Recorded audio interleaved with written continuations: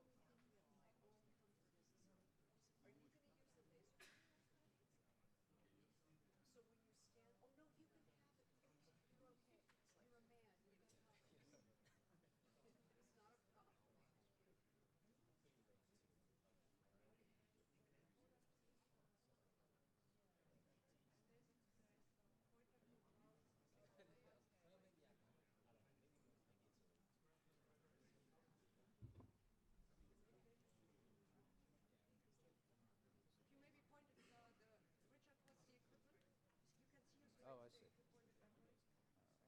Oh no, that's the laser. Maybe that's one. Okay. That one. Okay. That seems to work. Good.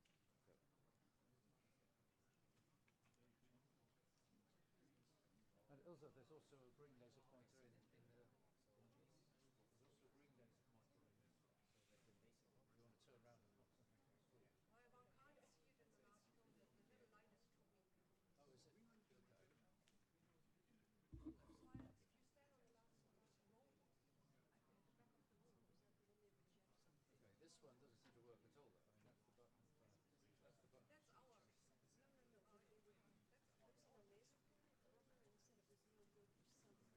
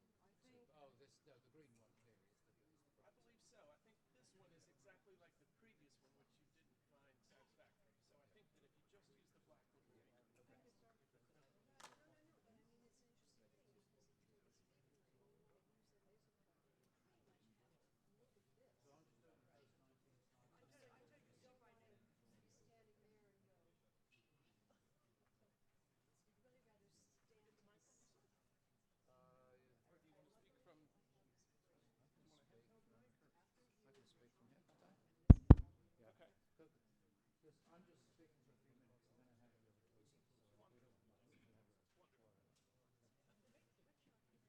There was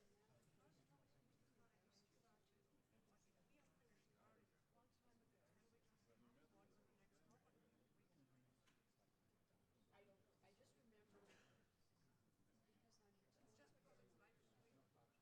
Oh, I see. Remember we used to have I see. slides. Okay. We had to have an overhead projector. So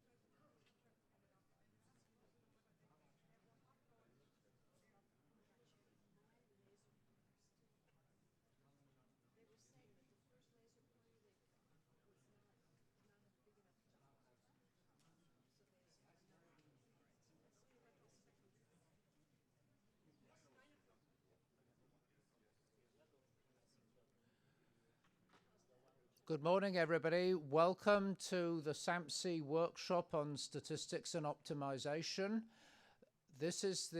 My name is Richard Smith. I'm the director of SAMSI.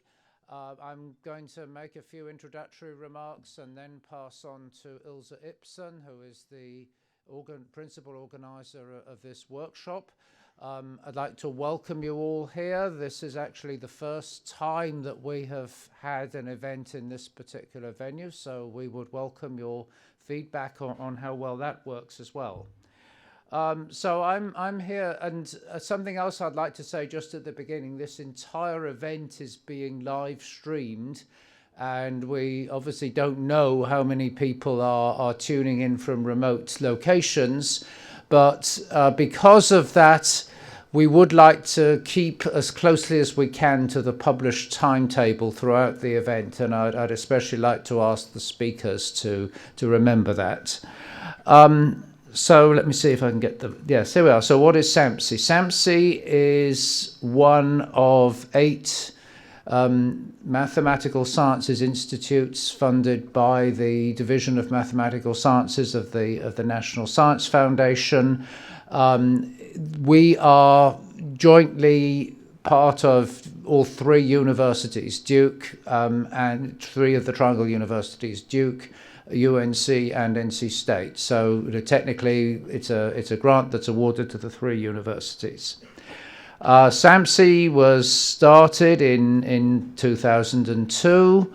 We're currently coming towards the end of our 3rd funding cycle, basically a 5-year funding cycle that NSF use. And our mission is, this is just a verbatim quote. You can find this on our webpage. SAMSI's mission is to forge a synthesis of the statistical sciences and the applied mathematical sciences with disciplinary science to confront the very hardest and most important data and model-driven scientific challenges. So, in other words, interdisciplinary science is what we do. We exist to bring together these 2 branches of the mathematical sciences, statistics and applied mathematics, but to do so in the context of a wide diversity of applications. And some of the ones that we cover, I may say a few words later on about things like astronomy and climate and many other topics where statistics and applied mathematics are used. A bit of an update on where we stand with the future plans of SAMSI. We heard about a month ago that the Division of Mathematical Sciences is recommending that we have another 3 years of funding to take us through 2020. For reasons associated with the internal cycles of NSF, this is a 3-year cycle instead of a 5-year cycle, so we will have to come up for funding again in 2020. As of this moment, we're searching both for a new director and a new deputy director. And by the way, these search processes are still open for application, so I would be happy to talk with anybody who might be interested in these positions. We're also moving now. I should explain that this is not the home location of SAMSI. Our physical building is in the middle of Research Triangle Park. And the reason we're having the workshop here is because for about a couple of years now, there's been a dialogue both with the universities and with NSF that wouldn't it be better if SAMSI held more activities actually on the campuses. And we've had a bit of a difficulty finding suitable locations on campus where we could, just booking a facility for 3 days in the middle of the term isn't easy. But this facility is something newly opened by Duke, and we're hoping it will be successful. But just in terms of SAMSI's home location, we are moving from one building to another in July. So here are the SAMSI Directorate. I'm there in the bottom center, Ilse, whom I'll introduce, Ilse Ibsen, whom I'll introduce at the moment. She is one of our associate directors. She's from NC State. I'm from UNC, by the way. I'm a statistician at the University of North Carolina. Ilse is from NC State. Tom Witelski is also on our directorate. He's a mathematician in the math department at Duke. And Sujit Ghosh is our current deputy director. He's a statistician at NC State. And then you'll almost certainly see around the building, Gordon Campbell is our operations director, effectively the manager of the whole operation. So a few things about what SAMSI actually does. The major focus, sort of the headline thing that we do, is we organize year-long research programs. And this workshop here is part of a year-long research program on optimization. There's another one going on in parallel about statistical and mathematical methods in astronomy. But that's not all we do. We do a number of activities, both of a research nature and an education and outreach nature. We do have short summer programs, typically 1 to 3 weeks. We also do have workshops on what are considered to be high-profile topics. We had one just a couple of months ago about the problem of distributed data, what you do with very large data sets that are distributed among multiple servers. There's an education and outreach side of our activity, which includes graduate student and undergraduate workshops. We'll say a little bit more in a moment about the graduate student modeling workshop, and we also have undergrad workshops. And then we also participate in various diversity activities that I might mention a little bit more about. What does a research program consist of? Well, even within a single research program, such as the one on optimization, it consists of a number of activities going on at different levels at the same time. We have working groups. I think there are about a dozen of them for this program. They, at the beginning of SAMSI, they all met physically in one room, but that, of course, means you have to be present to do it. So these days it's much more by remote access. We use the WebEx system so that it's possible to participate in a working group from anywhere in the world. There are sometimes problems of matching up the time zones, but we do have workshops with international participants as well, working groups with international participants as well as people from all over North America. We have research workshops such as this one, typically workshops that go on for about 2 or 3 days. We have summer schools, more to sort of introduce the topic to grad students and new researchers. And we have participants in a variety of different categories, like yourselves, just coming to, like most of you here are here just for the workshop. So we have that. We have visitors coming for anywhere between a few days and the whole year. We also have postdocs and graduate fellows associated with our program.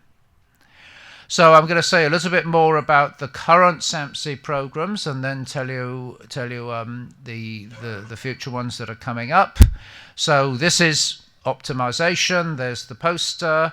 I'd like to particularly mention the enormous amount of work that's been done on this by Ilse Ibsen, who's the directorate liaison for the program, and in conjunction with a team of organizers, who some of whom have been here the whole year, and with the input from our National Advisory Committee as well. Going on in parallel, we have a program whose full title is Statistical, Mathematical and Computational Methods of Astronomy. I won't tell you a whole lot about exactly what they're doing, but there's a lot of work going on these days with statistical, especially statistical work in astronomy, and that's been a very lively program as well. So what's coming up in the future? Well, we've set the 2 programs for next year already. The one beginning basically in the fall, in August this year, is called Quasi Monte Carlo and High Dimensional Sampling Methods for Applied Mathematics. That is more of a methodological kind of program. This idea of quasi-Monte Carlo methods is something that has developed a lot in the applied math community, things like numerical solutions of PDEs, but it involves statisticians as well, because statisticians make many uses of Monte Carlo methods. So the idea of it fulfills the big SAMSI theme of bringing together statisticians and applied mathematicians. Now, in parallel with that, we have a program called Mathematical and Statistical Methods for Climate and Earth Systems. I think there was a word left off at the end there. But the program covers. I mean, it's not primarily about climate change. It's about what are the sort of mathematical and statistical methods needed to understand weather and climate, and we're going to have working groups in a number of areas. There are big data implications here because the many climate data sets these days, they're enormous data sets, and trying to combine data sets from different sources. So that's going to be a lively program as well. Future programs. And actually, yeah, the future programs, some of these are approved. They're not all under discussion. Model uncertainty, mathematical and statistical, that is going to take place in 2018-19. That's been approved by our National Advisory Committee. That's going to be another methodological type program, bringing together the themes of uncertainty quantification, which has become a very active applied math theme, but there's also a long history not only related to uncertainty quantification, but model selection and model combinations that statisticians have developed. So that's going to be a program on that. And the second program there is going to be on precision medicine, which is another area that particularly statisticians have been very active in for a number of years now. And then in 1920, we don't have our programs fixed for 1920, and I want to advertise the fact that we are still open for proposals for programs that far on.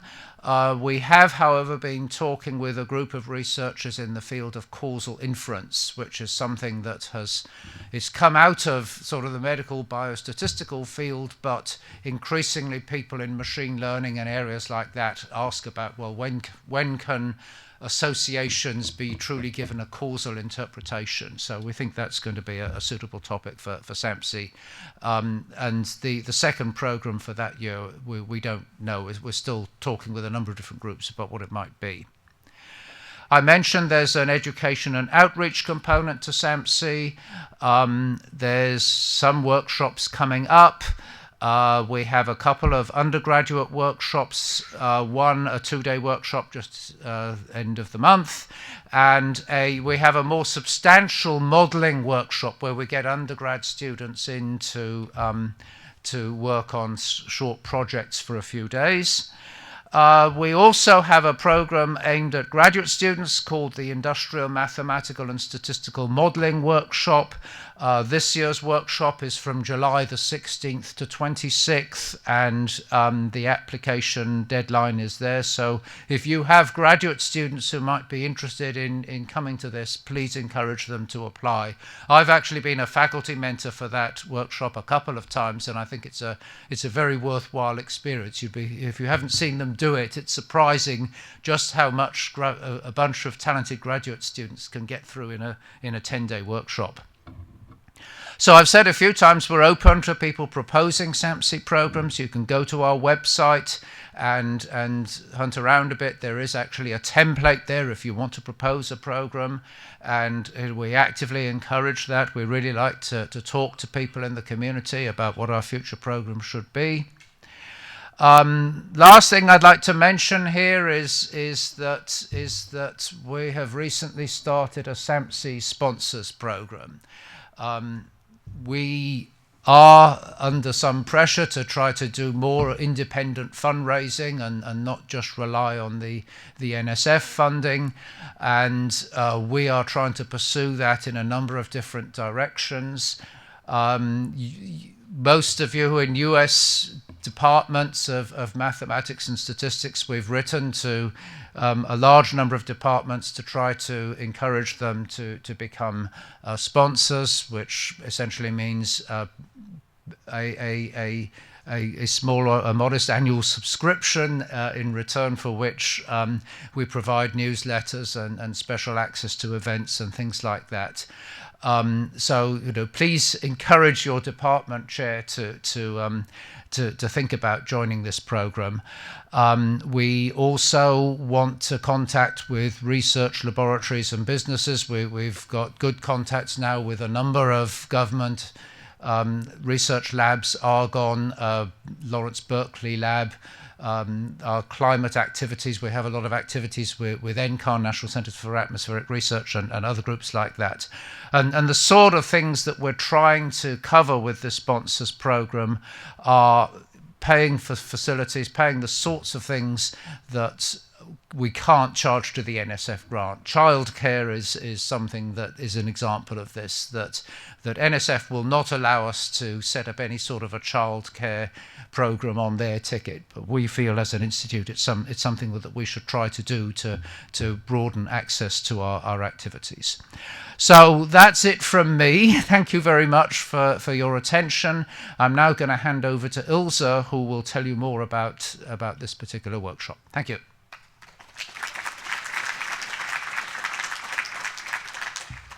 Good morning. Thank you very much for coming here. This is a very exciting event. It's the first time that we are live streaming, and I have to thank a number of you in the audience for helping us with the advertising. So we advertised this workshop widely in the United States, in Canada, in Europe. So we hope that many people join us on the internet. Sorry. So this workshop, as Richard already mentioned, is part of the optimization program. It's a year-long program. And there are many people involved in this program, and in particular, we have a lot of participation from the national labs, from Argonne in particular, and from Sandia. There is also a number of local faculty members who have, helped us to make this program come about. In particular, I would like to thank 4 people who are responsible for this workshop, and you will see them all as session chairs throughout the workshop. In alphabetical order, they are Xiaoming Huo. Xiaoming is from Georgia Tech. Dirk Lorenz is from the University of Braunschweig in Germany. Then there's Eckhard Sachs, who is from the University of Trier in Germany. And at last, Hua Zhu, who is at UCLA. So without these guys, it was their idea and their implementation. We finally did it. So it's the first time, and we hope that everything goes well. And because of the live streaming, we always have to wait until exactly 9:30 or 4:30 to start with the talk. So there'll be a few breaks in between here and there, but you have coffee and food, so it'll be okay, and there's wireless. So this program started with a planning workshop, where Eckhard, Hua, and I got together to figure things out, and then formally started with a summer school last August, which was very well attended, and an opening workshop with research presentations last August. We already had a workshop for the working group on statistical inverse problems, and now this is our big first mid-program workshop. We'll have another workshop for the working group on mixed integer PDE constraint optimization, and we finally end the program with a transition workshop in May. So here are our working groups. We have a ton of working groups, maybe the most ever. So I'm not going to read all of them. There's one on Bayesian optimization, electronic structure models, small area estimation, probabilistic numerics. So it's a wide variety of work that takes place in this program. And that's what we wanted. Okay, so this workshop, it's not just, the 4 organizers and me who did it. There's a lot of manpower behind this workshop, and we are lucky to have a competent staff at SAMSI. And you have already probably met up there Karam Jackson, who is dealing with everything in real time, and then there's Sue, who does all the applications. You've probably corresponded with her. Rita is the backend person who will make sure that you get your money back, and Rick is our communications person. He's supposed to be here. He will approach you for blogs, for tweeting, for whatever it takes to get SAMSI out there. And then we also have Thomas Gehrmann, who really takes care of the student workshops at NC State. Okay, so the important things. Coffee. Coffee is served there. The coffee is refilled in the morning and at lunch. So there may be dry periods in between. For those dry periods, there is one goes somewhere here, and then there's also the dining hall where you can refill your coffee needs. We are serving lunch here every day. You don't have to go out for lunch. There is a Wi-Fi password. For those of you who have EduRoam, you can you should be able to log in. I had no problems. There should be a password flashing up on a screensaver here. We are videotaping our lectures in real time, and we will also archive them on our webpage. So if you miss something, it'll be there. There's a poster reception today. Please, for those of you who have posters, start setting up at 4. And for those of you without posters, the reception will start at 5. The appropriate beverages will be served and some food. So this is the kind of thing for which we need a sponsors program, because NSF does not pay for all kinds of beverages. At 6:45, please be so kind to dismantle your posters, because the shuttle is going to pick you up at 7 o'clock sharp to bring you back to the hotel. So it's not ideal, but I think we have a great venue, so it's not, it's a physical distance from the hotel, but we hope it all works out. And if there are any problems, please let, one of the organizers or Karem, Gordon, and me know. And now a word from our communications director, Rick, who had to take care of urgent business. And so let me give a not very good. So he is out there to put SAMSI on the social media. So we have a number of social media platforms: Facebook, Twitter. We have a blog. If you want to write an article for our blog, please talk to us. And if you're going to tweet, please use that hashtag WISO. That's what we are. That's what Rick wanted to say. So now Karem wanted to say something. So apparently your reimbursement forms have the wrong. Oh, you want to say, Karem? You go here. Good morning, everyone. Your reimbursement forms, they have the wrong workshop. You might have noticed that. Please cross that out. Put WISO. I'm sure Thomas Gehrman from NC State has contacted you regarding reimbursement. He'll be handling it. But for record-keeping purposes, please, my cut and paste didn't work. Please just cross it out and put WISO. And as Ilse mentioned before, I do deal with real-time issues, and I've had a few conversations at the desk. Please don't expect me to remember. Send me an email, kjackson@samsi.info. My information is inside the packet, so I'm more than willing to help you, but help keep me honest. Send me an email. Have a good time. Thank you, Karem. So because of the live streaming, we're going to take a 5-minute break now. It's the opportunity to fill up your coffee, and then Zhao Ming will be the session chair and introduce the next speaker.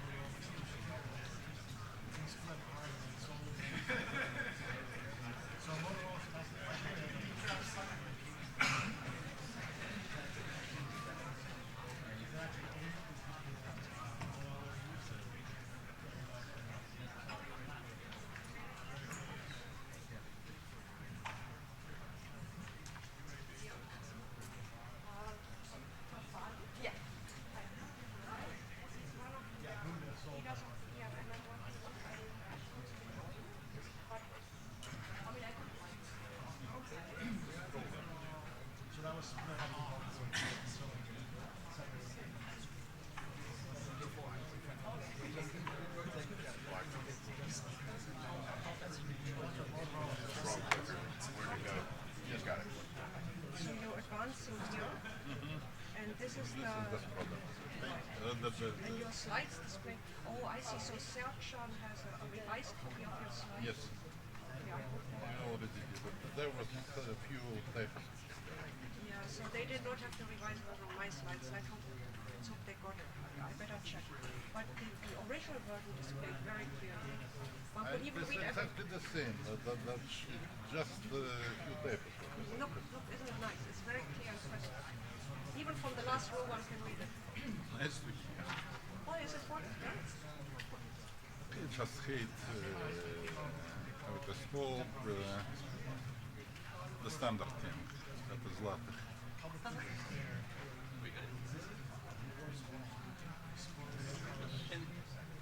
And you have it right here. I would, in any case, I would stay here. Okay.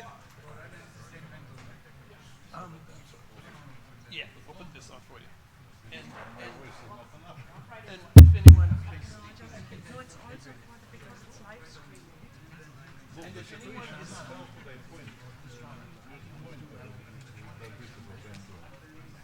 This is what I'm seeing. that's fine.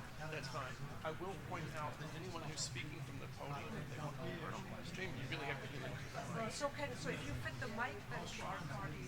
Then you can walk around. Oh yeah. This is what I'm doing.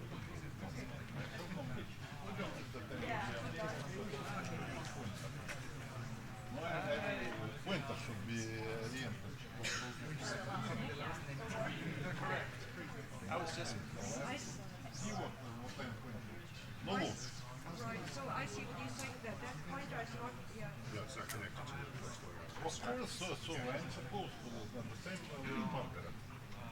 I'm supposed to look at the screen. You put that on your belt or pocket. So, nope, it's on when you start, bring your mic up. Which side are you going to stand on? Which side is it? which side would, oh, for the camera. Medieval state. That's it. And so this gentleman will first do the introduction. And you can do it from there.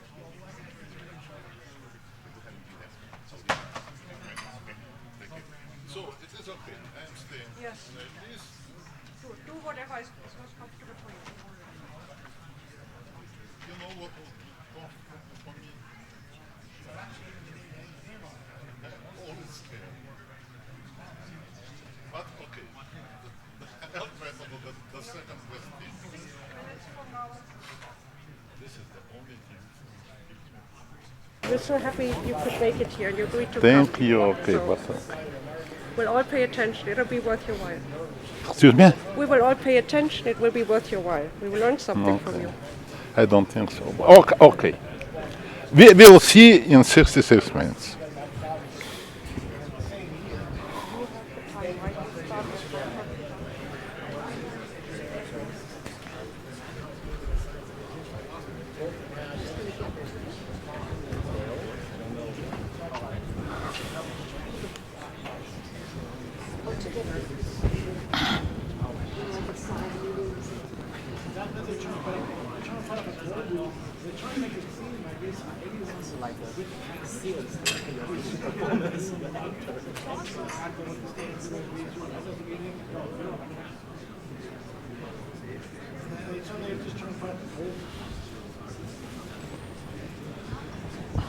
It's okay, I'm sitting here. Okay.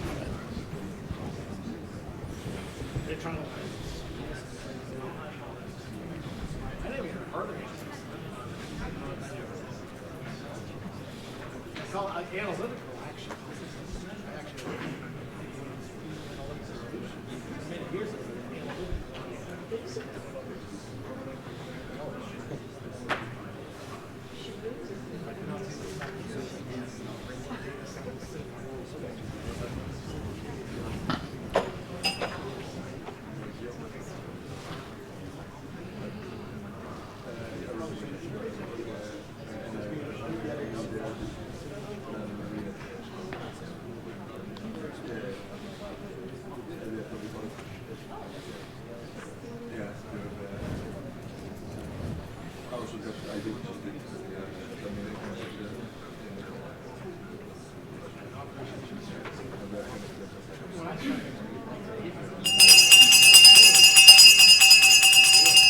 Ladies and gentlemen, welcome to our first talk.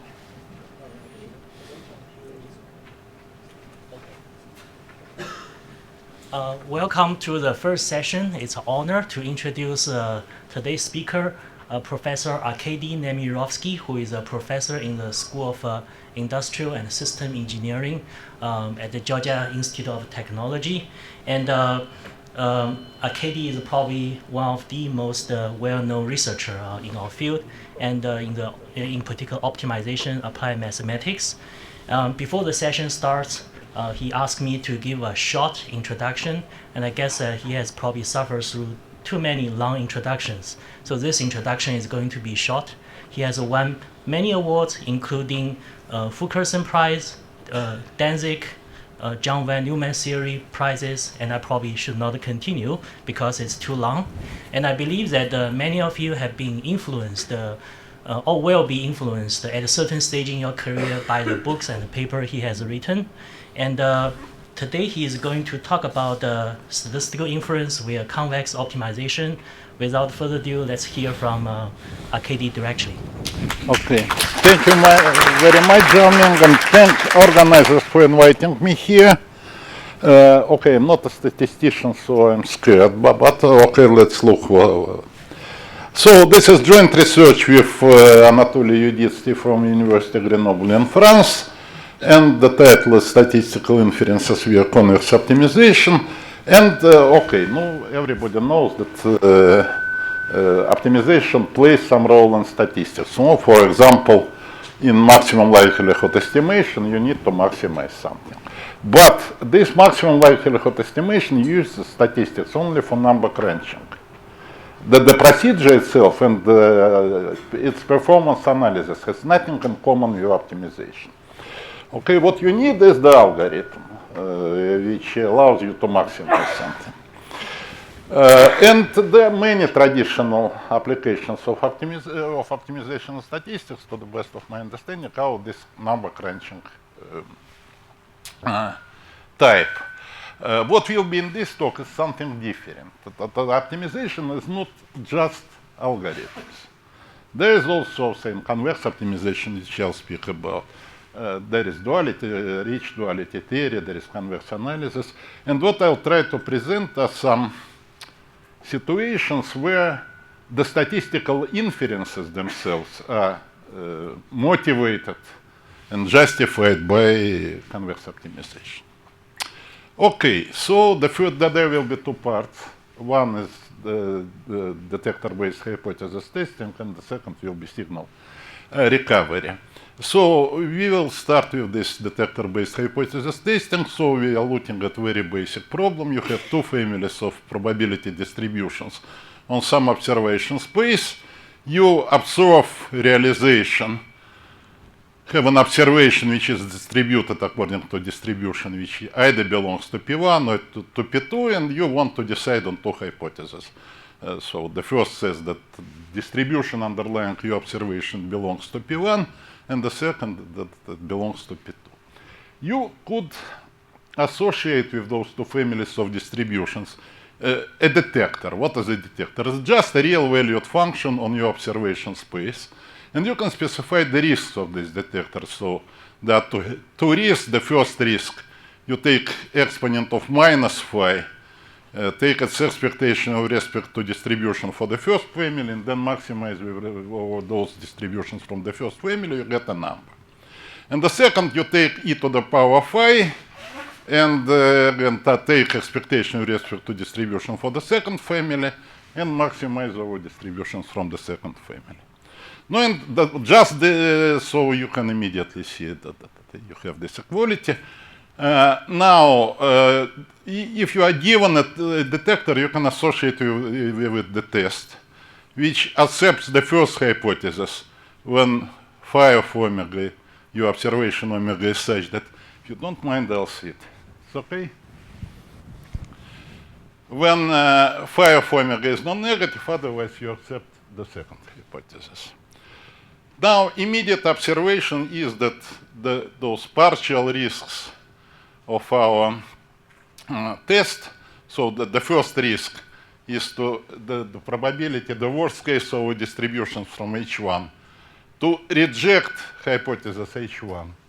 Okay, and the second is the worst case probability, the worst case over distributions from H2 to reject the hypothesis H2. Okay, they are bounded by risks of this detector. No, and okay, the reason is absolutely trivial. Okay, well, when you reject the first, I assume that the first hypothesis is true, and when you reject it, when phi of omega is non-positive. Phi of omega is non-positive, this exponent is greater than or equal than 1, it is non-negative, so that this integral is upper bound on the probability to reject the first hypothesis when it is true. And similarly for this guy. It's absolutely trivial statement. Now, what those detectors admit a simple calculus. Now, first of all, if you shift a detector by a constant, this is what happens with risks. The first risk is multiplied by the exponent of that shift, and the second is divided by the exponent. So the bottom line, consequence is that what matters are not those two risks, the first and the second, but their product. Given this product, you can, by shifting your detector, you can redistribute the risks as you want. Okay, in particular, you always can make your detector balanced, and both risks are equal to each other. Now, this detector-based tests are ideally well suited to passing from single observation to multiple observations. So assume you have a sequence of pair families of hypotheses, okay, indexed by k. And for every k, you have detector for the corresponding for P1k and P2k. Okay, now you can look at product distributions. So distributions of you, now you have k capital observations, which are drawn independently of each other from some distributions. And one hypothesis says that all those distributions are taken from the families P1k, and the second that they are taken from families P2k. And you can assemble your detectors into this very simple way, but summing up in the separable way. You can, what happens if, I'm afraid this thing is dead.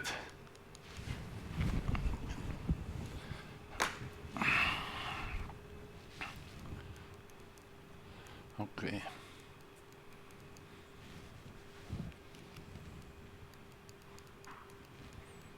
Okay, no, at least it is something. Okay, so what happens with the risks when you pass from single observation to multiple? They just are multiplied by each other. Okay, thank you. That is very simple way to understand what happens with the risks when you pass to multiple observations. Okay, now I'm supposed to use two things. Now we can pass from pairwise detectors to detectors for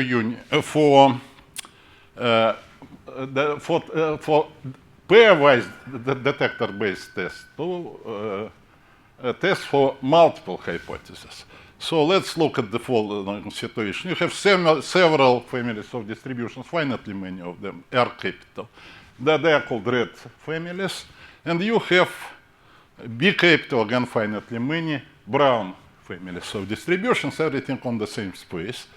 Now, you have pairwise detectors. So you take a red family and a blue family, a brown family, and you assume that you have balanced detector for those two particular red and brown families. No, and they have certain risks. Now what we want, we are given observation which is drawn from distribution which either belongs to the union of red distribution families or belongs to the union of brown families, and we want to decide what is the color of the distribution, where what we observe comes from this family of distributions or belongs to this family of distributions. No, okay, what the recipe is, build rectangular matrix from those risks, okay, those risks, pairwise risks of your detectors. No, okay, take, okay, let me, that doesn't matter what is exactly written. In formulas, let me say it in words what's going on. So you take the spectral norm of this matrix, and it turns out that you can assemble your pairwise detectors into a single detector such that the risk of the corresponding detector when you, on those unions of red and brown families is at most the spectral norm of this matrix C. Okay. Now, more interesting situation of multiple testing, in my opinion, is testing up to closeness. So imagine you have L families of probability distributions on the same space. So you have this observation, you want to decide on L capital hypothesis. So L hypothesis says that the distribution underlying your observation belongs to L family. So ideal goal would be to just to decide what is the hypothesis which is true. But it could be impossible because I didn't say that those families of distributions, they can intersect. And in this situation, you cannot decide reliably of what you observe, to which family belongs the distribution of your observation. Okay, but if we cannot identify the distribution, it doesn't mean that we cannot say something reasonable about this distribution. Now, and here is an example. Imagine that what we are observing is Gaussian two-dimensional vector.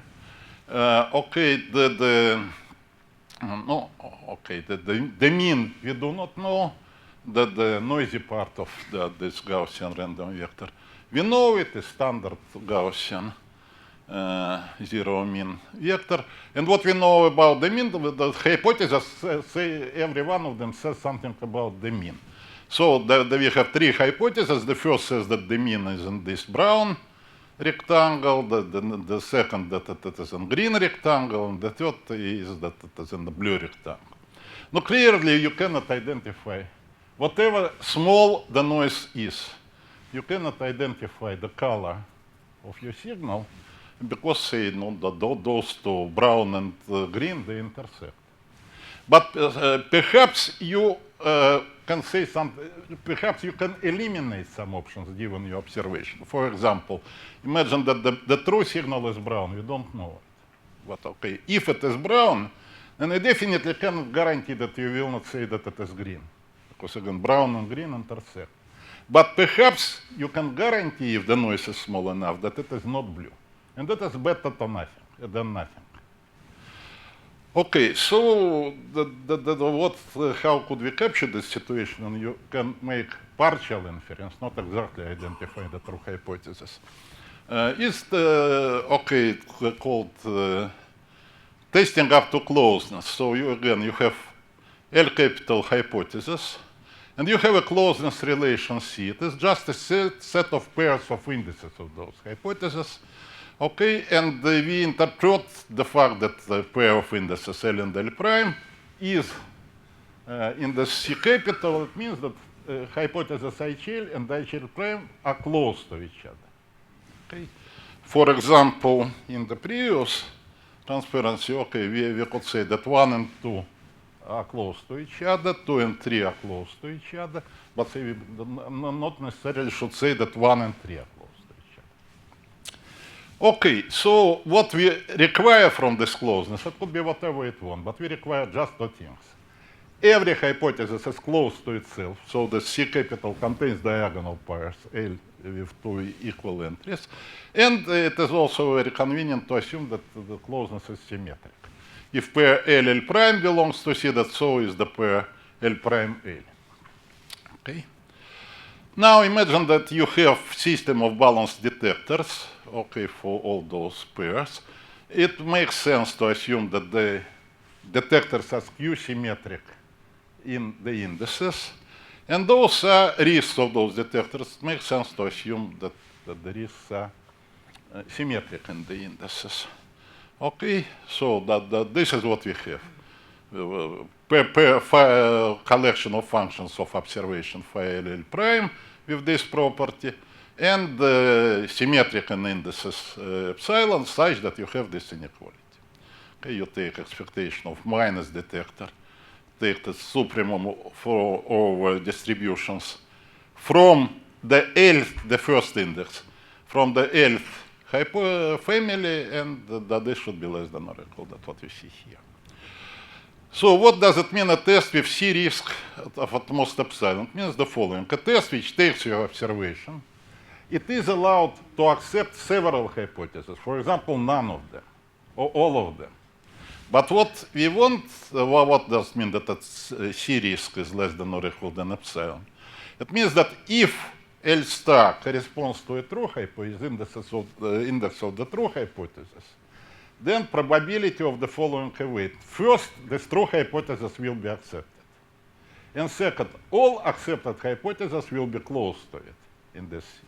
Is at most 1 over 1 minus epsilon. So for this picture, it would mean that the test, which accepts several, given observation, accepts several of those hypotheses, but the probability of the event, for example, that the true signal is brown, okay, and okay, in this situation, the true signal is brown. The probability of the event, brown hypothesis will be accepted, and blue will not. So all accepted hypotheses will include the true one and all close to it, and close to it is only the green one. Okay, the probability of this event is 1 minus epsilon. Then the result is like this again, that you can build matrix, now symmetric matrix, so you take those risks of your pairwise detectors, and those you take make them entries in the matrix, but only for those pairs L and L prime which are not close to each other. When L and L prime are close to each other, we write 0 entry in the matrix. This matrix has a spectral norm, okay, and it turns out that you can assemble your pairwise detectors in detector with C risk. Okay, at most the spectral norm of this matrix. Now, for example, if the risks corresponding to distant from each other hypotheses, not close to each other, all of them are less than 1, and you are allowed for stationary repeat observation, you can repeat your observation, okay? Then, okay, you can build a test, okay, for which its C risk is bounded by this, okay, so theta to the power k, so the more observations exponentially goes to 0, and L is times the number of hypotheses. Okay. Now, those detector-based tests, okay, there is no, of course, you can represent whatever test via, say, okay, it accepts the first, not is deterministic. It pairwise test, it accepts the first hypothesis. If, okay, if it accepts the first hypothesis, phi is positive, otherwise phi is negative. But the risk in general of this detector, of the test, will have nothing in common with the risk of the corresponding detector. So we not only are saying that, okay, we are speaking about pairwise detectors, which pairwise tests which are given by detectors. This is not restriction at all. We are measuring the quantifying upper bounding the risk in certain special way. Okay, and it turns out that it's more or less universal approach, because if you have two hypotheses, which in the nature there exist tests which decides on them with risk at most less than 1/2, then you can find detector-based test, no, with risk, let's say, comparable to this epsilon. The risk of this detector will be like twice square root of epsilon. This is less than 1. No, you can say, okay, when you have risk epsilon and here you have like square root of epsilon, it's much, much worse. But if you are allowed by for multiple observations, then we remember that like 4 times square this. Okay, if you have 4 repeated observations, you should take this risk and take it to the power of 4 when you are speaking about detector-based tests. No, you will recover your epsilon. Okay. Now, so the bottom line, I would say, is that if we were able to find good detectors, it would be worthy of effort to try to find. Now, what is the best possible detector? That's solution to this optimization problem. So we want to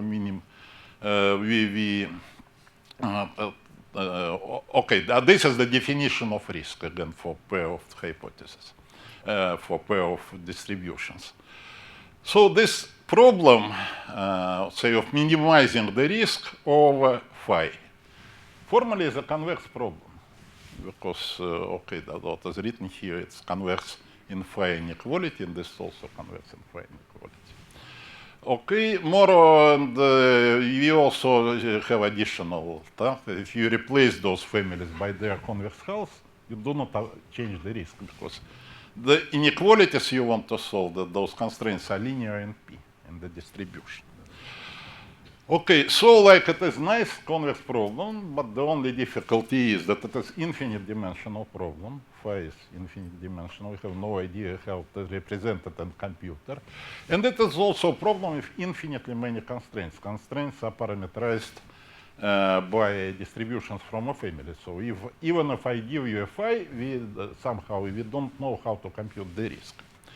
So there are simple observation schemes, well-defined notion, where you can solve this problem. And this is the next thing I'm going to speak about. So those simple observation schemes meet formal definition, which I'll skip to save time. Let's look at examples. Gaussian observation scheme.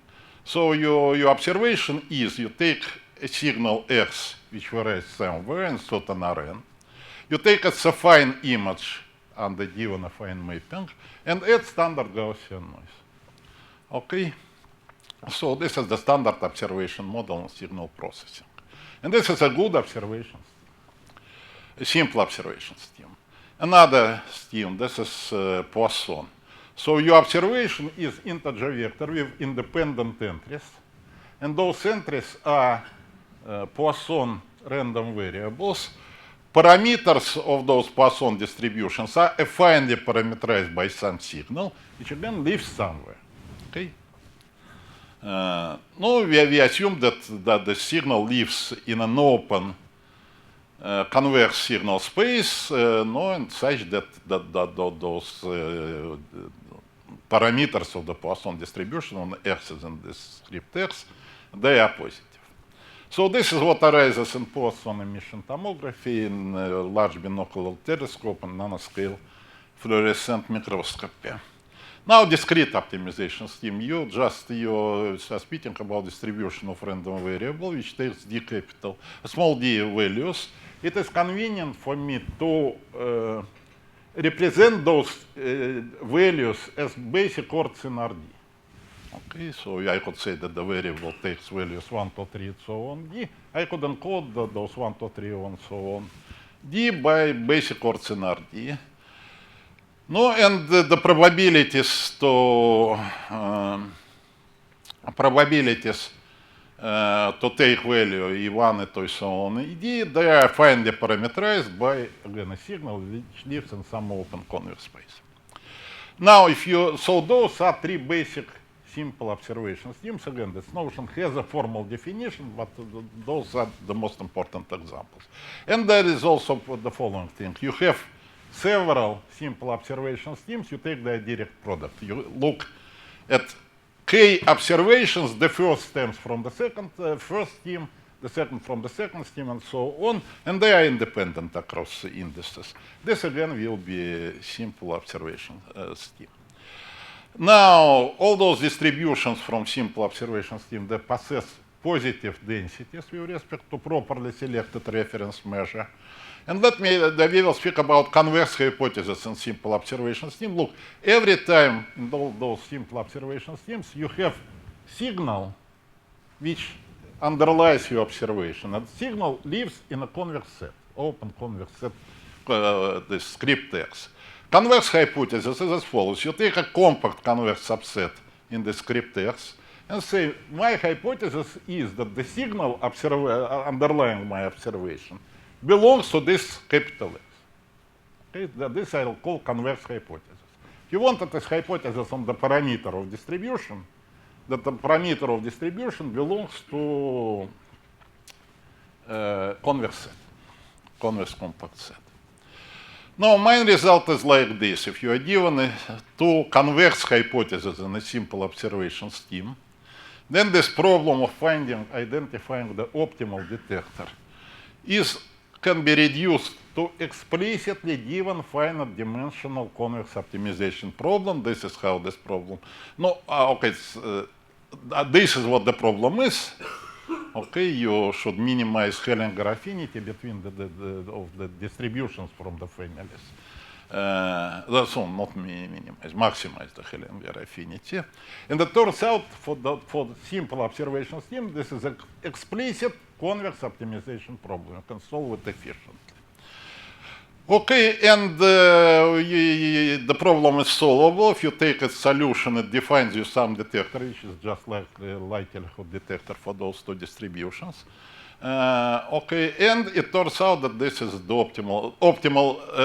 Okay, this is this phi star is optimal solution to this infinite dimensional semi-infinite problem. And the optimal value, exponent of the optimal value in this problem is the risk, is this epsilon. Now, here how those problems look in the situation of those three basic schemes. So in the Gaussian observation scheme, you should all you need is to find two closest in the Euclidean norm. This is to what this problem boils down. Okay, in the Poisson observation scheme, this is to what the problem boils down, this one. Then the discrete observation scheme, this is to what the problem boils down. All those are convex optimization problems, you see explicit. And if you have k-repeated version, you can find the optimal k-repeated version of an observation scheme. The optimal solution to the this k-repeated simple observation scheme, the optimal detector, is just very easily, can be obtained very easily from the solution to a single observation situation. Now, those tests based on minimal risk detectors in simple observation scheme possess several optimality properties. The first say that if you have two convex hypotheses, and in the nature there exists single observation test which decides on those two hypotheses at most epsilon, which is epsilon less than 1/2. Then there is also that this optimal detector-based risk, the one which we can compute explicitly. Okay, it has comparable risk. Now, if you are allowed for for repeated observations, the situation is even better. Okay, so you have for some k star in the nature there exists a test which decides via k star repeated observation on your two convex hypotheses with risk epsilon. Now then, this is something which exists in the nature. We have no idea what it is, but this test which we can build explicitly, stemming from the minimum risk test, it will get the same accurate risk epsilon when the number of observations is not k star, but it is at least some not okay. So, for small epsilon, 2k star already will be okay. Now, and similarly for this risk for testing multiple hypotheses up to C risk. No, okay, here again, in the nature there exists k-repeated observations, there exists k star, a test in the nature which decides risk epsilon via k star observations, and we increase the number of observations by this factor, and you see that the number of hypotheses we are deciding upon is under log here. Okay, this. Okay, so again, this tends to this. Okay, all this factor tends to 2 as epsilon goes to 0. Okay, so you'll roughly speaking twice increase the number of observations, and what you can compute will work not worse than what you have in the nature. Now, what are generic applications of this? Those which are already known. Okay, so you can build near optimal estimates of linear fractional linear functionals on finite unions of convex sets. Okay, it's known how to recover linear functionals. That there is a very nice theorem of Donahoe of 1994, I believe. It says that the optimal linear estimate, which is easy to compute, it allows to, in the Gaussian observation scheme, is near optimal up to factor 1.2 when you are recovering linear function. Okay, here on a convex compact set, a signal belongs to a given convex compact set. Now we allow for finite unions of convex sets, and also the objective, what you are estimating could be linear fractional. Now there is sequential testing of convex hypothesis, change point detection, and rudimentary measurement design. I'll only give you an outline of the very first point here, because this is easy, it doesn't take much time. So this is the situation.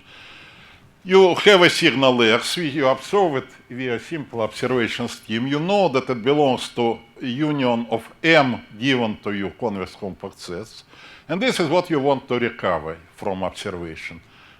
Fractional linear function, which we know in advance that denominator is positive on the set, so that there are no singularities. Okay, so how could we do it? No, let's do the following. So those blue sets are my x capital 1, x capital 2, and so on. Now, why fractional linear, not something else? Because for fractional linear function, the set of arguments where it is in between two bounds is convex. Okay. For fractional linear function, if you impose upper and lower bounds on this function, look where it is in between those bounds. It will be a convex set. So we take the range of our function which you want to recover, split it in n capital equal segments of equal length. Okay, and define convex hypotheses. Okay, so what are they? You take your capital X's, so and intersect with okay, for every nu, you take the set where f of x takes value in nth bin delta nu, and intersect it with all your x mu. So you take those blue sets, which are your x capital nu. Now those stripes here are where the function is in between. No, okay, this is where it belongs to the first segment. Here is when it belongs to the second segment. So you end up with at most m capital, n capital, n capital is how many bins you have, m capital how many corners x's capital you have. You end up with finitely many convex hypotheses on your signal. You define closeness. Okay, you say that the two hypotheses are close, so if or they come from the same stripe or from two neighboring stripes. You apply this machinery to build detector which decides on those hypotheses up to closeness, and then you say, okay, I'll take as estimate of my functional. No, I take all the accepted stripes and take the center of masses of the corresponding segments delta I. No, and this is the result. If in the nature you can, delta n is the width of the length of your bins. If in the nature there exists a test which with accuracy delta n divided by 2, and which uses k-star observations, okay, then you will get twice worse accuracy delta n and null delta n over 2 if the number of observations again is by logarithmic factor greater than what ideal in the nature. Okay, so common denominator of those results is that the detectors which we use in simple observation schemes, they are affine functions of observations. And now you can say, okay, let's try to look at what we can get with affine in observations detectors if we are beyond the scope of observation schemes. And this is what you can do. So imagine you are given three entities, convex symmetric set script H in some RD. RD is your observation space. convex parameter set script m, and the function phi, which is convex concave function of h and mu. So given those three entities, you can define a set of distributions of omega. What are those distributions? You look at, take a distribution, look at this, how it is called, logarithmic distance generating function. Okay, that is written here. You restrict the h to reside in this script h, and you say, okay, distribution is good for me if there exists parameter mu from the script mu, such that for all h's from the script h, this logarithmic moment generating function is upper bounded by this phi. So, so again, phi belongs to the family, that this is the family which I'm going to define, if there exists mu such that for all h's from script h, the summing relation holds true. So mu will refer to it as parameter of distribution Q. Now the distribution may have many different parameters. So I'll speak about this triple. It's about simple data. It's about regular data and this family of distributions which is covered, satisfying this definition. It's called simple family of distributions induced by data. You can immediately see that Gaussian and sub-Gaussian distributions are in this family, and the corresponding function phi is just as you see. The parameter is expectation, and in the Gaussian case, covariance matrix. In sub-Gaussian case, what's the matrix parameter? In sub-Gaussian, this is the function. It's linear in U, and linear in H, and quadratic. Linear in mu is U and theta. So mu is expectation, covariance, the parameter. And H is whatever vector, so it is, clearly, covariance is restricted to be positive semi-definite. Then this is indeed function which is convex in H and linear and consequently concave in mu. Note that for Poisson distribution, you have the same. Discrete distributions are covered by this scheme.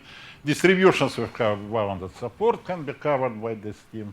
We properly select those three, H, M, and phi. Now it turns out that if you are given two families of simple distributions, so H1, mu1, and M1 and phi1 are parameters defining, data defining the first family, and when, H2, M2, and phi2 define the second family. And now you want to decide on those two families. Okay, you want to find the detector. And it turns out that you generate a saddle point, write down explicitly a convex concave saddle point problem. It is okay, and the solution to this problem, every, in fact, H, from this H capital gives you a fine detector, and you know what is the risk of the detector on those two families. And the best you can get stems from the saddle point problem. No, again, the point is that you can reduce finding the best allowed for by our assumption, a fine detector to solving the saddle point efficiently computable problem. Okay, so let me skip those examples. I believe that those transparencies will be available. Okay, perhaps, okay. What we can capture is compared, say, let's speak about sub-Gaussian case and Gaussian case. What we can capture, which we cannot capture with simple observation scheme. We can allow for dependence. Imagine you observe Gaussian realization of Gaussian distribution. It has covariance matrix and expectation. Okay, before you were considering situation, the expectation runs through a convex set, and covariance is just fixed once forever. Now you say pair distribution, expectation and covariance run through a convex set. So you can allow that this is what specifies the family of distribution. So you can allow for some dependencies between expectation and covariance.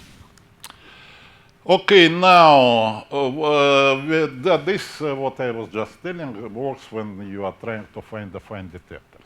But what is a fine detector? Find an observation. And what is observation? It's to some extent our business. For example, you have observation zeta, which comes from family, from distribution P. No, you can say that let's look at the following. Let's augment this observation by the matrix of products of entries in zeta. Let's say this is our observation. Okay. No, if you observe zeta, you definitely observe this omega. But now what is affine in omega is in fact quadratic in zeta. So you can use this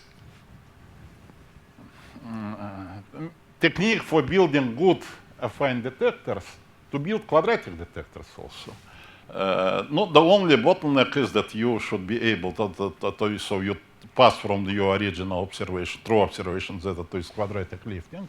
Now you should cover the distributions of those liftings by something by regular data. Okay, this could be done in Gaussian and sub-Gaussian case, and let's look at the example, illustration very briefly. So what you see here is kind of movie, okay? So you see frames, perhaps, or at least perhaps many of them know who is this person, and definitely everybody have seen this picture.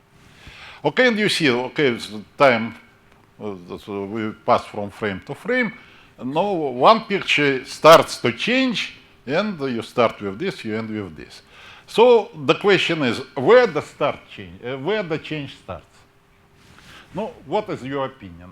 Okay, so when indeed you see by eyes that that picture has been changed, what are the proposals?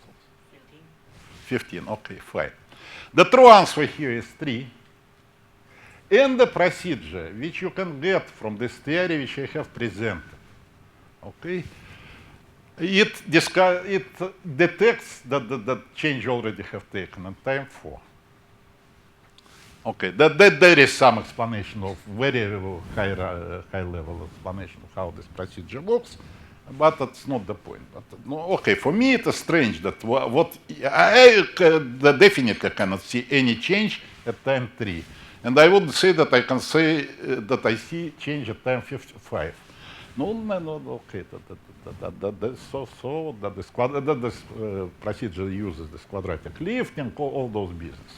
Efficiently computable, okay. So it says that at time 4 you already have changed. It says that change already have taken place. In fact, that it takes. So the actual two pictures which differ from each other are those two, no, and the fact that they were already, and what you see are noisy images, so that there is a background and then some noises. And this procedure was able to discover that the background has changed, okay, that the regular component of the picture has changed already at time 4. Okay, now I believe I have enough time that's what, in my opinion, is the most interesting here, is as far as links of optimization and statistics are concerned, as I understand them. So this very classical statistical problem. We have Gaussian observation scheme, so there is a signal X. You multiply it by given matrix, you add standard Gaussian noise. You know that the signal runs through a given convex compact set, script X. You don't know what the signal is, but you know where it lives. Okay, and you want to recover image. No, okay, the standard problem is to recover X itself.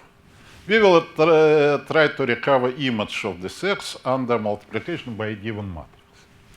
And we are interested in L2 risk. So what you take? You take candidate estimate, plug X hat of, okay, you plug your observation in this estimate, you get a vector of dimension where K, where the B lives.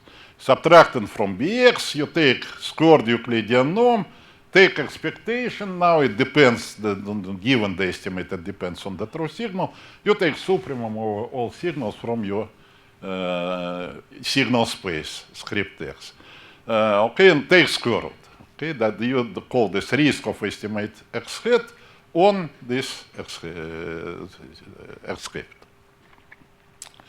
So what we are about to do? We are about to do that you, under appropriate assumptions on this X capital, you can in a computationally efficient way build a nearly optimal linear estimate. Now, linear estimate is estimate of this type. You could, in principle, add also constant term, but in my setup, this X capital always will be symmetric with respect to the origin. So the constant term doesn't help. Okay? You need the linear estimate at non-final. So this is one thing, and the second thing, very surprising, is that this nearly best among linear estimates turns out to be nearly optimal among all estimates. Now, so let's look first what we assume about the noise. That's zero mean with unit covariance matrix. Now, you can immediately write down under this assumption what is the risk of a candidate linear estimate. The squared risk is what you see here, and what you see here, okay, this is something which we understand. This is what comes from the noise passing through your linear estimate. Squared Euclidean norm of this noisy component. And this is the bias, squared bias, okay, of your estimate. It depends on the true signal X, and it depends on your candidate estimate on this matrix H capital. Now, you should take maximum of this quadratic form of small x, so x is from X capital. Now, and this will be the squared bias of your estimate. The worst case squared bias. So this is what if we are looking for the best linear estimate, what we were supposed to take this function and to optimize it with respect to H. Now, and the immediate difficulty is that, okay, this we understand how to compute, but this psi capital of H is maximum of quadratic form of small x. It depends on H of the parameter, it doesn't matter. But you should maximize quadratic form of small x over your set script x. And typically maximizing on this convex quadratic form, maximizing of convex quadratic form over a convex set is a difficult problem, could be in pH. Okay, so this function psi, it is convex, it's fine, but it doesn't help because it is not typically not efficiently computable. So when it is efficiently computable, now in the situation on your script X is either convex hull of finitely many points as given by scenarios, which is not interesting, or is ellipsoid. That's again the situation, and you can compute exactly this. But if your signal set is as simple as the standard unit box, okay, then already computing what is written here is in pH. So what we go to do, we are going to find an efficiently computable upper bound on this psi, and to replace in the problem of synthesis of the best linear estimate the true function psi with this upper bound. So what I'm trying to say is that unless your signal space is an ellipsoid, even finding the best among linear estimates is could be computationally difficult problem. But we will try to do something about it. So, and whether we can do something or cannot, it depends on what the script is, what is your universe, the signal space. We will consider very special situation, okay, you can say special, you can say general. It's called an ellitope. So what is it? Let's look at the set here. Okay, you have bunch of K capital positive semi-definite matrices. You write down quadratic inequality with the right-hand side, which is variable on y. And you say, okay, let's look at all y's which satisfy those inequalities for some t from a given set, script t. Okay, so those y's such that there exist, okay, you take solution set to the system of convex quadratic inequalities in variables y and t, and then project it onto the y space. gives you something, and then you further project it, take linear image of the set under some mapping. You will get something. Okay, so again, you take specific system of quadratic, convex quadratic inequalities and variables y and t, take the solution set, project it onto the y space, and then project it, map it onto the x space. You will get some set x, script x. We require the set to be bounded. It is called an ellipse. Okay, what you require from the script T should be convex compact set. Okay, in non-negative form, and no, okay, for this inequality, Sk is positive semi-definite, so for this inequality to make sense, Tk should be non-negative. And you assume that, that this set contains a strictly positive vector, and what is written here, it is for free, that the set is monotone. Okay, that is not restrictive, that whenever you have a point from the set, you decrease its entries, but keep them positive, the reduced point also will be this and this t. Okay, every ellipse is a convex compact set symmetric with respect to the origin.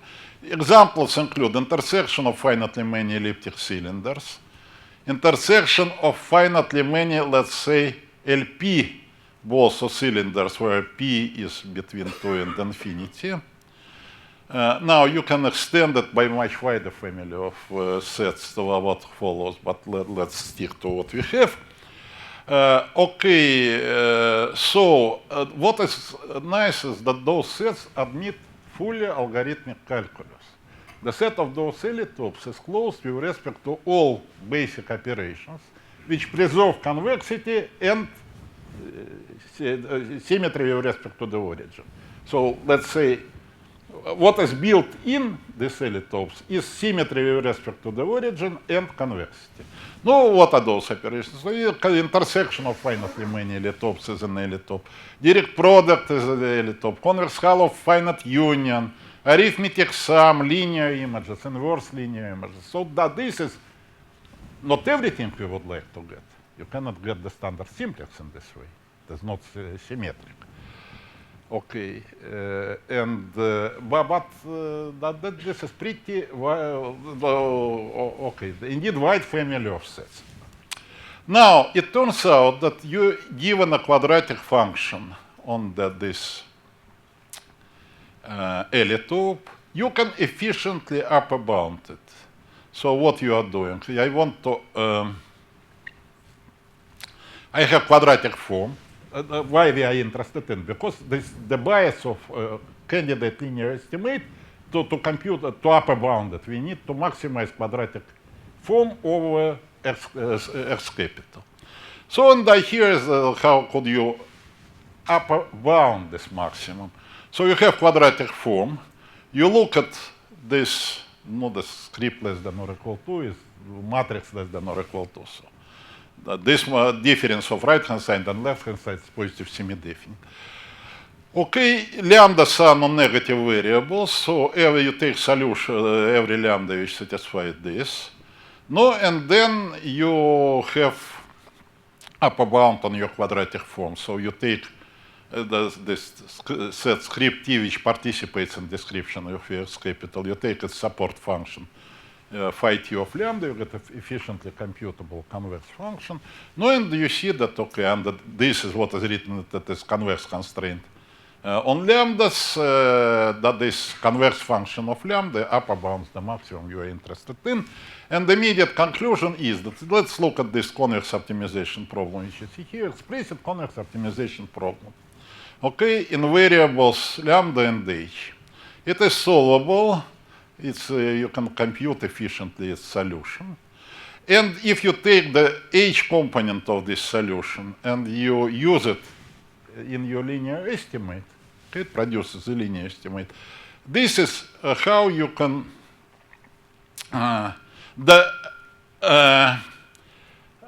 risk of the resulting estimate is at most the square root of 4. So this is safe, this problem is safe approximation of the problem of building the best linear estimate. And it's reasonably tight approximation, because if you are interested in the best linear estimate, then this is what the problem you want to solve. You want to minimize the true risk, okay, and not its upper bound. Now it turns out that the estimate you end up with, up to this logarithmic in k is the number of quadratic inequalities participating in the description of x. Okay, it's up to this logarithmic term, optimal. So we cannot, in general, find the best, even the best among the linear estimates, but we can find something which is nearly optimal. And extremely strange fact is that this, which even among linear estimates not exactly optimal, is nearly optimal among all estimates, and here is the answer. So you are given this L-top, you associate it with a theta constant. It doesn't matter for me now how they are defined. Okay, you look at this problem of building the best, no, okay, nearly the best. What we call the tractable version, tractable safe approximation of problem of building the best linear estimate. Okay, and it turns out that the resulting linear estimate is nearly optimal as compared to in the family of all estimates. So this is the bound you can write down on the risk of this estimate. So the risk of is the optimal risk with respect to taken over all possible estimates, linear and non-linear. And you see that it's now not optimal up to constant factor, but it's optimal up to something which is logarithmic in the true quantity. No, to say what is going on here, first we definitely know that the linear estimate cannot be optimal typically, and that it's so even in the situation when you are recovering the average, the mean of Gaussian's number, and you know that this mean lives in a segment. But you know that in this situation, the best linear estimate is optimal with factor 1.2, but what is the optimal estimate definitely is nonlinear, and we don't actually know what is it. So this is very strange result, I would say, and let me comment, let me try to understand, to explain why, fine, I understand. I have two transparencies now. So where the strange result comes from? What is surprising here? It is completely independent of what are the matrices A and B. If you look at classical results of non-parametric statistics on when the linear estimates are nearly optimal, then all of them, or they assume that you have direct observations. A is the unit matrix as B in the unit matrix. Or at the most very, how to say, the widest case, when you can claim something about optimality, and what you are claiming in traditional statistics is just you compute everything. Okay? Here we do not compute. I don't know what the risks are. I'm just saying that they are more or less the same up to logarithmic factor. So this is the situation when your A and B are diagonal, and your X is like the ellipsoid with axis given by diagonal matrix.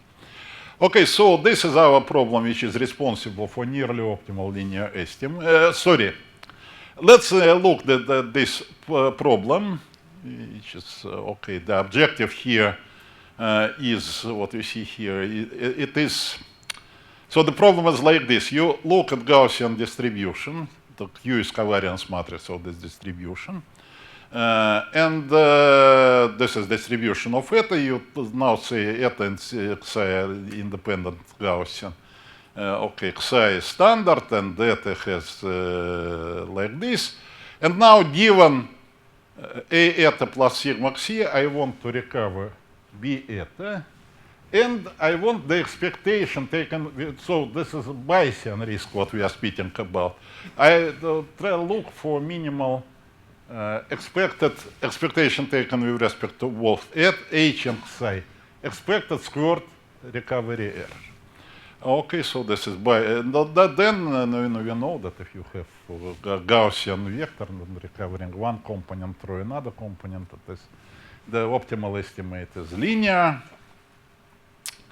Okay, so this problem now constraints, so the objective is like Bayesian risk associated with prior, which is given by queuing, we are playing with this pair. Constraints here, they are responsible for the fact, for small rho, that nearly all probability mass of the set sits in our S capital.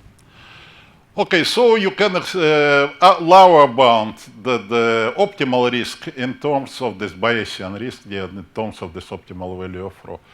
This is more or less easy.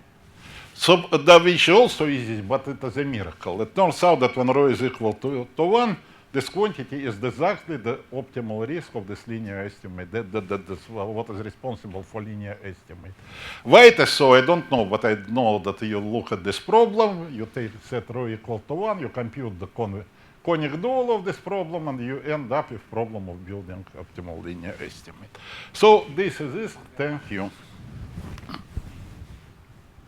That's it. For the interest of time, maybe we just take one quick question, and then we'll have an interim. Do you have a question? Last question. Yeah. The convex optimization problems at the end, are they semi-definite programs or not? Yes, they are semi-definite programs. Elliptopes are projections of spectrahedra? Say it again? The elliptopes are projections of spectrahedra? No. No. Again, there is something, okay, say matrix box. I said that can be extended to wider set of family. Okay, but projections on, it depends on what you call spectrahedron. Spectrahedron, positive semi-definite matrices with trace 1. No, okay. Linear constraints, so positive definitely. No, okay, this exact is the case, but for special constraints. So not every semi-definite representable set, by far not every place.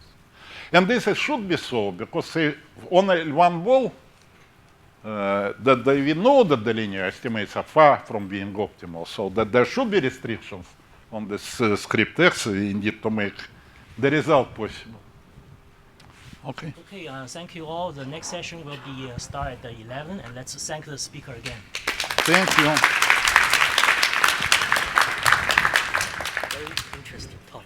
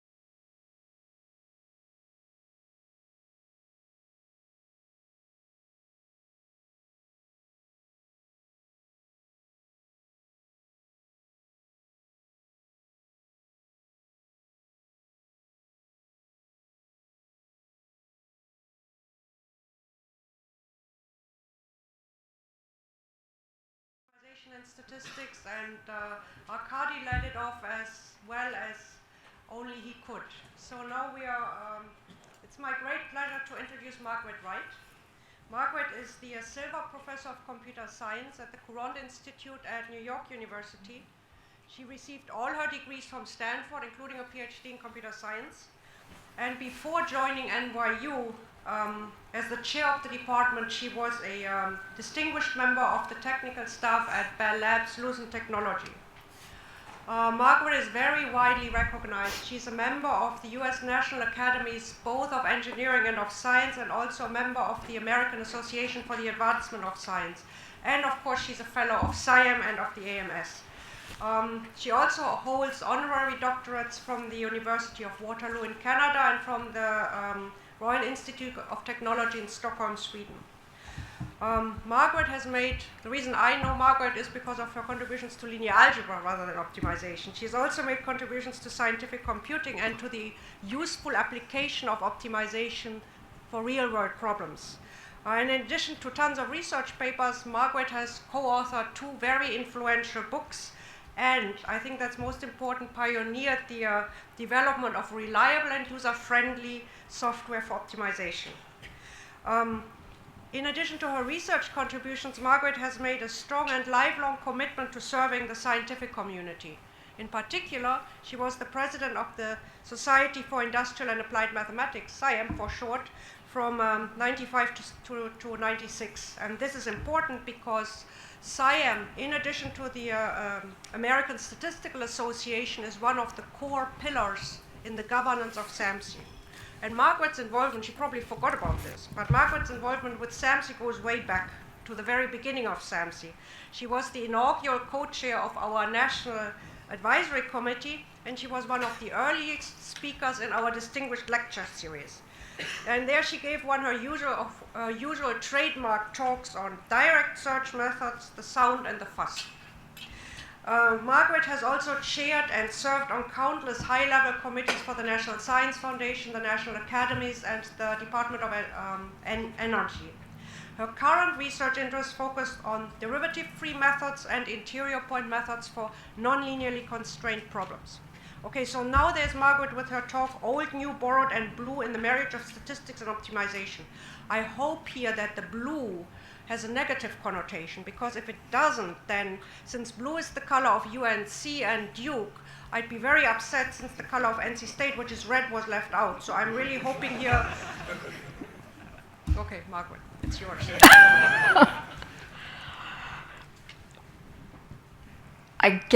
Okay, I'm turned up. Great. Thank you very much. I'm really pleased to be here. I'm delighted to give this talk. I'm honored to give this talk. I'm very happy. I'm not going to say a word about big data except what I just said. In optimization for decades, people would say, well, I solve large-scale problems. That means 1,000 variables. And then someone would say, well, don't you mean 10,000? We do 100,000. And then someone would say, well, we do 1 million. We do 10 million. I think we're way beyond, we're several orders of magnitude beyond that now, but I'm not going to talk about it. And I have to apologize. There are hundreds, if not thousands, of references that I've omitted. I just can't cover everything. Okay, so what's the title of the talk about? Okay, it's always hard to get a good title.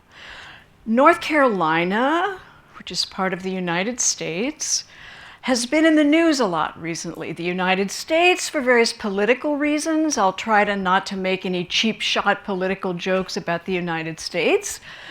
This is not quite a cheap shot joke about North Carolina, but the 2 topics that have been in the news about North Carolina are bathrooms, or restrooms, okay, and weddings.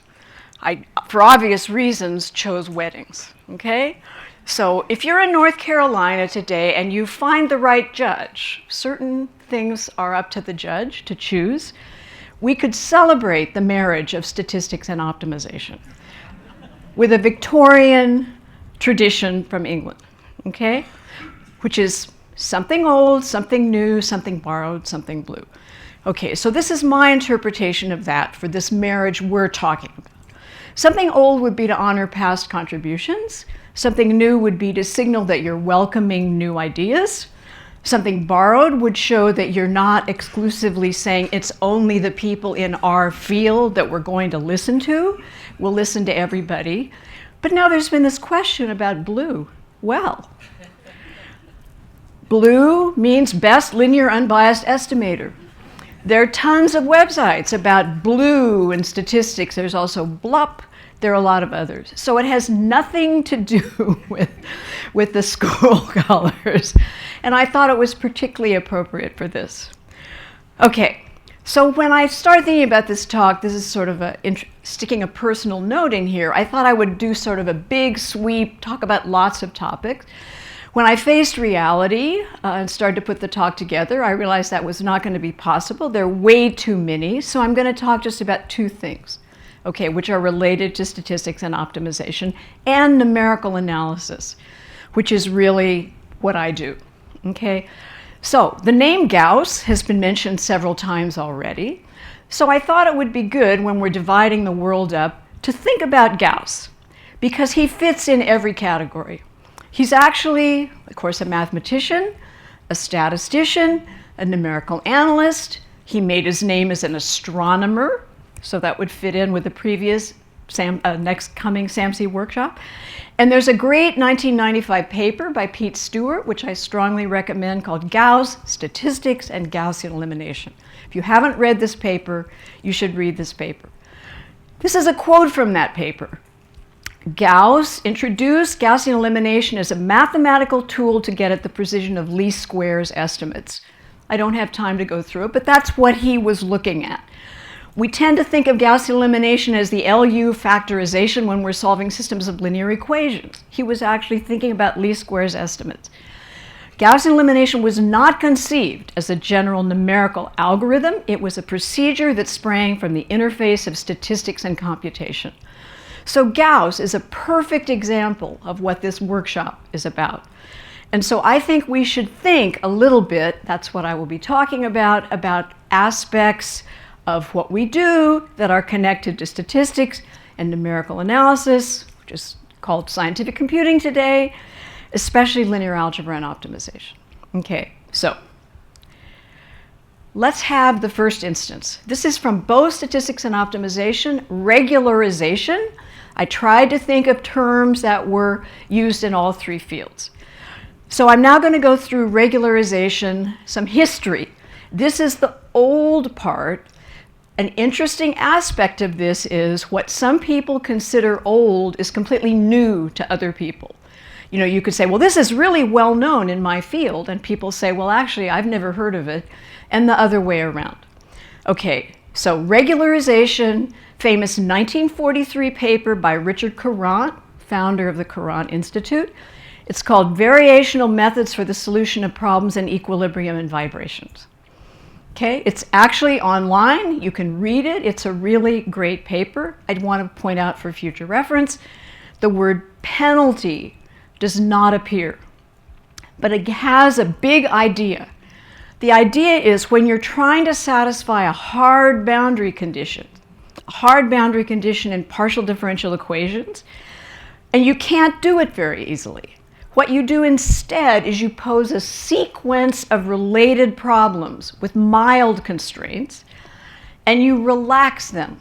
So you solve one problem, you relax it. You solve another one, you relax it, pushing it toward the hard constraint. And he constantly mentions quadratic functionals, in fact, the examples that he gives of how this is done. And he says rigid constraints are only idealized, limiting cases of very large restoring forces. Now, that's the paper that people always mention when they talk about penalty functions in optimization. But if you look at his paper, and by the way, with the web today, of course, you can get an old paper and you can actually scan it to see if a certain word occurs, okay? The word penalty does not occur in Courant's paper. But the way it has been interpreted is that you take the problem of minimizing a nonlinear function subject to equality constraints. You can also do it for inequalities, but we won't get into that. Now, when penalty function methods, which I will talk about, became popular, it was considered too difficult to solve problems with constraints. Too difficult to solve problems with constraints. People said we have to solve unconstrained problems. So the way this was done is that you would add a penalty function to the function you actually wanted to minimize. Okay? And then you would increase the weight on that penalty function until it became infinitely large. And that sequence of minimizers of this penalty function would converge to the solution of the original problem. And in fact, in Courant, I said he mentions quadratic functionals. So the obvious one here is the squared 2 norm of C. So you add this to the function you want to minimize. So we have a sequence of positive penalty parameters. Assuming we can do unconstrained optimization and that it's, quote, easy, we can then solve a sequence of unconstrained problems. All right? Now, you can show under relatively mild conditions that the minimizers of those penalty functions will converge to a minimizer of the constrained problem as you let the penalty parameter go to infinity. And a point that will come up later is the Hessian of, and I have written, this is a mistake, this is not of the penalty function, it's of f plus the penalty function. Its second derivative matrix is a matrix W, which is related to the Lagrangian function, and lambda is a Lagrange multiplier estimate, and then a penalty parameter J transpose J, where J is the Jacobian of the constraint functions. And if you look at this, you see a construction that's about to appear many times, which is some Hessian matrix, some matrix, and a matrix of the form penalty parameter times A transpose A, or a positive semi-definite matrix. Okay, so in this case, the penalty parameter rho becomes increasingly large. Okay, so I said 1943 was the Courant paper, and you might think, well, there must have been a flurry of activity when he proposed this idea. Actually, there wasn't. So there's a very famous book, Fiach and McCormick, Sequential Unconstrained Minimization Techniques, published in '68. And it was about the state of the art then in what they called interior point methods, which were revived in the 1980s, as we all know, and we will not discuss today, and exterior point methods, which we now call penalty methods. And so Fiach and McCormick, who were very diligent, said that basically for 10 years, no one seemed to write anything about using the Courant idea in optimization, okay? But then something happened and I couldn't find out. I spent a lot of hours on Google, but I was unable to find this. I would have to find someone who was around. Not so easy now with the 1950s. And there was a software package called SUMPT, Sequential Unconstrained Minimization Technique. It was widely used through the 60s, okay? So people became worried about the quadratic penalty function, and this is another historical mystery. The fact that you had to let the penalty parameter become infinite, of course, on a floating point machine, you can't make the penalty parameter actually become infinite, but you can make it really big. But that was inconvenient. And there was a problem about ill conditioning of the penalty Hessian. Now, I did talk to some people about this who used this code SUMPT, and I said, why were you worried about ill conditioning? And they said, it was just sort of in the air. People, let me just say, many of the people I talk to don't actually know what ill conditioning is, but they know it's bad. So they said, well, we didn't want to use it because it was the Hessian was ill-conditioned. The Hessian was ill-conditioned. And it's sort of weird. It was way before social media. So no one was sending out tweets saying, don't use penalty functions because they become ill-conditioned. But people got very worried about it and started mentioning that they were looking for alternatives because this was a problem. There were some mentions of L1 penalty functions. Zangwill proposed one in '67. Pietroskowski showed that if you minimized a penalty function with the L1 penalty term, you didn't need to make the penalty parameter become infinitely large. So there was a finite value that you could use. Of course, then there were problems of a non-differentiable penalty function, okay? So anyway, penalty function methods were around. And I'm going to put them aside for the moment and turn to another instance of regularization and optimization, namely trust region methods. Okay, this is also interesting because the term trust region methods was not used at the beginning and in fact wasn't used for quite a long time. So Levenberg, 1944, a year after Courant's paper, Levenberg published a paper in a mathematical journal and said, we're going to solve ill-conditioned nonlinear least squares problems. And we're going to take the Hessian of the ill-conditioned least squares problem, and we're going to add a positive multiple of the identity. And he talked about why you would want to do that, and he proved some theorems about it. But it was a pretty obscure mathematical journal. I found a dusty copy in the Courant library, but there was no online copy of this paper, which is somewhat unusual. All these other ones you could find it, not this one, but I did find it. But it looked as though no one had checked it out for a while, okay?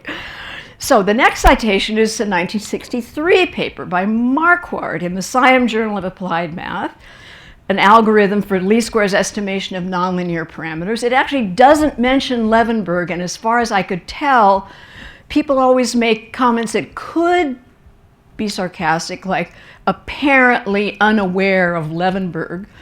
I prefer to give him the benefit of the doubt and just say he probably didn't know about the Levenberg paper. And this thing increasingly comes up, by the way, as more and more papers are published. So Levenberg says he's developing a maximum neighborhood, which interpolates between its Saylor series model and steepest descent. And he clearly came out as a statistician when he published a paper called Generalized Inverses Ridge Regression, Biased Linear Estimation, and Nonlinear Estimation. But he doesn't use the word regularization. Doesn't use the word regularization, doesn't use the word penalty.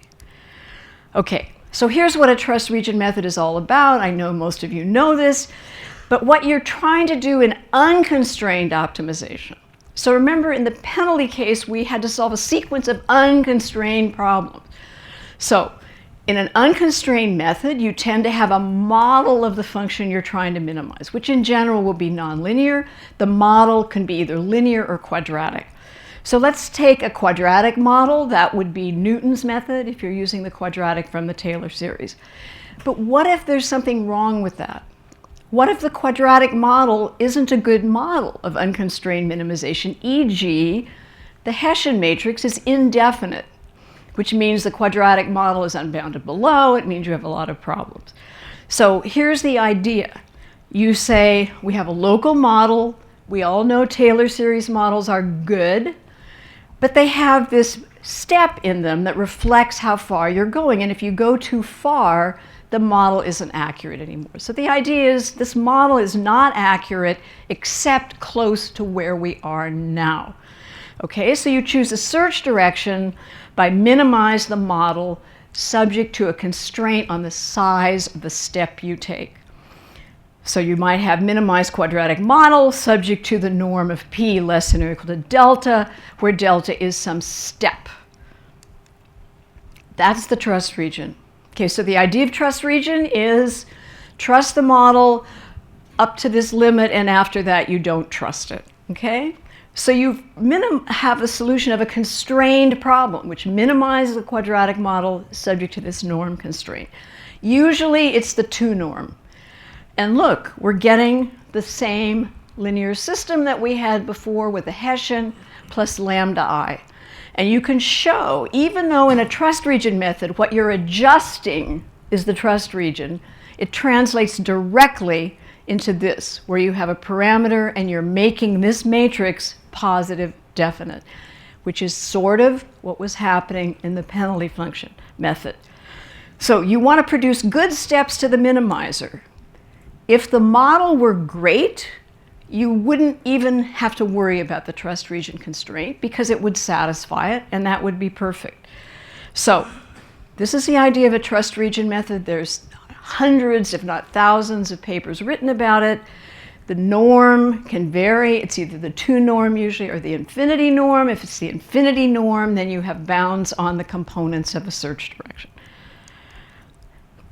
If someone wants to argue with me later about trust region methods and if they're any good, we can do that. Now, what about from the statistics side? Okay, so the ordinary least squares estimate is the minimizer of y minus x beta, norm squared. I just want to say that as an optimizer, a numerical analyst, the first time I worked with someone on a statistics problem, I said, well, the unknown x. And they said, no, x is not the unknown, x is the matrix. I said, wait, isn't it A? No, it's not A. And what is, I said, wait, what about AX equals B, AX minus B? They said, no, X beta minus Y, and in fact, Y minus X beta. So you put the right-hand side first. So this is one example of how sometimes the marriage between statistics and optimization is confusing if you don't understand that they're using different names for the same thing. You can have ridge regression. Ridge regression is an interesting term because I found at least 20 different definitions of ridge regression. I'm not going to go into the history of them, but ridge regression coefficients are the solution of a problem which is minimize a 2 norm here, and it's probably a squared 2 norm, I apologize, and a parameter lambda. It's actually called lambda, which is good because it comes up in other areas. And you minimize this. So lambda is a tuning parameter, and what is it doing? It's familiar to us from penalty functions and trust region. It's balancing between the part of the function which is this, which in this case is a 2 norm or a 2 norm squared, and something about the distance, the length of the step. It's very much like trust region methods. So lambda is called a tuning parameter. It's reflecting a balance between bias and variance. And if you interpret penalty function methods and trust region methods and this kind of method, they're kind of doing the same thing, but not completely the same thing. So there are a lot of ideas about regularization. I mean, there are hundreds. I didn't read them all. I looked at a few of them. As soon as I saw the y minus x beta, I thought, okay, this is the right kind of paper for me to look at. But there are many ideas of regularization, which have, a norm, and this is supposed to be capital X, obviously, plus a parameter times a penalty. So you can have the 2 norm, which is a standard one, and you can have other norms, just like in the penalty function case. Okay, now what about regularization? This is another interesting thing, or at least I think it's interesting. Tikhonov is the name that comes up in connection with regularization. Okay, he has a famous paper, 1943. It's on the web in English, okay? Its title is On the Stability of Inverse Problems. So you could say that was certainly a productive couple of years, wasn't it? I mean, we had Courant, we had Levenberg, and we had Tikhonov. And, a lot of things were going on in the world then that weren't so conducive to mathematical research. So I feel this gives us some hope for the present. All right. Okay. Tikhonov introduced the concept of regularization in the context of integral equations. So if you look at that paper, which I have done, he doesn't use the word regularization. And he says we've got this integral equation, and then he points out that it can be ill-posed with an operator A. I liked it because there was A, okay, which is ill-posed or very ill-conditioned. So instead, what do? You minimize this. AF minus G, that's what you want to solve, and you have gamma, now it's gamma, not lambda, times a smoothness penalty. Okay, in the case of Tikhonov, this is what he used. Just for your information, in case you become curious and decide to look this up, Wikipedia says Tikhonov regularization is known in statistics as ridge regression, which I found doubtful, but I leave it to one of the more expert people in the audience to say if it's right, or correct Wikipedia, please. Okay, so what about this lambda? Many course notes are on the web about regularization, and they sort of describe it, and then they'll say, how do we choose the best lambda? This is a complicated question. And then they go on and on and on about how to choose lambda and how you would do it and so on. And obviously, you have to, in a sense, do it to optimize something. You're trying to balance two things, and they have different weights. There's a technique called generalized cross-validation and a really nice paper by Golub, Heath, and Waba. And by the way, if you use R or MATLAB, you can get the way that they describe to get GCV. And there are many, many, many definitions. So I found a nice paper by Bickel and Lee that says loosely, regularization is the class of methods needed to modify maximum likelihood to give reasonable answers in unstable situations. Notice the words here that may be open to question. What's reasonable? Okay. Statisticians know, but they have different ideas. Okay. So anyway, that's about regularization. And I went on and on about this. I'm not finished with this discussion of regularization because I think penalty methods, trust region methods, Tikhonov regularization, and others are closely related, but they're different. And they illustrate the connections between statistics and optimization, but it's not usually called out explicitly. People don't say, oh, and by the way, this is a connection between statistics and optimization. The connections are getting better and better. There's a recent paper by Chaim, Strabich, and Zago, I don't know how to pronounce these last two names, restoring definiteness via shrinking, which is a statistical technique I will not go into, with an application to correlation matrices with a fixed block. Just came out in Science Review. So here's what this problem does. It says we have a matrix that should be positive semi-definite. We all know, anyone who does numerical computing knows this should be positive semi-definite. You compute the eigenvalues and they're not greater than or equal to 0. So they say, for example, when it's numerical data or you compute it from a distribution that you're sampling or whatever. So, and then we want to get a replacement matrix that is positive semi-definite because sometimes it has to be. Certainly to do a lot of convex optimization, you have to have a positive semi-definite matrix. Okay, so they are going to get a replacement matrix by making a repair and adding something, sound familiar, to the matrix that doesn't have the right properties. Okay. So we form a convex linear combination of the two matrices. One of them can be indefinite, which is not typical in statistics. I mean, they're writing this paper about uses in statistics, but if you think of the penalty function use and the trust region use, it's very frequently the case that the matrix you're going to add something to is not semi-definite. Okay?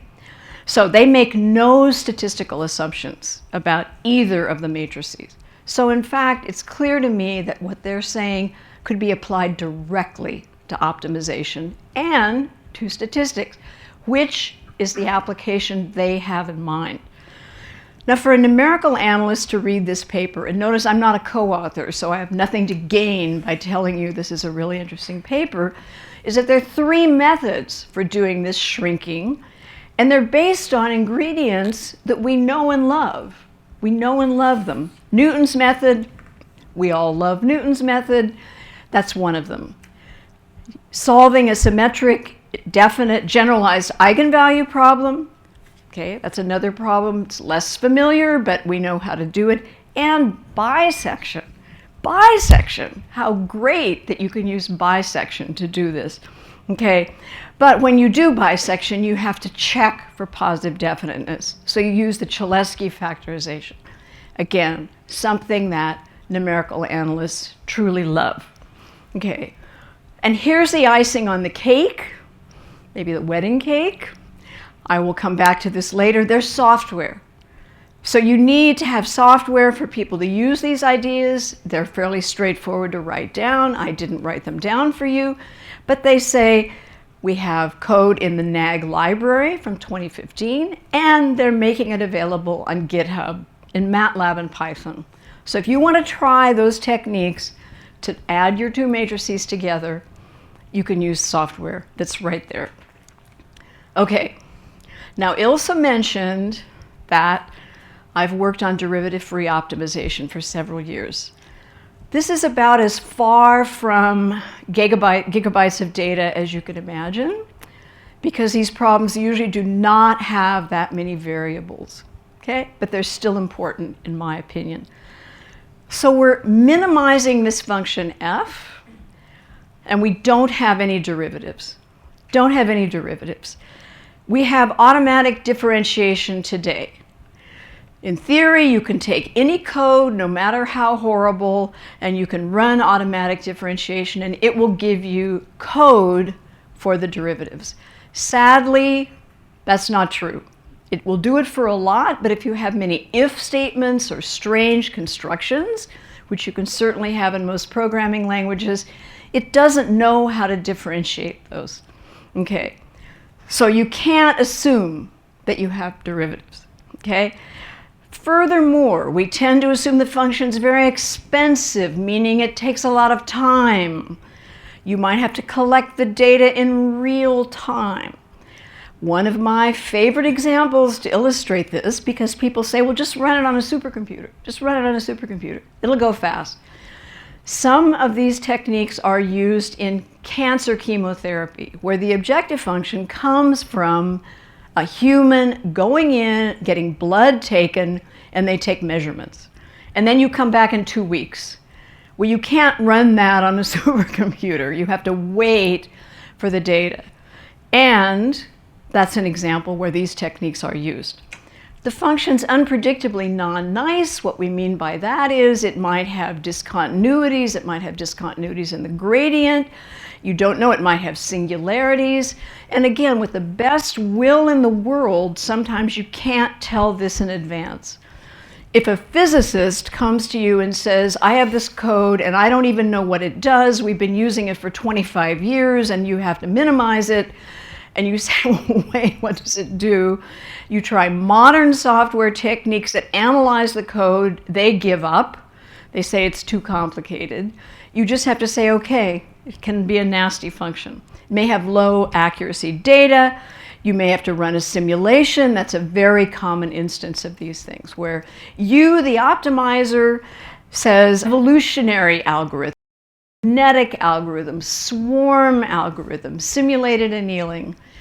In my experience with them, and this is, methods have an interesting history. We're talking a lot about history because of the theme of this talk. So in the 50s and 60s, okay, well before I suspect anyone here was publishing papers about optimization, you could publish a paper in a good journal about an optimization method, and you didn't have to have any proofs. You just said, this is a method, and here are the results we got on these problems. And it would be published. And that was fine. And I'm going to mention a paper for which that was the case. Okay? Then a process which has become known as mathematization, it's a mouthful, but it's known, started. Now, did the mathematicians take over? I mean, most of the mathematicians I know aren't of the takeover type. But what started happening is people said, well, where's the proof? Where are the theorems? Where are the lemmas?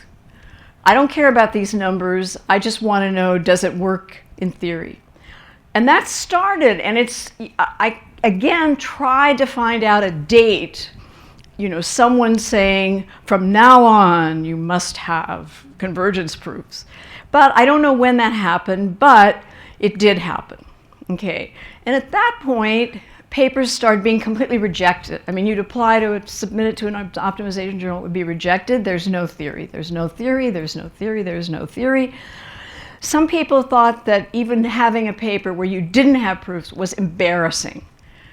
And the theory was, if you don't have theory, it can't be any good. Okay? So that was essential. Now, it's looser today. I think now journals are more tolerant although I suspect you'd never get a paper published in any good optimization journal if you didn't have any theory at all. But engineering journals now and many other journals in science areas will take papers like this. Okay, so I personally think that's good. I love theory as much as the next person, but I think if you look back, and I didn't do that for this talk, but if you look back at interesting new ideas in the history of optimization, many of them would never have been published if they were submitted today. I mean, they would be laughed off the court. So this is an example of the first point, which is they were and no one minded. The Nelder-Mead simplex method, don't confuse it with the simplex method for linear programming, has absorbed a lot of my time for a long time. Nelder and Mead, John Nelder and Roger Mead, were two UK statisticians. They were absolutely statisticians.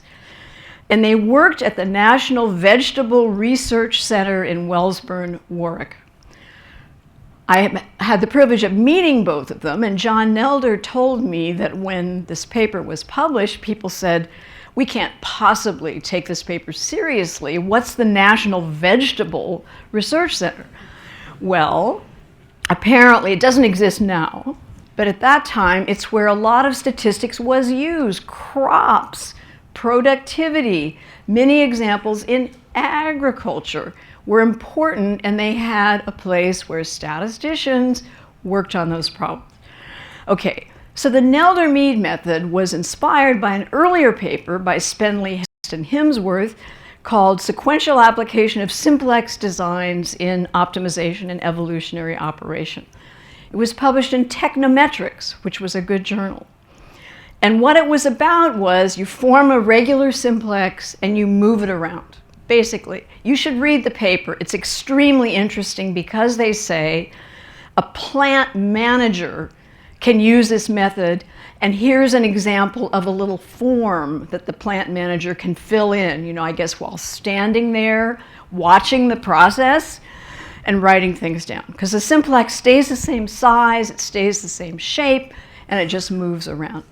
And they had interesting things like you might need to evaluate the function at the same point 2 or 3 times because the configuration of the system will have changed. So it'll give a different answer. We don't tend to think of that with modern optimization, that you evaluate it at the same point, it gives a different answer. You'd be a little worried about that. Okay, so Nelder-Mead maintains a simplex. It moves it around, it doesn't retain the same shape, and if you read the abstract, it says the simplex adapts to the local landscape, elongating down long plains, changing direction on encountering a valley, and contracting in the neighborhood of a minimum. It was published in the Computer Journal in '65. The Computer Journal is the journal that published the famous Fletcher-Powell paper on quasi-Newton methods. So it was not a bad journal. But the Nelder-Mead paper has no proofs, it has some numerical examples, and it's a delight to read because both Nelder and Mead were very lively people, and they put comments in that today the editor would say, this is much too informal. You can't possibly say this. And where's Lemma 1? You know, I mean, it's just a different world. It's a different world. It became, and again, this is before social media. I don't know how this news got around, but practitioners who wanted to solve optimization problems loved the Nelder-Mead method, and they didn't want to provide derivatives, okay? I know about this because I was involved in the 70s in working on the NAG library. And we had all this documentation that said, if your function is differentiable, be sure to use a method that uses derivatives. It will be much more reliable. It will be much better. Don't use this non-derivative method. Well, people just ignored that. And we tended to think it's because they didn't remember how to differentiate. I mean, actually, it's kind of a joke thing. If you have a function of 10 variables with some, I don't know, sinh and exponential and stuff, and I say to you, okay, you write down the partial derivatives. Many people would just say, forget it, I don't want to do that. So they didn't want to do it. I didn't do a survey about this, but that was the theory. So people use this method all the time. And this method has been cited, I just checked a few days ago, according to Google Scholar, 24,228 times. That's a lot of cites. You can say it's because people used to cite it, but they don't cite it now. That's not true. It's cited today, and people use that methods today. Now, this perhaps is a shaky argument here, but there's a paper, 1998, that gives convergence results for the Nelder-Mead method in low dimensions, low meaning 1 and 2. I don't think very many people actually care about those results because they only apply in low dimensions and they're pretty complicated. But there are 5,138 citations of that paper, many of which are dated this year. Now, why would that be? You think, why would people want to read this paper about convergence? Here's why. The MATLAB code, fmin search, uses the Nelder-Mead method, and it gives that paper as a citation. So I've done this. You go look at those papers, you try to find out what they're doing, and they'll say, we use this MATLAB routine, cite of the paper about the convergence result. Okay, so they're using it. They're using it, even though many people would say they should not use it. Okay? Now, it's very simple to grasp. I'm not going to draw the picture. It's very simple to grasp. It's very complicated to analyze. And there's a 2D counterexample. 2D counterexample for which you have a two-dimensional smooth function. Nelder-Mead fails. It never leaves the best point in the original simplex, okay? And so a lot of people in optimization have said, don't use this method. Don't use this method. Don't use this method. Use ones with derivatives. Tim Kelly, who's from NC State, said, unlike, and he listed direct search methods with provable convergence, the Nelder-Mead algorithm can stagnate and converge to a non-optimal point. And then he proposes different strategies for detecting stagnation. A comment I want to make about stagnation is it's not a mathematically defined term. You know, if you're running a real problem and you see that the function's been evaluated 100,000 times and it's only changed the objective function by 10 to the minus 7, you might say, well, it's stagnating, but someone else could say, no, it's still changing, it's still changing. You've only done 100,000 iterations. So stagnation is not a scientifically rigorous term. In any case, given that bad stuff, why would you ever use this method? There are derivative-free methods that have convergence proofs, and they have good software. MathWorks has lots of options for derivative-free software. Okay, remember, I've worked on these Nelder-Mead methods, so you could think I'm crazy or whatever, I have no taste, I don't understand theory. But what I want to say, and this is a political statement, perhaps provocative, is convergence proofs are great, we all want them, but they're mathematical. And even if you have provable convergence for algorithms, this is true in many cases as well as optimization, methods may not work in practice very well. So even direct search methods that have convergence proofs can stagnate in practice, meaning they don't make much progress and it takes a very long time, okay? So in the 60s, there was a term called a resolution ridge. It's interesting that ridge regression is something that I mentioned earlier. So this was in the context of maximizing, and you can have a resolution valley when you're minimizing. This was described in the 60s by Wild and then Brent in 1973. And so these methods, remember I told you they were around and they were popular. People said you have to worry about resolution ridges. So here's the definition. You have a resolution variable, some small tolerance. And x is in a resolution valley, we're calling it, if the function value is lower than x minus delta I. EIE is the ith coordinate vector, and less than this. Now what is this saying? The method thinks, I'm using an anthropological implication that the method thinks has the smallest value. And it might think, okay, I'm done. I've gotten a better result. But in fact, it's not close to the minimizer. And that's the problem with resolution valleys and resolution ridges.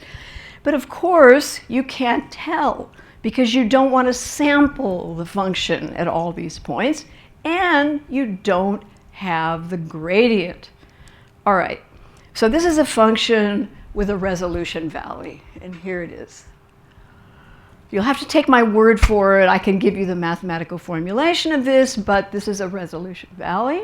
This function was proposed in '62 or something like that, so it's not new. And when you use a direct search method, I'm using now several MATLAB codes that have methods that have convergence proofs. Okay, I ran them. I hate to tell you for how long. Starting over here, this is where the minimizer is. And this shows the function values. It's a lot. It's a lot of function values. It does get there. Here you see it got there. It took a really long time. Now, is that stagnating? Or do you say, well, it's the way it is, it got there in the end, even though it took 3,000 function evaluations? These are concepts that are outside the mathematical formulation of the problem. Let's consider Nelder-Mead. This is Nelder-Mead. Starts here, has a simplex, and there. Takes about 30 function evaluations. Now, you could look at this and say, you cooked it up, it's not fair, of course it's using that. And I didn't cook it up. I could show you many, many more examples, but if you see something like this and you're a user of optimization software, you might say, well, this looks a lot better to me than the one I just saw, even though it doesn't have a convergence proof. So this is kind of an interesting situation where you bring mathematics and engineering and practicalities together. Okay? So now this is my final segment. I mentioned already that problems with large data sets are the main interest. When we read about what's going on at SAMSI now, it mentions large data sets, large numbers of variables, and they're great problems, no doubt about it. But in my view, in my experience, and maybe it's because people know that I'm interested in non-derivative methods, I learn about other kinds of problems too, and they don't have that property. Turns out that a lot of problems in medicine have small numbers of variables, and they use MathWorks derivative-free software, okay? So here are three. You can find this out if you want by going to, well, you can use Google Scholar, or you can go to the SIAM website for the SIAM Journal on Optimization, and you can look up these papers, and then you can find out, you can get them through the magic of the modern era, and you can look through them for the word optimize. Okay, so here are three examples. One, I've got a personal anecdote to tell you. This one is about using search algorithms to try to optimize drug combinations. Well, when you think about it, in treatment of many diseases, you maybe have 4 drugs that you want to know what values should they use. It's not a big number of variables. And prediction of multidimensional drug use. So what's this personal anecdote? I had a sprained ankle. I went to urgent care. Dr. Schreck was the doctor. As we often do when we get in that situation, he said, so what do you do? I said, I'm at NYU. He said, what do you work on? I said, optimization methods. And he said, oh, do you know the Nelder-Mead method? I said, what? What? And he said, actually, I have a company, and we use that method. I said, you're kidding me. You use a Nelder. He said, yes, and it works really, really well, and we like it a lot. And he referred me to this paper and a few other papers. So I think it sort of cheered me up a little bit to think, and certainly surprised me that he said that. And so problems like that, and I've looked at a lot of those papers. Almost all of the paper is about the medical problem. It's not about the optimization, but they use derivative-free methods. Some of them use pattern search, some of them use MAD, some of them use other ones. But they don't have large numbers of variables. They're highly nonlinear, and they don't have derivatives. Okay. So what I think we need, this is my bring statistics and optimization together, I think we need help from statistics for modeling these problems. Because if you read these papers, some of the mathematical models are extraordinarily simplistic. You know, they'll just make it's not like this is linear. Okay, and we know so much about statistical sampling and what we can learn and what you can learn when you have problems. And they don't include that. And I think we, meaning people that work in both areas, should be there. I think we have to decide on whether we can use statistics better. The reason I say that is many derivative-free methods depend heavily on things like the starting point, on how big you make the first step. In the MathWorks software, they might say something like, we assume that a step of 1 in this variable will lead to a change by 1 in the objective function value. That's a pretty big assumption, and it's often not true. So what I think we should do is use statistical methods to find out more information before we start minimizing. It'll use function evaluations, but I think it will pay off. If you think about that picture with the thousands of function evaluations, you will see that having a better start and a better step would have made the method perform much better. Okay, so I'm now going to list some ideas that have been done for this. Adaptively rescaling the mesh in the method called MADS. There's a mesh, it's not as simple as you might think, and they have ways to scale it. And there's a very nice paper about how you scale the mesh adaptively in black box optimization. There's an old paper by Jane Cullum called Numerical Differentiation and Regularization. You could say, well, you don't really want to do numerical differentiation, do you? Well, no, but if you knew a good estimate of the derivative, it would tell you something you could use in the software. So it's really interesting, and she uses Tikhonov regularization. There's a paper, a more recent paper by Knowles and Renke, Methods for Numerical Differentiation of Noisy Data, same idea. You use regularization, and you get information that would give you a good estimate of the derivative. It also tells you something about how the function behaves. It's amazing what you actually learn from the derivative. When you think about it, if you have the exact derivative, you really know a lot. Fitting response services with stochastic processes. This was from 1998, Journal of Global Optimization, where they basically say expensive black box functions. Those are the functions we're talking about. The techniques that they use are still worth it, and they're based on the paper that's listed next, Sachs, Welch, Mitchell, and Wynn, Design and Analysis of Computer Experiments. So you use design of experiments. Then there's another paper about the mesh adaptive direct search method, and then there's wonderful software from Grace Waba at Wisconsin about statistical software, regularization, and so on and so forth. So I think people in the optimization field who are doing the derivative-free methods should be thinking much more about the statistics, much more, and I hope they will. Okay, now what about other things? I mentioned automatic differentiation. Well, there's some software. There's C-Noise, Moray, and Wild, which are MATLAB scripts. They estimate the accuracy of a function, okay? And computational noise. There's a package which Larry Biegler, I think he's here, is involved in, analysis and characterization of sensitivities. I don't know how you say it, Sci-IP-opt, anyway, it's really good.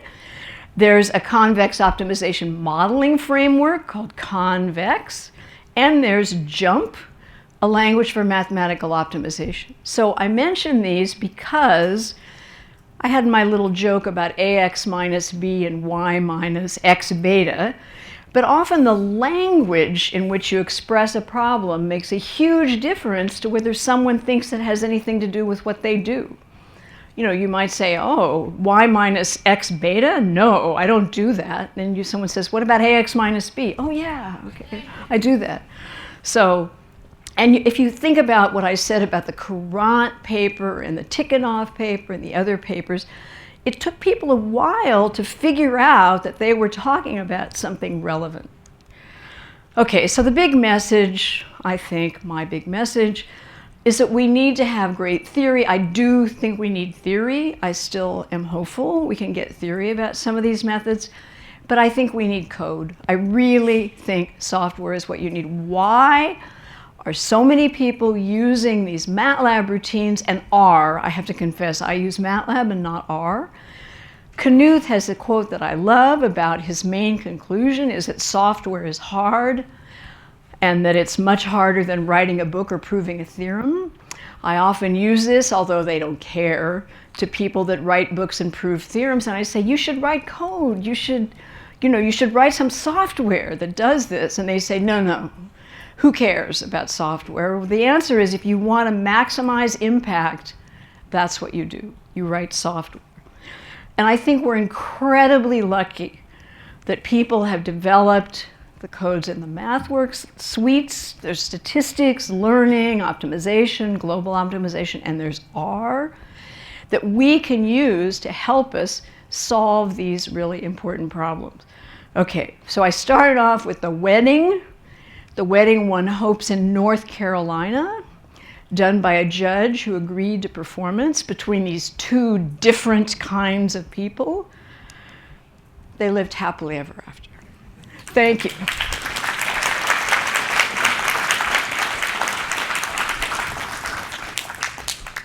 Margaret, thank you very much for an inspiring and entertaining talk.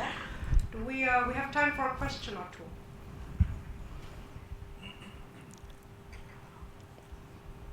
Isn't anyone going to say we shouldn't allow these sloppy papers that don't have any theory? No? Okay. I'll ask a question. Yes. Lots of computers are parallel. Yes. So how do we, when we do these derivative-free methods, we're evaluating our function, which we might do in parallel, but are we doing parallel function evaluations as well? I didn't set up this question. That's a topic that I could have talked a lot about because much has been written about it, about using it on modern high-performance computers with different kinds of processors and so on. And you're exactly right, because what you want to do is have a lot of different function evaluations. And if you're going to do one and then do another one and then do another one, you really don't want to do that. You're not taking advantage of it. So there is a lot of literature, which I bet you can find easily using Google, that says, direct search methods on high-performance computers. And they talk about how to do that and what can be done and which methods can be used for that. And so, Torkson and her group, O'Day and his group, other people that do derivative-free methods have thought about this a lot. So you should take advantage of it, but you have to do it in the right way. So if you're doing function evaluations at different points, okay, so let's take Nelder-Mead. So you get your simplex, you make a move. Maybe you make a lot of moves, okay? Well, then what do? Because you have rules about how to go on. Now, one approach that was taken years ago was to just say, okay, just let different optimization runs run and see which one comes up with the best answer. But that's really simplistic. You can do much more than that, and a lot of it involves fairly sophisticated statistics. So there's hope. There's hope. Yes, sir. In the back. Excuse this very naive question, but when I heard you talking, what came to mind is I asked myself. I'm sorry, I can't hear you. I said, excuse the very naive question, but when I heard you talk, what you left me asking was, what is the conceptual lack of understanding to keep us from proving that Nelder-Mead works? In your estimation, what thing don't we understand well? Well, let me tell you my experience, okay? And again, it's one data point, okay?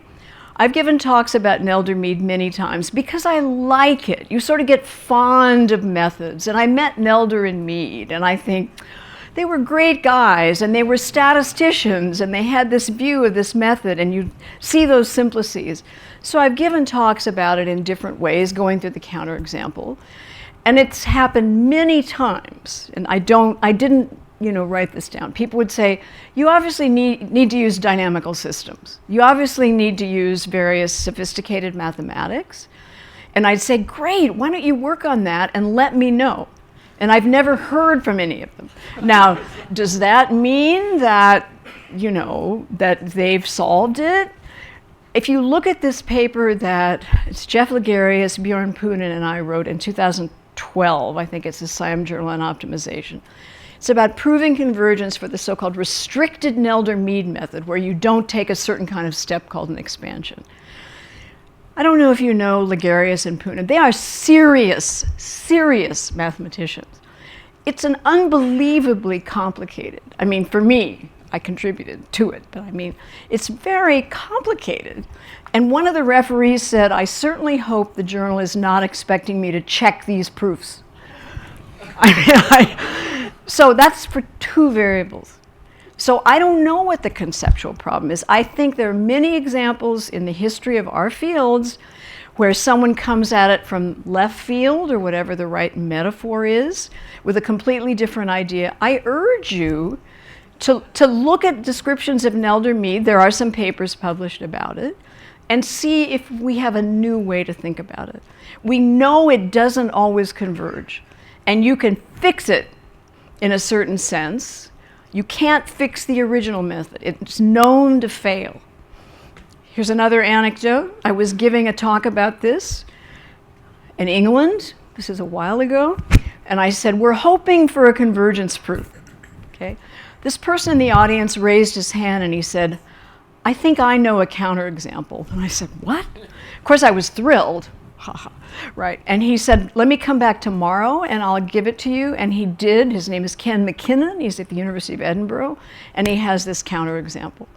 So he has a giant citation count because of this great counterexample. And so it doesn't always work.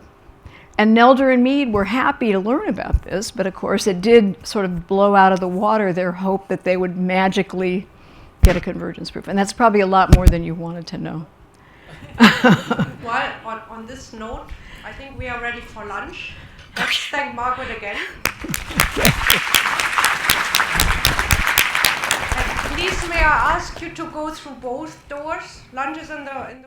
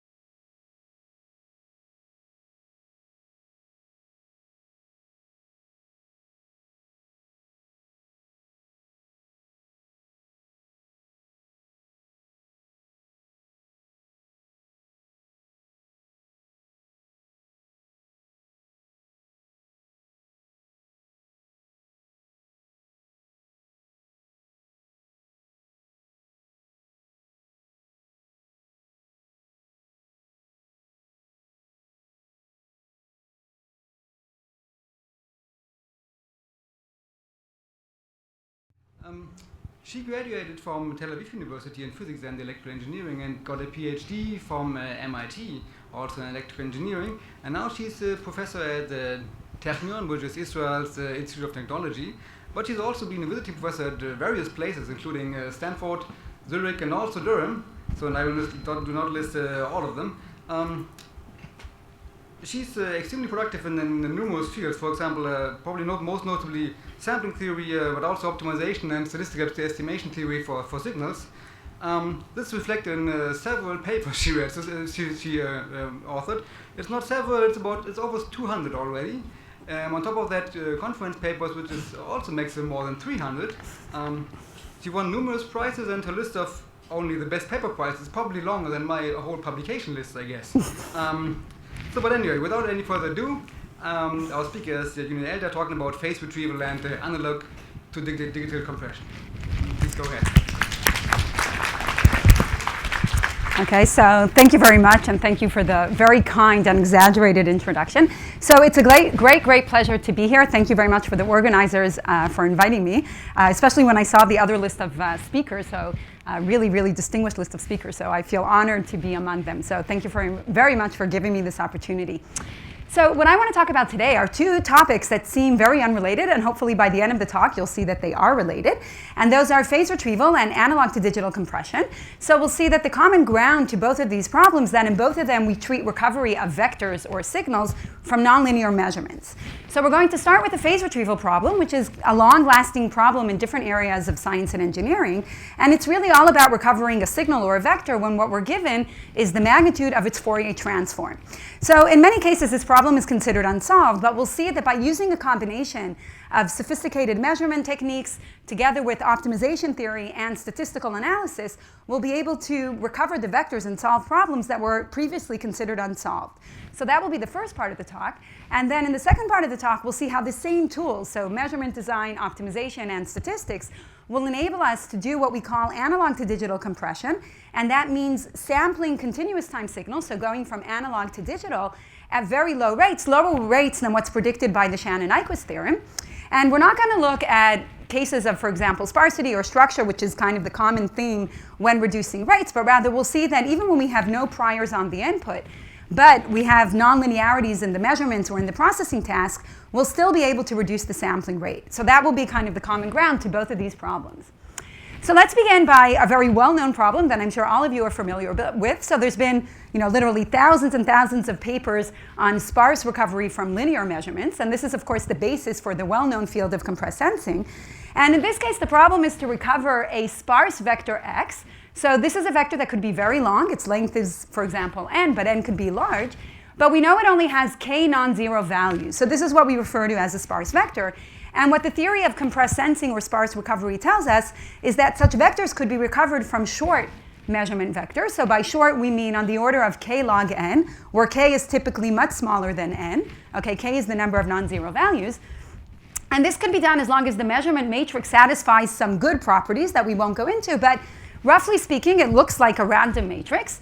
And what's nice is that we also have computationally efficient algorithms to go from this vector y back to this vector x. So that's kind of a very compressed version of compressed sensing.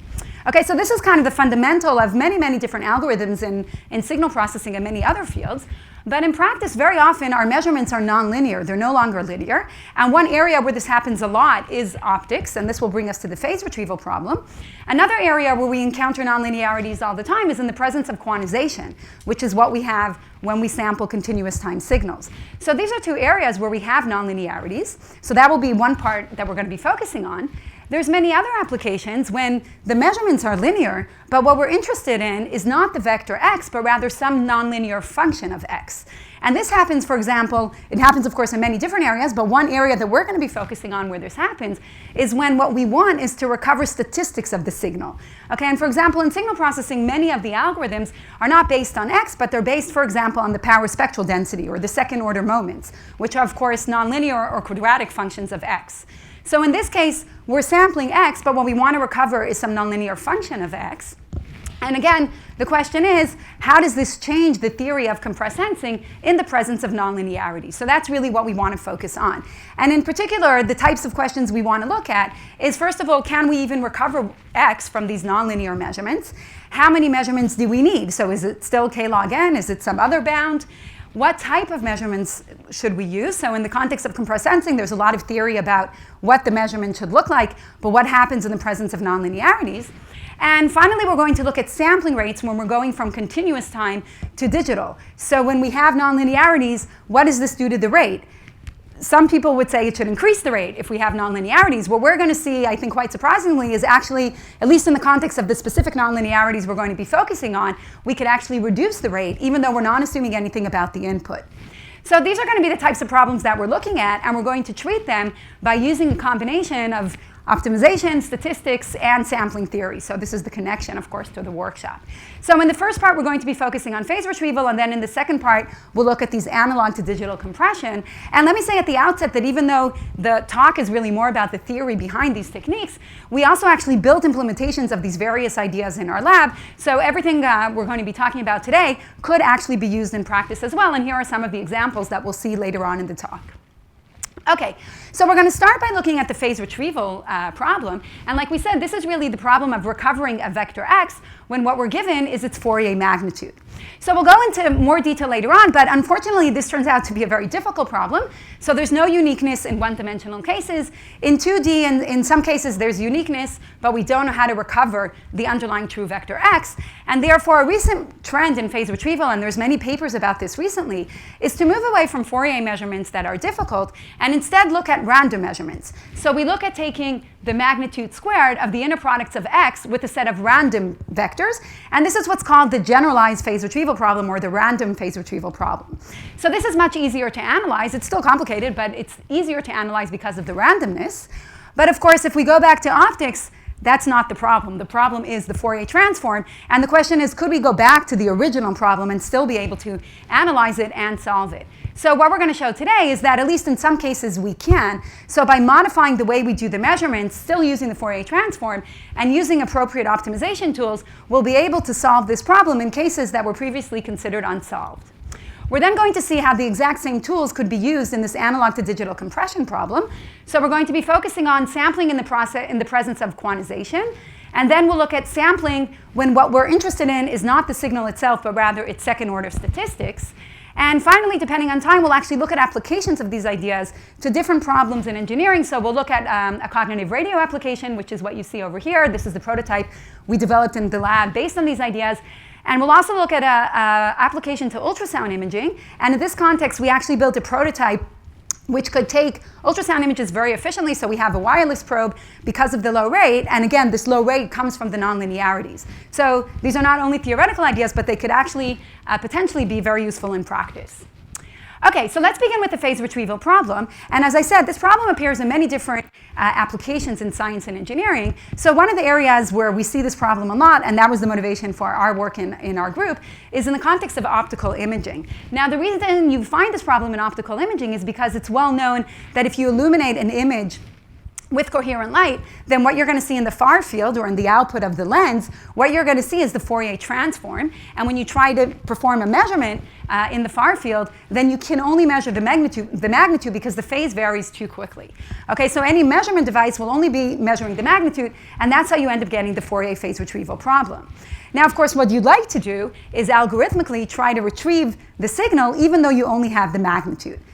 Okay, now before we go into how you would do this, one thing you could think about is that maybe it's not important. So maybe we could just take this magnitude that we measured and take the inverse Fourier transform and get back our image.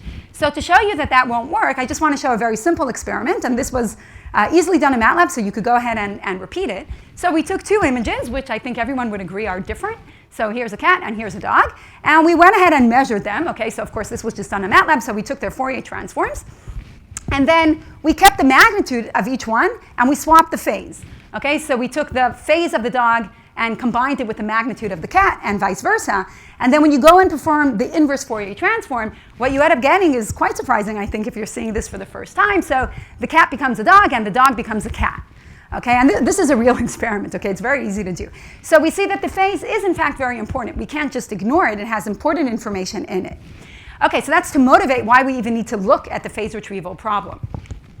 Okay, so what is known about this problem? So like I said, it's a very old problem. What's new about it is kind of the new tools that are being brought to bear on this problem.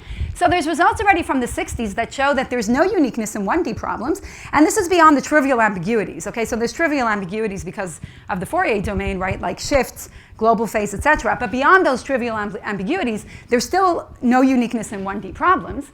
In 2D problems, again, besides those trivial ambiguities, you can show that there's uniqueness if you oversample by a factor of 2.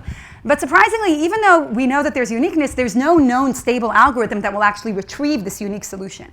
Okay, so presumably there's a unique solution, but we don't know how to get it. Okay, so the Fourier phase retrieval problem is still considered a very difficult problem. Now, on the other hand, in recent years, there's been a lot of work on this problem. So the question is, what are people working on if we have all of these negative results? So what people have been doing are basically, I'm going to categorize them here into 3 different categories. And we're going to treat throughout the talk, we'll treat these 3 different concepts. So the first, like I said, is to move away from Fourier magnitudes. And that we could do when we're doing theory, right? We can say, OK, the practical problem is a hard one, so let's forget about it. And let's instead solve a different problem that we can't solve and hope that it will give us insight into the real problem that is difficult to solve. Okay, so this is something we do a lot when we're just looking at theory. I'm not trying to promote that. I'm just saying it's one way to attack the problem. And there's been a lot of work on this recently. And we'll talk a little bit more about that on the next slide. The other approach that's taken to this problem, and this kind of follows this notion of compressed sensing, is to say, what if we had priors or regularizers, going back to the talk this morning, what if we had priors on the input? Maybe that would help us solve the problem. And we'll talk more about that, introducing sparsity in order to be able to get a unique solution. So that's another line of approach. And the third line of approach that we'll be talking about, and in some cases this is kind of the most generic, is to say, OK, when we measure, we take the Fourier transform. But we still have control about what we put into that measurement. So maybe we have to somehow add redundancy into the measurements. And we'll talk about 2 ways of doing that. So one is by, instead of doing the Fourier transform, we're going to take the short-time Fourier transform, which is basically taking the Fourier transform in overlapping blocks. Okay, now this is in our control because this is what we input into the system. So we'll see that that's actually very effective. Another approach we're going to look at is what we call impulse addition. So just adding an impulse to the signal before we measure it. And even though that sounds very simple, we'll see that that actually solves the problem. So these will be techniques where we kind of modify what we put into the system in order to enable recovery, again, using modern optimization tools. Okay, so let's start with this random approach. So looking at the random phase retrieval problem instead of the Fourier phase retrieval problem. And this will help us get some insight into the problem. So what we can show, and not we, others have shown in this case, is that if we have a vector of length n, and we look at this random problem, then for uniqueness, 4n, on the order of 4n measurements is sufficient. So that might be surprising. That's a good result. And furthermore, we were able to show more recently that actually order n measurements are enough for stable recovery, so we could even ensure stability. And in the case of a sparse vector, k log n measurements are sufficient for stability. So that's actually a very positive result because it's the same bound that we get for the linear sparse recovery problem. Okay, so obviously we can't go below that. Okay, so these results are encouraging. They kind of imply that the nonlinearity, again, in the random case, doesn't really harm us. And furthermore, we can show that if we solve this least squares problem, okay, so this is the most intuitive approach to try to find a vector x. You just try to best match the measurements that you have. So we can also prove that if we found the solution to this problem, then that would be the stable solution under these types of measurements. Okay, so that all looks very positive. The negative side is that this is a highly non-convex problem. So in theory, if we had a solution to the problem, then we'd get those bounds, but we don't really know how to solve that problem. Okay, so that really brings us to the outline of the talk. So we want to begin by talking about what are algorithms for phase retrieval, and this is, of course, where optimization is going to come into play. So we'll talk about semi-definite relaxation methods and gradient methods. We're then going to look about sparse recovery from nonlinear measurements, where phase retrieval is one example. So that's adding regularizers in some sense. And then we'll look at the last approach, which is adding redundancy to the measurements. And in particular, we'll focus on the short-time Fourier transform. And let me say, like I said to begin with, that these problems were really motivated by optics. But in the talk, we're not going to have too much time, so I won't go into the different applications to optics. But those of you interested more in the applications could see them in a recent review we wrote about this topic. Okay, so let's begin by looking at algorithms for phase retrieval. And the most common algorithm that's still used today by most people in optics that are working on these types of problems is what's called finite algorithms. And these are really just alternating projections. Okay, even though the sets are not convex, you could still use alternating projections. And again, this goes back to the talk this morning, right? Maybe you can't prove anything about it, but you could still use it. And it's quite effective in many cases. So here's the basic idea. It's very simple. We start with some guess, and that guess could be anything. For example, we could just take an inverse Fourier transform of what we measured. And then we go ahead and take the Fourier transform of that. We keep the magnitude, sorry, we keep the phase of our guess, but we swap the magnitude with the magnitude that we measured. Okay? So we're going to get a new Fourier transform, which has the phase of our guess and the magnitude that we measured. We then perform an inverse Fourier transform, go back to the time or space domain, and in that domain, we impose whatever constraints we have in time and space. So that could be support constraints, sparsity constraints, positivity constraints, whatever it is that we know about the problem, and we just keep on going. Okay, so this is what's known as Feinap's algorithm. It's still the most popular algorithm used for phase retrieval. Under certain conditions, you can show that this converges, but it converges very slowly often. Okay, even when it does converge, and this is maybe the most serious problem, is that it's not necessarily going to converge to the true solution. So it will converge to something, but that something may not be the true solution that we're looking for. It's very sensitive to the prior information. So if we use, for example, support constraints, they have to be very exact. And it doesn't perform well when we have distortions or noise. Okay, so it's not very robust. Okay, so what could we do kind of using more modern optimization tools? So the first approach that we tried several years ago was to use semi-definite relaxation, and this is actually very natural in this problem because our measurements have quadratic form. Okay, so this is just a quadratic form. We could easily write it in linear form in a higher dimension by lifting the problem. So this matrix A is now just a matrix, a rank 1 matrix that represents our measurement vectors. X is a rank 1 matrix that represents our unknown vector. And then our measurements become linear in this higher dimension. And with this terminology, we could just write the phase retrieval problem as that as trying to minimize the rank of a matrix subject to linear constraints. Okay, so the constraints are linear, that's good. Of course, minimizing rank is non-convex. But then we can use known relaxation. So instead of minimizing the rank, we could look at the trace or use log det and then a reweighting method. There's also a different approach that was proposed following this work based on max cut. So it's easy to see how we could use different semi-definite relaxation methods to solve this problem. Okay, so what are the advantages? The advantages are that we can actually prove that when the measurements are Gaussian, so not the Fourier problem, when the measurements are Gaussian, this will actually work with order n measurements. It will work in the sparse case. It doesn't hit the bound, but almost, so it's k squared log n instead of k log n, but still that's pretty good. So those are the advantages. The disadvantage is that, first of all, it's computationally demanding, so especially if we're thinking about images, right, instead of having a vector, now we have a matrix of size n by n, so that could be pretty demanding computationally. And again, what we're really interested in are the Fourier measurements, so it's not clear how this will behave in the presence of Fourier measurements. So more recently, we were able to show something that I think is a little bit surprising. So we were able to show that not only does it work for random measurements, it actually works for Fourier measurements. So more specific works, but I'll be specific about what I mean by work. So what we can show is that the SDP relaxation is tight. Okay, so if we take the simple least squares problem, which is a non-convex problem, and we simply use the simplest type of SDP relaxation, so instead of this quadratic form, we write it as a linear form in a matrix X, and just look for the matrix X that minimizes this objective, then the X that we'll get will actually minimize that objective. So the relaxation is tight, but of course that doesn't mean we're going to get a rank 1 solution. So we'll get, in general, a matrix, but we know that it gives the optimal objective value. What's nice, though, is that in this particular case, we can actually show that from that matrix, we could always find a rank 1 optimal solution, okay, which is not typically the case. So very often in semi-definite relaxation, you can show that the relaxation is tight, but it's not always clear how you go back to a rank 1 solution. So here we can show that that's actually easy. And the way we can do that is the following. So we take the solution X that we got from this SDP relaxation, and we look for its correlation sequence, which means that we sum over its diagonals.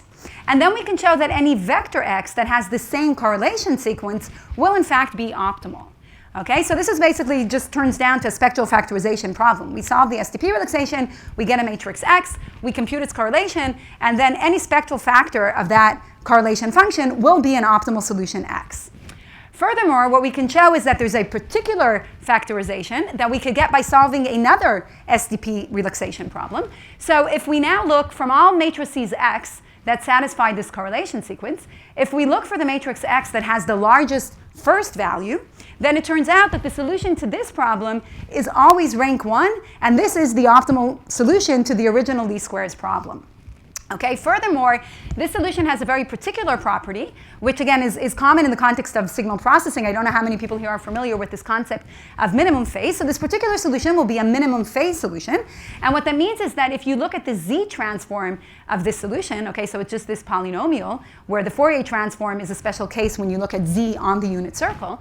So if you look at the Z transform of this solution, all of its zeros will be inside the unit circle.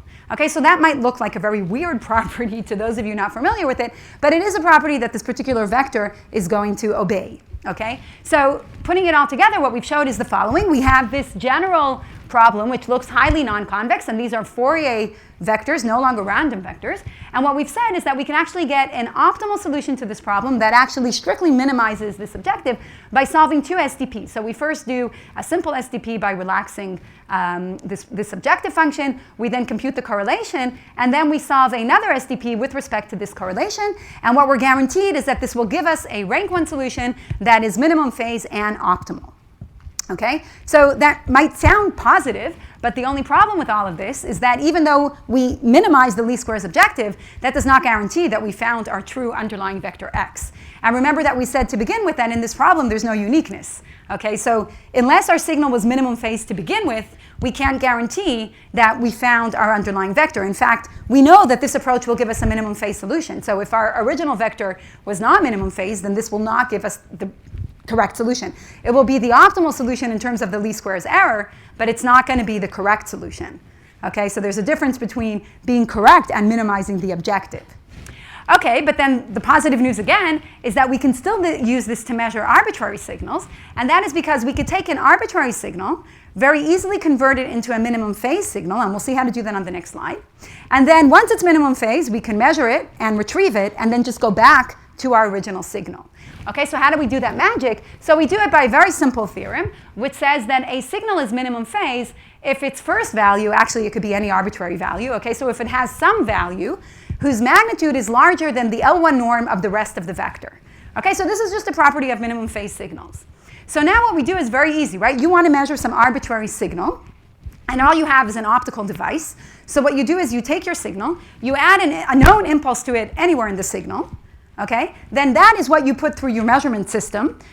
From that, you could go back and retrieve the signal plus that impulse that you added, and then just subtract that impulse because you know what it is.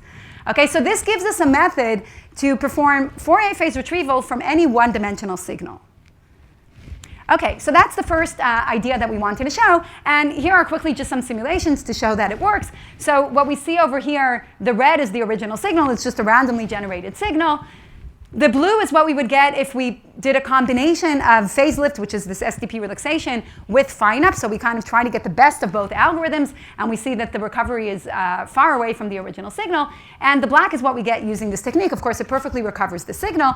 This was without noise, but with noise, I won't go into the details, but with noise, we can actually show that this method is optimal in the Cruméa-Rao sense, meaning in the mean squared error sense, in the sense that it minimizes the Cruméa-Rao bound for the phase retrieval problem. So we could go ahead and derive the bound on the minimal mean squared error that can be achieved in these types of problems, and we can show that this algorithm will in fact achieve it for all SNR values. Okay, so it's optimal in a mean squared error sense, even in the presence of noise. Okay, so if we're looking at Fourier phase retrieval, then we can solve it using that technique. But let's go back for a minute to these random problems, even though, again, they're not the focus in optics, but still they're interesting to look at. And for the random problems, we said that we can use SDP relaxation, and that will work as well. So we can prove using statistical tools that the SDP relaxation will work as well. But as we said, the SDP relaxation is computationally demanding. So instead, in a very beautiful line of work, Emmanuel Candes and some of his students showed a very nice result where they showed that you could use simple gradient descent on this problem, even though it's highly non-convex. And if you start with a particular initialization, which I'll describe in a moment, then you can show that with high probability, even though it's a non-convex problem, by a simple first-order method, you will in fact get to the global solution.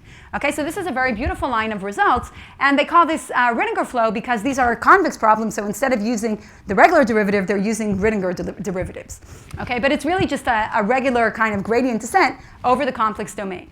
Now, the way they initialize this problem is that they look at the largest eigenvector, or the eigenvector corresponding to the largest eigenvalue of this particular matrix, which is constructed from the measurements and the measurement vectors. Okay, so this is a very beautiful line of results that allows us to use first-order methods with provable guarantees. More recently, we've been able to extend these results by making two simple changes to this idea, and this gives us a method that will converge much more rapidly. Okay, so again, this goes back to the beautiful talk this morning about things that you can prove that they converge, but in practice they could be quite slow. So in order to speed up the algorithm and get better convergence, we made two changes to the ideas that I presented before. So first of all, we changed our objective, and this is not so popular because we actually made it non-differentiable. Okay, so before, recall that we looked at the difference between the measurements and the magnitude squared. Now, of course, there's no difference if we're given the magnitude or the magnitude squared. We could just take the square root or square them. So instead, we looked at the difference between the magnitude and the square root of the measurements. Okay, so that's one change, and of course, this is no longer differentiable. But still, we can apply gradient descent to it when we truncate so that we don't go near the zero function. And the second change we made is the initialization. So instead of the initialization depending explicitly on the measurements, we actually, they still depend implicitly on the measurements, but our initialization is again the largest eigenvector corresponding to a matrix that depends on the measurement vectors, but we threshold them to take only those vectors that correspond to the largest measured values. Okay, and I'll explain the intuition behind this in the next slide. So what we can show is that when we make these two changes, we can actually converge much faster and from fewer measurements. Okay, so more specifically, what we can show is that the initial point is going to be close to the true solution, and furthermore, these iterates are going to converge, are going to decrease geometrically, and that result is true also in the presence of noise. Now, our initialization is based on the fact that if you look in large dimensions, then most vectors are orthogonal to each other. And that's really kind of the idea, it's a very simple idea, behind our initialization. So just to show that the initialization is actually very important, because of course that will affect the speed of convergence, this is just a simple example where we looked at an image of the Milky Way galaxy, and here we see the initialization. We took the Fourier magnitude of that, and here we see the initialization we would have gotten from the method of Candes. Here we see our initialization, which of course is much more informative, and therefore will converge much quicker to the original image. Okay, so that's what we wanted to say about algorithms, and now let's move on to look at the sparse phase retrieval problem when we have a prior of sparsity. So there's many results on how to use sparsity, of course, in linear measurements. More recently, there's been some works on how to use them in nonlinear measurements. And it's easy to see how you would incorporate these ideas, for example, into fine-up or alternating projections. So what you have to do is that when you go back to the time domain, you just enforce sparsity, for example, by thresholding. So that's very easy to do. It's also easy to incorporate sparsity into these semi-definite relaxation ideas, because all we have to do is add an L1 norm on our matrix X. Okay, so these are, sparsity is easy to incorporate into those ideas. But like we said already, both fine-up and STP relaxations have their disadvantages. So what we wanted to try to do instead is develop a theory for general nonlinear functions subject to sparsity constraints that are similar in spirit to what we get in compressed sensing. So we know, for example, that we have very efficient greedy methods, right, like OMP or iterative hard thresholding. And we'd like to do the same thing for these nonlinear problems. So of course, in this case, it's much more complicated because we don't have necessary and sufficient conditions for optimality, which are in fact used in the linear case to generate the algorithms. Okay, so the optimality conditions are used as kind of fixed point equations in order to generate algorithms, which we can't do here. But still, we could look at necessary conditions, even though they're not sufficient. We could look at necessary conditions, and that's what we did. So we looked at two different necessary conditions, and we'll see that by trying to solve them, we get generalizations of standard algorithms for sparse recovery from linear measurements. So we could generalize the well-known iterative hard thresholding algorithm and the orthogonal matching pursuit algorithm. So let's look at more specifically at what we've done. So we're going to look at two different approaches that are used in general for getting necessary conditions in this case in convex problems, and see how we generalize it to our problem, which is not convex.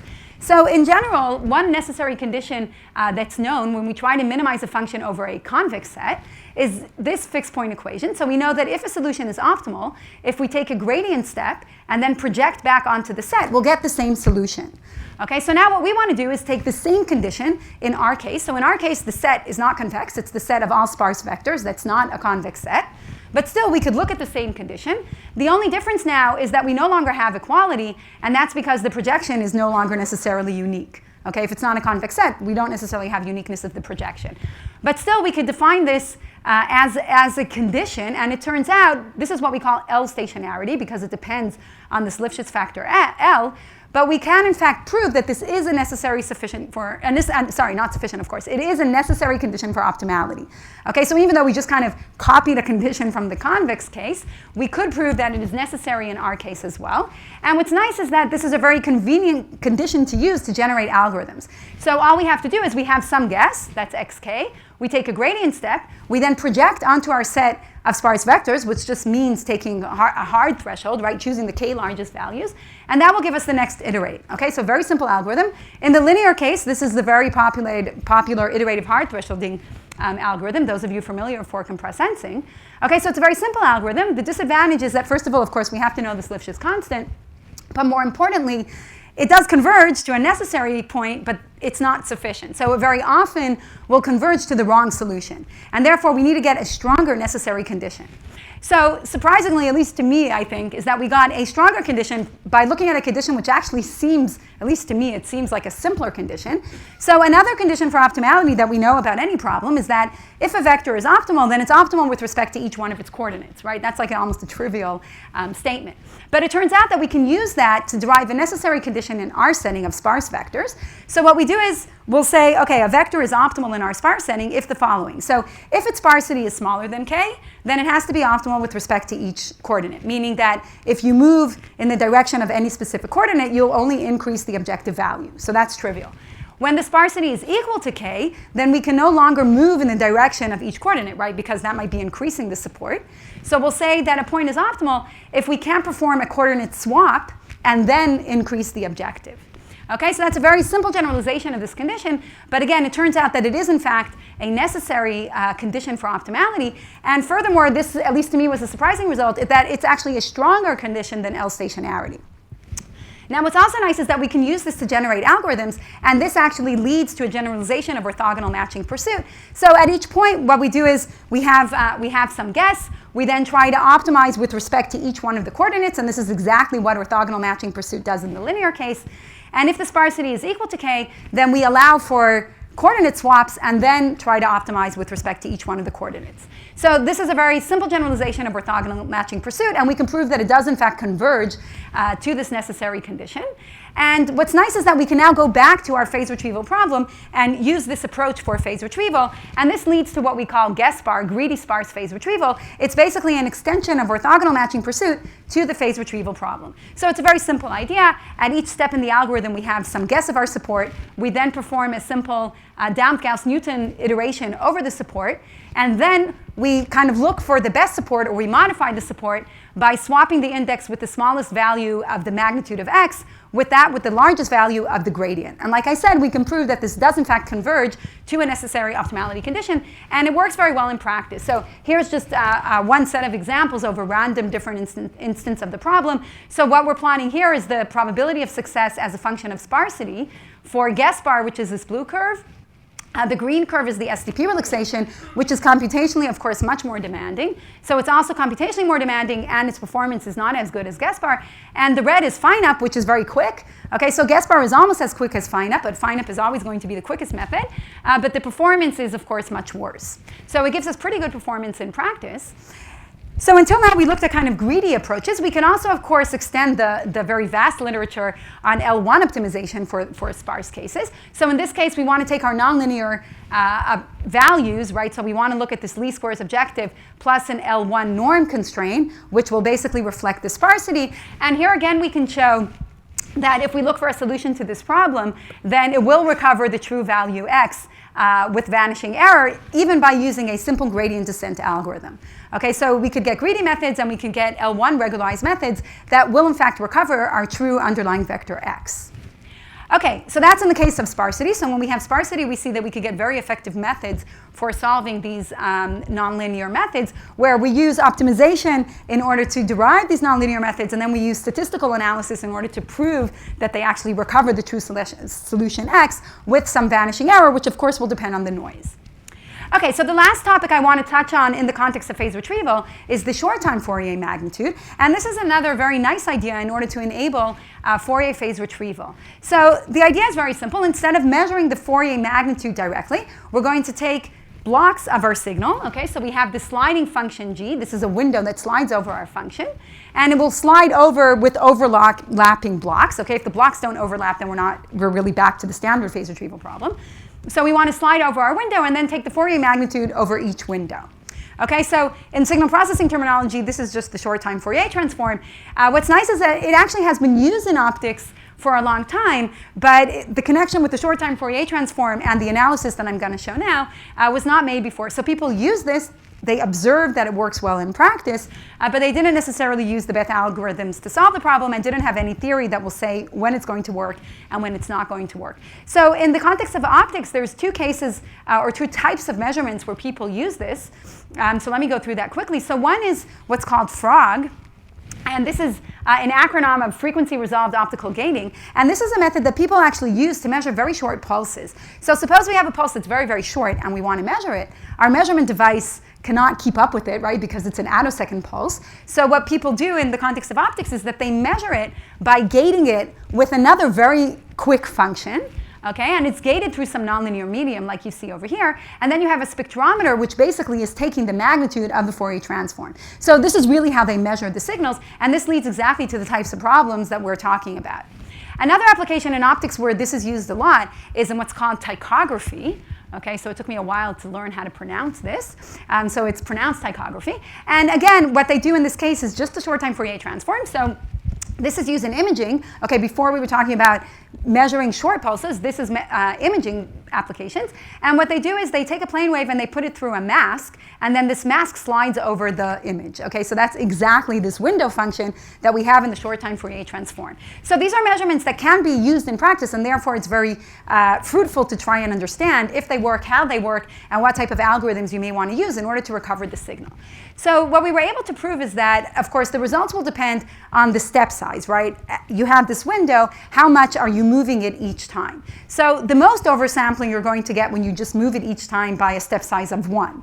Okay, so there's a lot of redundancy in that case in the measurements. And you can prove, in fact, that if the step size is equal to 1, then under very mild conditions on the window, which are very easy to satisfy, you will always have uniqueness in this problem. Okay, and this is in stark contrast to the Fourier phase retrieval problem, where we said there's never uniqueness in one dimension. So this is a case where you have Fourier phase retrieval, but you almost always have uniqueness in one dimension.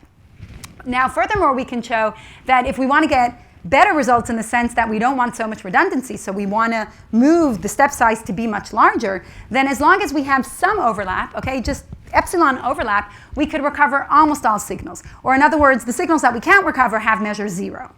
Okay, so these are very encouraging results in terms of uniqueness. Furthermore, what we can show is that if we have sufficient redundancy, and we do STP relaxation for this problem, the STP relaxation will in fact be tight. It will give us a rank 1 solution that solves this problem. So this is very nice computationally. A challenge that I'm raising here for the audience is that in practice we observed that we don't need the step size to be 1 for STP to work. We've actually observed that as long as we have a 50% overlap, and we did many, many simulations, this will actually work. STP will give us the rank 1 optimal solution, but we have not yet been able to prove it. Okay, so if anybody here finds that interesting, I'll be very happy to talk about it, because again, we see this in simulations, but we can so far only prove either the L equals 1 result, or we can prove this result if we assume that we know the first values of the signal, but that's not so practical, so we'd like to get rid of that condition.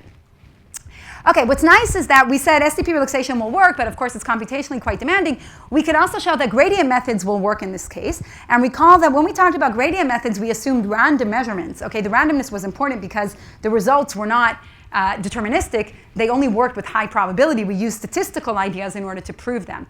Here we can actually look at a totally deterministic setting, because these are short time measurements, there's nothing random about them, and still prove that gradient descent will work if we start with a very specific initialization point. Okay, so we can use gradient methods as well. So let me skip that. Let me just very, very briefly say 1 or 2 things about applications in optics, and like I said, you could find more about that in our review on this problem. So we've looked at applying these ideas to different problems in optics. And one problem that actually started or motivated us to look at these problems is the very basic subwavelength imaging. And this is the problem that when you use an optical device, any optical device, even if it's perfect, then you're always going to be limited by the diffraction limit, meaning you can't see details that are smaller than half the wavelength. And this is just a basic physics limitation, okay? There's nothing you can do about it. So if you want to look at these nanoholes in this case, and we use green light, which is on the order of 500 nanometers, then the resolution you'll get is 250 nanometers, so you can't see anything.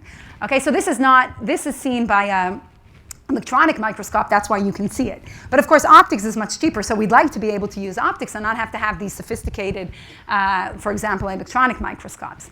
So what we've shown is that we can actually use these phase retrieval ideas to make our optical device, our cheap optical device, get the same resolution as this more sophisticated scanning device. And the way we do that is just by using the methods that I've described. So in this particular example, what we're measuring is just the Fourier magnitude, and we're actually only measuring the Fourier magnitude of the low-pass regime. So we have super resolution and phase retrieval, and by using guessbar, the algorithm that I showed before, we actually perfectly recovered the input.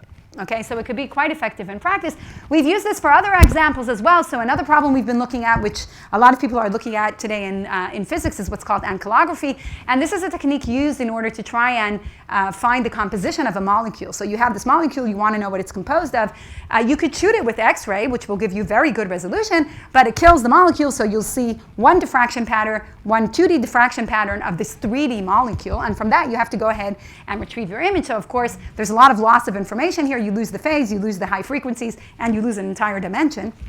But here again, it's very natural to use the guessbar algorithm because there's natural sparsity here, and the sparsity here comes from the fact that there's a finite number of elements that could compose this molecule. Okay, so the number of elements in the world are finite, and that gives us our basis in which we have sparsity, and it works quite effectively in practice. Okay, so with that, we're going to move away from phase retrieval and see how the same ideas we used in phase retrieval, which were a combination of changing the types of measurements, using statistical analysis, and of course optimization techniques, can be used in analog to digital conversion in the presence of nonlinearities. So just to kind of set the stage, because I don't know how many people are familiar here with sampling in general, so a very kind of brief introduction to sampling theory. So sampling theory deals in general with the sampling rate we need in order to recover a signal from its samples. Okay, that's kind of a general statement of sampling, and I'm sure you're all familiar with the well-known Shannon-Nyquist theorem that says that if you have a signal that's band limited, so its bandwidth is 2b, then you need to sample it 2b samples per second in order to be able to recover it. And this result has been extended in different ways. So one well-known generalization is the Landau theorem, which says that if you have a signal that's comprised of several bands and you know where they are, this is very important for the Landau theorem, then the sampling rate that you need is just the total bandwidth irrespective of where it's sitting in the spectrum. Okay, and there's other various generalizations to this basic underlying theorems. Now, in recent years, together with compressed sensing, there's been a lot of work on extending these ideas to in the case when we have some prior knowledge on our signal, in particular some form of sparsity on our input signal. Okay, so for example, we and many others have been working quite intensively on this problem. So for example, we've been able to look at this multiband problem where we don't know the carrier frequencies and show that in this case, the minimal sampling rate you need is twice the Landau rate. So there's a factor of 2 penalty by not knowing the carrier frequencies, but that's still much lower than the Nyquist rate. So that's sub-Nyquist sampling when we have some prior on our input. You could extend this to pulse streams and to many other cases as well. Compressed sensing, of course, is a special case when you know that your input is sparse in a vector setting. So there's many results along these lines. I won't go into the details, but these all are concerned with sampling below the Nyquist rate when we have some structure on our input. Okay, so along with the theory that's been developed for this, various different groups have also been working on prototypes, so actually building samplers that could sample below the Nyquist rate. And we've been working on this quite a bit, so I'm not going to go into the details because that's not our purpose here. But those of you interested could see a recent book that we wrote about this. And what you're seeing on this slide are various different prototypes that we've developed for different signal processing or engineering problems where we could actually build samplers that sample at very low rates. So this is not only theoretical, but this is also something that can be done in practice. And furthermore, I'm not going to go through the details maybe in the interest of time, but let me just say that the particular paradigm that we developed, we can also prove optimality conditions about it. So it also works, okay? These are the different prototypes that we've developed, but we can also prove that it's optimal under several different conditions. So for example, we can show that from all different sampling methods at a sub-Nyquist rate, Our approach will minimize the mean squared error. It will also maximize capacity if you're looking in a communication setting. Okay, so it has various different optimality properties besides actually working in practice. Okay, so that's kind of a very, very brief summary of what people have been looking at in the context of sampling theory. But what we want to do now is take a step back and say, okay, those results are all, I hope, very interesting, and they work in practice, and there's different prototypes that we've developed, et cetera, but they still, in some sense, all assume something about the input signal. Now we want to take a step back and say, okay, from all the things that we've learned from looking at structured problems and looking at nonlinear problems, could we reduce sampling rates even when we don't know anything about the signal? And that kind of seems to contradict the basic Shannon-Nyquist theorem, but we'll see two examples now where we can reduce the rate in the presence of nonlinearities. So the first is when we have quantization, and actually quantization appears anytime you sample a signal. So any analog to digital converter will sample in time and then quantize. Now, in terms of theory, right, sampling theory typically deals with going from continuous time to discrete time, but it doesn't actually look at the quantization step. Okay, on the other hand, information theory or source coding theory looks at the quantization step, but they don't look at the sampling step. So they typically look at cases where the input signal is discrete in time but continuous in amplitude, and the output is going to be discrete in time and discrete in amplitude. So there's two different theories. There is sampling theory and Shannon or source coding theory, and really what we want to do is unite them, right? We want to look at what happens when we have both sampling and quantization, and that maybe seems trivial, right? I mean, any sampler quantizes, but surprisingly enough, people have not looked at this before. So what we want to do is kind of look, let me skip through that, so I don't want to go too much into the information theory, but what we want to do is look at problems where our input is analog, we sample, we then quantize to a certain number of bits that are given to us in advance, and we want to ask ourselves for an optimal encoder-decoder pair, so we're not limiting our encoder and decoder, what is the minimal distortion we could get between the input and the output? And then the second question we're interested in is, what is the minimal sampling rate needed in order to achieve that minimal distortion? Okay, so let me repeat that part because that's really the crucial part. So we can't talk about perfect recovery anymore when we have quantization. And rate distortion theory, which is a part of information theory, is all about quantifying that, right? It's saying when you have quantization, what is the minimal distortion you could get? And that minimal distortion is not zero. So you're always going to have an error. Now, on the other hand, sampling theory always talks about what is the minimal sampling rate you need to get perfect reconstruction. But when we have quantization, we no longer have perfect reconstruction. And therefore, in some sense, it seems like sampling at the Nyquist rate is an overkill, right? We're sampling to get perfect recovery, but then we're quantizing and we're having an error. So maybe we could get that exact same error that information theory predicts us by sampling at a lower rate. And we can, in fact, and that's what we're going to show. So the first thing we have to do, which I'm going to skip here because it's more related to information theory, is to develop a rate distortion theory for analog signals because, like I said, rate distortion theory has been developed for really discrete time signals. So we can do that, and I'll skip through the details. And this is joint work done with Andrea Goldsmith and Alon Kipnis.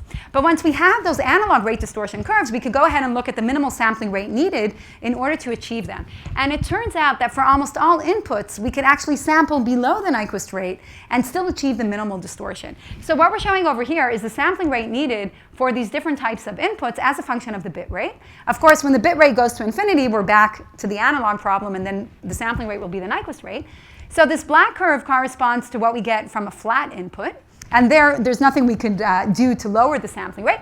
But whenever our input is not flat, which is most interesting cases, then the sampling rate is always going to be below the Nyquist rate. So this is a case where nonlinearities actually help us. In the presence of nonlinearities, we can actually reduce the sampling rate, which is, I think, a little bit counterintuitive.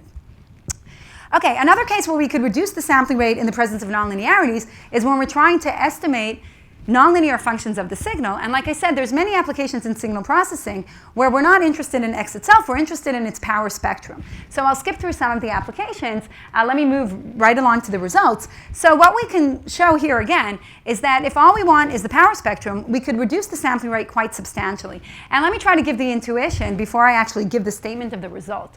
So the intuition is as follows. Suppose we look at this sampling set. So these are our sampling points. And we see here they're pretty sparse, right? So if we wanted from those samples recover the signal, we won't be able to if we don't know anything about our signal. Okay, this will be well below the Nyquist rate. But when we want to estimate the power spectrum of the covariance function of a stationary signal, we know it only depends on the time differences, not the times themselves. Okay, so we can have a set that has a small number of sampling times, but has a large number of differences. And in that case, we can actually go ahead and recover the covariance from these differences. So that means we're sampling the signal at a very low rate, but we're actually recovering the covariance function. And in fact, we could take this to the extreme, so I'm not going to go through this result in the interest of time, but we could take it to the extreme so we can show that we could create sets that have a Berling density of 0. Okay, so the sampling rate associated with them is 0. We're essentially not sampling. But the density of the Berling density of the different set goes to infinity. Okay, so when we look at estimating correlation, we actually have infinitely many points to recover from. Okay, so this might look surprising, but we can actually come up with sets that have this property, and therefore we can estimate the covariance from very low sampling rates. And again, it's this nonlinearity that's helping us here. So let me skip through these examples. So this is some more of the mathematics and concrete sampling sets that will give us the result. So again, the slides are online, so those of you interested in the exact examples, you could go through them. But let me maybe move ahead right away to application so we could end with some, on a simpler note, with some prototypes that we developed based on these results. So one of the applications we've been looking at a lot is this multiband problem. And in the next slide, I'll show the connection to cognitive radio. And in this problem, basically, we want to be able to know where the signal is. Now, in that case, it's enough to recover the power spectrum, because the power spectrum and the signal itself will have the same support. And therefore, using our results, we could substantially reduce the sampling rate and still get a very good recovery of the power spectrum. So I'm going to show that. And hopefully what we'll be able to show is that contrary to this very famous quote by Albert Einstein. So Albert Einstein said that in theory and practice are the same, but in practice they are not. And of course I agree with that quote, but what we've been trying very hard to do in our group is to develop theory that does in fact meet the practice, so that when we go and build prototypes, they work, or at least in some sense they work. And hopefully I'll convince you now that at least in these cases, we've been able to get the theory to work. So the particular application we're going to look at is cognitive radio. And the idea in cognitive radio, this is something that has been getting a lot of interest from cellular companies, for example. So the idea behind cognitive radio is that, as we all know from our phone bills, right, essentially all of the spectrum is already licensed. Okay, so the spectrum is totally congested.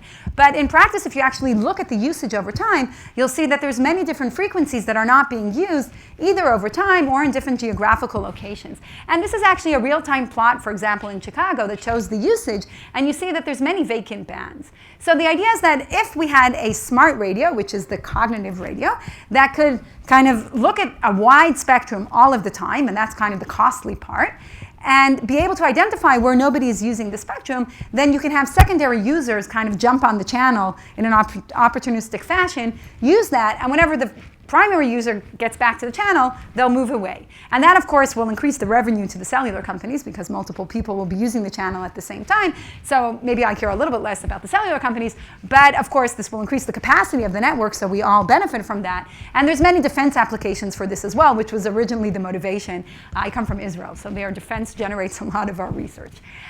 Okay, so that's the basic problem, and like we said, it's sufficient to recover the power spectrum in order to be able to identify where those white spaces are. And in fact, what we use in this particular case is one step beyond power spectrum. So we can look at the cyclospectrum, and that's because communication signals are actually not stationary, they're cyclostationary, meaning that their statistical properties vary periodically with time. And that's a very strong property because noise is typically stationary, it's not periodic. So if we look at the cyclospectrum, then the noise will typically have a cyclospectrum of 0, but the signal will have cyclospectrum in those bands that it exists. Okay, so this is even more powerful than power spectrum. Okay, so putting that all together, we've actually developed a prototype in the lab, and I'll talk about it while we watch the short movie, that samples at a very low rate. So in this case, we're sampling at 6% of the Nyquist rate, and still is able to very robustly recover where the signal is. And this is very important because sampling rate is what takes all the power, or a lot of the power in the phone. Okay, so we can't sample at several gigahertz. There are no samplers that will sample at that rate. But here we're only sampling at several hundred megahertz, which you could just go to the store and buy an ADC that samples at that rate. So it's very important in practice. practice, what you're going to see over here is this is true RF data. So this is the signal. It changes rapidly in time. At the bottom, you see the recovery of the signal. And this is the aliased data. Since we're sampling at a very low rate, the data is aliased. But still, using the tools that I've talked about before, we're able to recover the signal. And this is very robust. Okay, it works even if the signal is narrow. It works in very low noise. Okay, so it's very robust using the different properties that I talked about before. Okay, so let me end in the few minutes I have left with a totally different application to ultrasound. So ultrasound imaging is actually very similar to radar from a signal processing perspective. So what happens in ultrasound imaging is that we send a pulse through an ultrasonic probe, and what we're viewing are basically reflections of this pulse as it propagates through the tissue. So what you get in the receiver side is something that looks like this. You get a stream of pulses, where in order to plot one line in the image, you need to figure out where these pulses are coming at and what the amplitudes are. Okay, so this is the same problem you would get in radar. They're very similar mathematically. Okay, what's the main difference, and this is what makes ultrasound so interesting, is that in ultrasound, in that probe, any of you that had an ultrasound scan, in that probe, you don't have a single receiver, but actually you have an antenna array. Okay, so typically between 128 and 256 elements, and that's because the SNR is really poor. It's very hard to get a focus beam, and therefore you have many, many received signals that you then process jointly in this nonlinear fashion called beamforming. Okay, so this is standard ultrasound, 50 years old algorithms in ultrasound. Basically, you take all of that data, you sample it, so you have to have 256 samplers. Okay, this is what makes it complicated. And then you take that massive amount of data and perform this nonlinear equation on it to every point in the image. And one of the first things we learned when we started looking at this problem is that this is the reason that, or the main reason, that ultrasound machines are so big, right? So those of you who have seen ultrasound machines, right, they're like this massive computer, and it's really because of this beamforming process and because of the sampling process. So ultrasound machines are one of the last machines, I think, today that are purely analog. So that cable that connects the probe to the machine is an analog cable. You have analog signals going down it, and only within the machine it's sampled, and that again is because this massive amount of data that you just simply can't sample within the probe. So what we wanted to do here is use the ideas that I've been describing in order to reduce the sampling rate and reduce it sufficiently that I can actually sample within the probe, so take very low rate samples. If I could sample within the probe, once it's digital, I don't need that cable, right? I could transmit it. I could transmit it to the cloud, or I could transmit it to some server, do the recovery there, and then transmit it back to the doctor or to a tablet. And then instead of having this massive machine, all we have is a probe and a doctor that views it, and he could even view it remotely. So we don't even have to have the doctor there looking at the scan. So this is really the idea. What you're going to see now is a prototype of the machine that we've built in our lab. And it's really based, okay, it looks like pure engineering, but it's not. It's really based on these subsampling ideas, taking into account the nonlinearity and the statistical information, that we're only interested in these nonlinear operations and not in the signal itself. Okay, so what you see here is the machine that we've developed. This is a cardiologist that we're working with Dr. Shai Taiman Yarden. This is my student, actually, who developed the system. So he's scanning his heart. Luckily, we found no issues with his heart, which was a good thing. So this is what you would see from a cardiac scan from the standard machine. And what you're going to see next is the same scan taken from the sub-Nyquist machine. And what we did with Shai, with the doctor we're working with, is like a Pepsi-Cola test, right? He was supposed to operate it. We changed it from Nyquist to sub-Nyquist, and he didn't know when we were changing, and he was supposed to tell us if he sees a difference. And from his perspective, it always looked the same, even though the sampling rate is reduced by a large factor. So this is the sub-Nyquist, this is the Nyquist machine, and it might be hard to see on the screen, but they're the same quality. What's nice is that we could extend this to 3D imaging. So 3D ultrasound imaging today is a huge issue, especially in cardiac imaging, but it's really limited by the data rate, okay? And that's one of the reasons that you don't see 3D machines. But the nice thing is that we could extend all of this to 3D data as well, which is very important to hopefully make these 3D machines more accessible. And finally, like I said, the main application where we're using this is for wireless ultrasound. So this is just a demo here. All we have is a probe. We're transmitting the data here to the other side of the room in the lab. But of course, once you transmit it to the other side of the room, you could transmit it to the cloud or anywhere else, and we're still getting the same recovery. So that's the local and remote image are going to be exactly the same. And we've also done this in cardiac imaging, not just static imaging. So here you see where we're taking a scan at one side of the room, and we're actually processing it on a tablet because the data rate is so low. Okay, so to wrap up, what we've seen is that oh, sorry, just to go through the radar slide. So the same ideas, I won't go through the actual application, but the same ideas exactly could be used in radar. Like we said, radar and ultrasound are actually very similar. So the considerations are a bit different, but we've done the same thing for radar imaging as well. Okay, so to wrap up, we started with phase retrieval. So we've seen that we can actually perform phase retrieval by combining these ideas of new measurement, design, optimization tools, and using statistical analysis to understand when recovery is possible. We've also looked at extensions of sparse recovery from nonlinear measurements. We've then seen how we can use the same ideas to reduce sampling rates in a variety of different applications. And we've looked at particular applications to cognitive radio and ultrasound and radar. So with that, let me wrap up. I, of course, skipped many of the technical details, many of the proofs, etc., and also many of the applications. So those of you interested in, you could look at our lab webpage where you could find many more demos, so you could see some nice movies. And the theory, of course, is all in our books on this topic, so you could take a closer look at the theory. Of course, I want to thank my students. So there's a lot of engineering work, of course, and a lot of theory work done here, and this wouldn't have been possible without the devoted graduate students that I've been working with, and of course, the engineers in our lab who help us build all the prototypes. So I'd like to thank them, and with that, I'll wrap up. So thank you very much.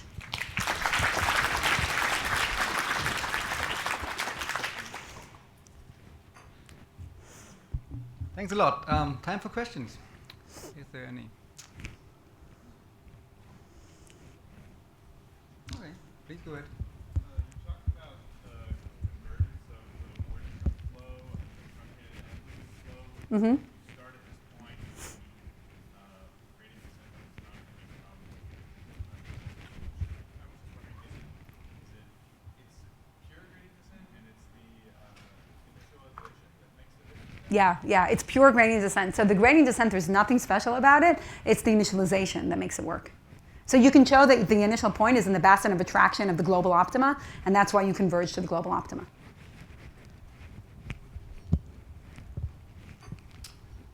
Another question?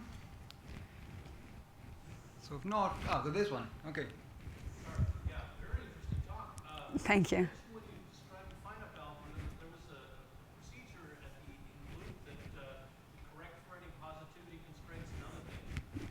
How does that affect the algorithms that you designed? Do you have to worry about those things? Okay, so yeah, very good question. So in FINUP, it's essential that you have to have some constraints in time. Otherwise, I mean, that's kind of what makes the alternating projections, right? Otherwise, you're not going to change anything from iteration to iteration.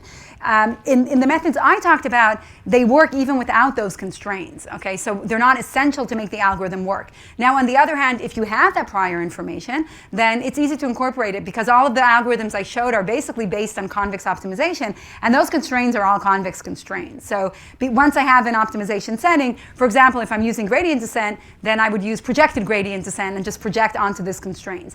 But the difference, and maybe I didn't stress it enough, is that in FINUP, you have to have constraints, otherwise there's nothing to iterate on. In our techniques, it will work even without those constraints. But if you have constraints, you could work in lower SNR, you could allow more distortion, so it will always help you.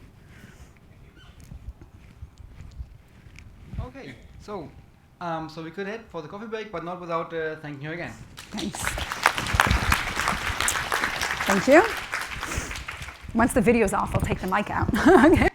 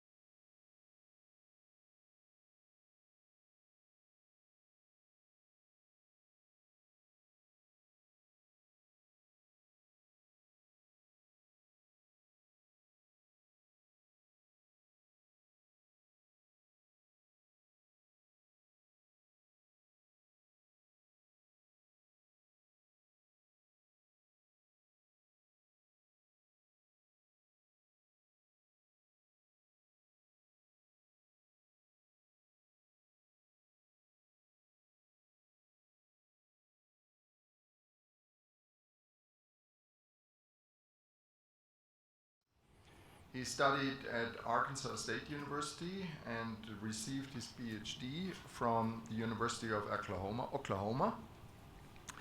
After he joined the faculty of Virginia, after that he joined the faculty of Virginia Tech, was named the Hatcher Professor of Mathematics, and withstood various lucrative offers from other universities.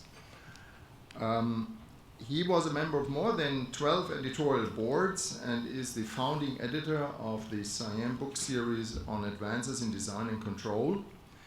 He served as vice president of SIAM, is the past chair of the SIAM Activity Group on Systems and Control, and became a fellow of the IEEE and a fellow of SIAM.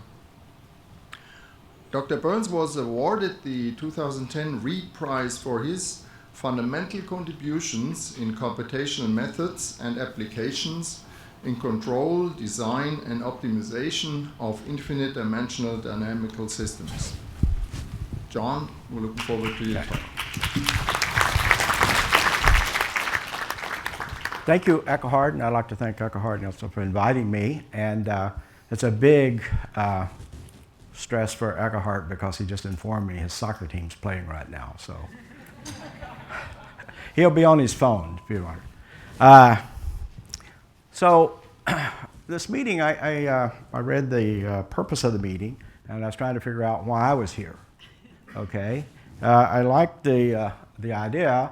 We're going to bring together people. Oops, I guess I need to. Well, I don't have a pointer. Does this pointer work? That's it. Yeah, okay. So what I did, of course, was look up what's a pioneer, and so I Googled it, and they're not going to work. I have to do both of them. No, I think that works for both. This works? No, my stick is in there. Okay. That's okay. That's okay. So I can use both hands. Very good. This is the definition. If you look up what you find in Pioneer, Pioneer species is a hardy organism that has to be small, simple, and capable of producing their own food. Okay? And I have at least two of those three traits.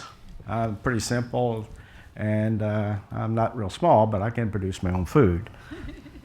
Then I remembered about another pioneering group, so-called Donner Party. That was a group of American pioneers, and I'm sure that some of the students here don't know. But so I have to give you a trigger warning. That was a group of pioneers. And that group wound up lost, cold, and eating each other. So I'm going to try to avoid, I'm going to be lost most of the time, and I just don't want to have you throw me outside. Okay, here are the people that do know what they're talking about that I work with, and optimization and control, and they do all the work, and I get to come here and give the presentation. That's the way it works. I'm not a pioneer in either or two, but the one thing that I do have is problems. I don't know how to solve them, but I have lots of problems. And so I'm sort of putting this out as a class of problems that you might be interested in. Right now, I'm sort of interested in sort of environmental control systems for airplanes or HVAC for your house, and in general, aircraft thermal management system. And these things have basically become a limiting factor in a lot of the modern fighter jets, the F-22 and the F-35 in particular. These are severe problems. So we'll talk about what a thermal management system is in a little bit. But before I do that, you know, I mentioned on the slide something about small parameters. So I want to talk about small parameters. I'm sort of at heart a dynamical systems person, controls person, so I'm going to give a simple example. And here's my question. Suppose I got a dynamical system, which we typically write as x dot is a, well, I guess z dot is az plus f. Got some nonlinear, linear part, and we have two kinds of parameters here. We're going to have parameters in blue, so things are color-coded so later they'll make sense, and parameters in red. And what I want you to do is think of the blue parameters as small for a moment. Okay. And then we're going to discretize the system. And if that's an ODE, you'd probably use something like a discrete approximation, and you produce a discrete dynamical system. I want you to think of it that way. So we're going to do a discrete version of this dynamical system. That's the dynamical system. So now we just got an iterative map. Again, it depends upon the parameters of the system. And we give an initial condition, and we iterate the map. That provides a semigroup, discrete semigroup, on the space 2. So there's a question, simple question. Suppose that I got a point in the omega limit set of this dynamical system. So I'm going to worry about the long-term asymptotics. So what does that mean? That means that there's a sequence of times so that, that you start at Z0, the semigroup is going to take you to that point. What happens at the discrete semigroup? So for a small delta t, does the sort of omega limit set for a particular point, is it the same as the omega limit set there or close? So that would just mean if we iterate the map, do we also get the omega limit set? So in general, the question is you got some long-term behavior, global attractors, asymptotic properties, and you're going to discretize the system, and you'd like to know, do I preserve that kind of asymptotic properties? The answer to these in general is very hard, and in general, no. So that's why we're going to do an example. So you'd like to also know the converse. If you got sort of an approximating system and you know something about the asymptotics, can you conclude something about the asymptotics of your original system? So you don't have to get very difficult. I like simple examples. And here's the one that's real simple. A is a positive number, and we just look at a little ODE. Z dot is minus A, Z cubed.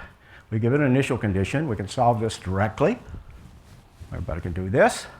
And it's clear that no matter what the initial condition is, the limit's going to go to 0. So what does that mean? That means the omega limit set for any point is 0, which basically also means 0 is the global attractor.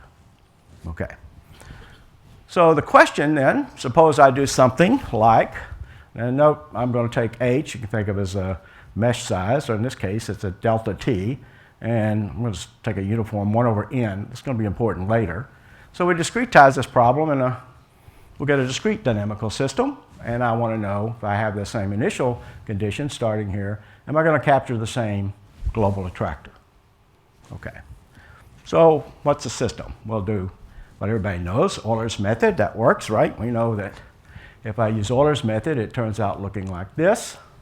And we want to know, there's our discrete map, there's our discrete dynamical system, and we want to know, does this capture the same asymptotic as this? Okay, so we're going to give you an example. Let's let Z0 be 4, and what happens, and you kind of guess. Here's a plot. The green line, I hope you can see, is the actual solution. It's at 1 over the square root. The red line is what happens if you take delta t sufficiently small, and that's it. And if you take it smaller than what I gave you for the red line, it'll eventually become monotone. Okay. And this line here, I didn't plot, it basically oscillates back and forth between 4 minus 4, 4 minus 4. And if you're unfortunate enough to pick the step size to be exactly that value, and if you pick the step size bigger than that value, the solutions blow up. So we can summarize this really quickly. As long as you've got delta t times A times the initial condition squared less than 2, you got that the omega limit set for that initial condition is the 0. It's the right omega limit set. And otherwise, you don't. Okay? You got sort of oscillating behavior or no limit set whatsoever. So that looks good. You can prove that. I have a theorem. So earlier, Margaret talks about proving things and not proving things. So what we managed to prove is if we do forward Euler, at least for some, as long as we take this parameter, delta t small, then you're okay. But actually, delta t times A small. So think of A being small. That means you can take a step size as large. That's a good thing, right? Okay. We're going to theory. We know that if I take delta t times A times the norm of the initial condition less than 2, then this is going to converge to 0. Now let's compute. Let's make an assumption that that's really small. If this value is less than machine epsilon, which on my laptop it's that, what happens when you compute? Well, that's certainly less than 2, so the theory tells you that this sequence is going to converge to 0. What happens? Well, let's think about it, what that means to say that this is less than machine epsilon. So here's the map. You start out with Z0, which is 4, and Z1 is going to be that. It's 4 times this. But wait a minute. If delta t times a times 16 is less than machine epsilon, then the computer is going to return machine epsilon, which is going to give you 4. And then Z2 will give me 4, because machine epsilon, 1 plus machine epsilon is just 1. So what we find is we don't get the right answer, right? It's a function of finite precision arithmetic. It's not round-off error, by the way. It's finite precision arithmetic. And I'm going to just raise that as a flag right now. We'll come back to it later. So your first question should be, well, nobody would use Euler, right? Let's use a better method. Let's use backward Euler. So we can do backward Euler. And you're right, the theory gets better because you can actually estimate and find out that the sequence of iterates are decreasing. And you can prove more than that. You can actually prove they actually converge to 0 for any initial condition and any delta t and all a. That's great. That says if I use this dynamical system described by backward Euler, then what I'll get is exactly the same global attractor. But that looks good, but we're still going to have a computational problem. If this ever gets less than machine epsilon, you're just going to return whatever you started with. Okay. So you might think that this is a good thing, and let's think about what we need to have. We need to have delta t a times whatever the norm, the initial condition squared, bigger than machine epsilon, or else the machine is going to produce the wrong result. And you might say, well, that can never happen. This is a nice mathematical problem that's made up, counterexample. I just want to point out that this says that if I take delta t and keep refining, what the theory would say, I'm going to get in trouble. Or if a is small to start with, I'm going to get in trouble. Okay? I'm going to get the wrong answers, asymptotically. Red flag. So you're probably saying, can't happen. Let's look at a problem that looks a little bit more physical. Okay? This is Berger's equation. That's not the type of thing that people usually play with Berger's equation. It's Berger's equation, and I've got a Dirichlet boundary condition on the right and a Neumann boundary condition on the left, and it's equal to minus a. And again, I want you to think of minus a as a small value. Okay? So mu is sort of positive, a is a small value, and we could ask ourselves, basically, if I let a be 0, we get this problem, which is well studied, right? Just a Berger's equation with 0 flux at the left and pin down at the right. Generates a dynamical system for any mu, any a.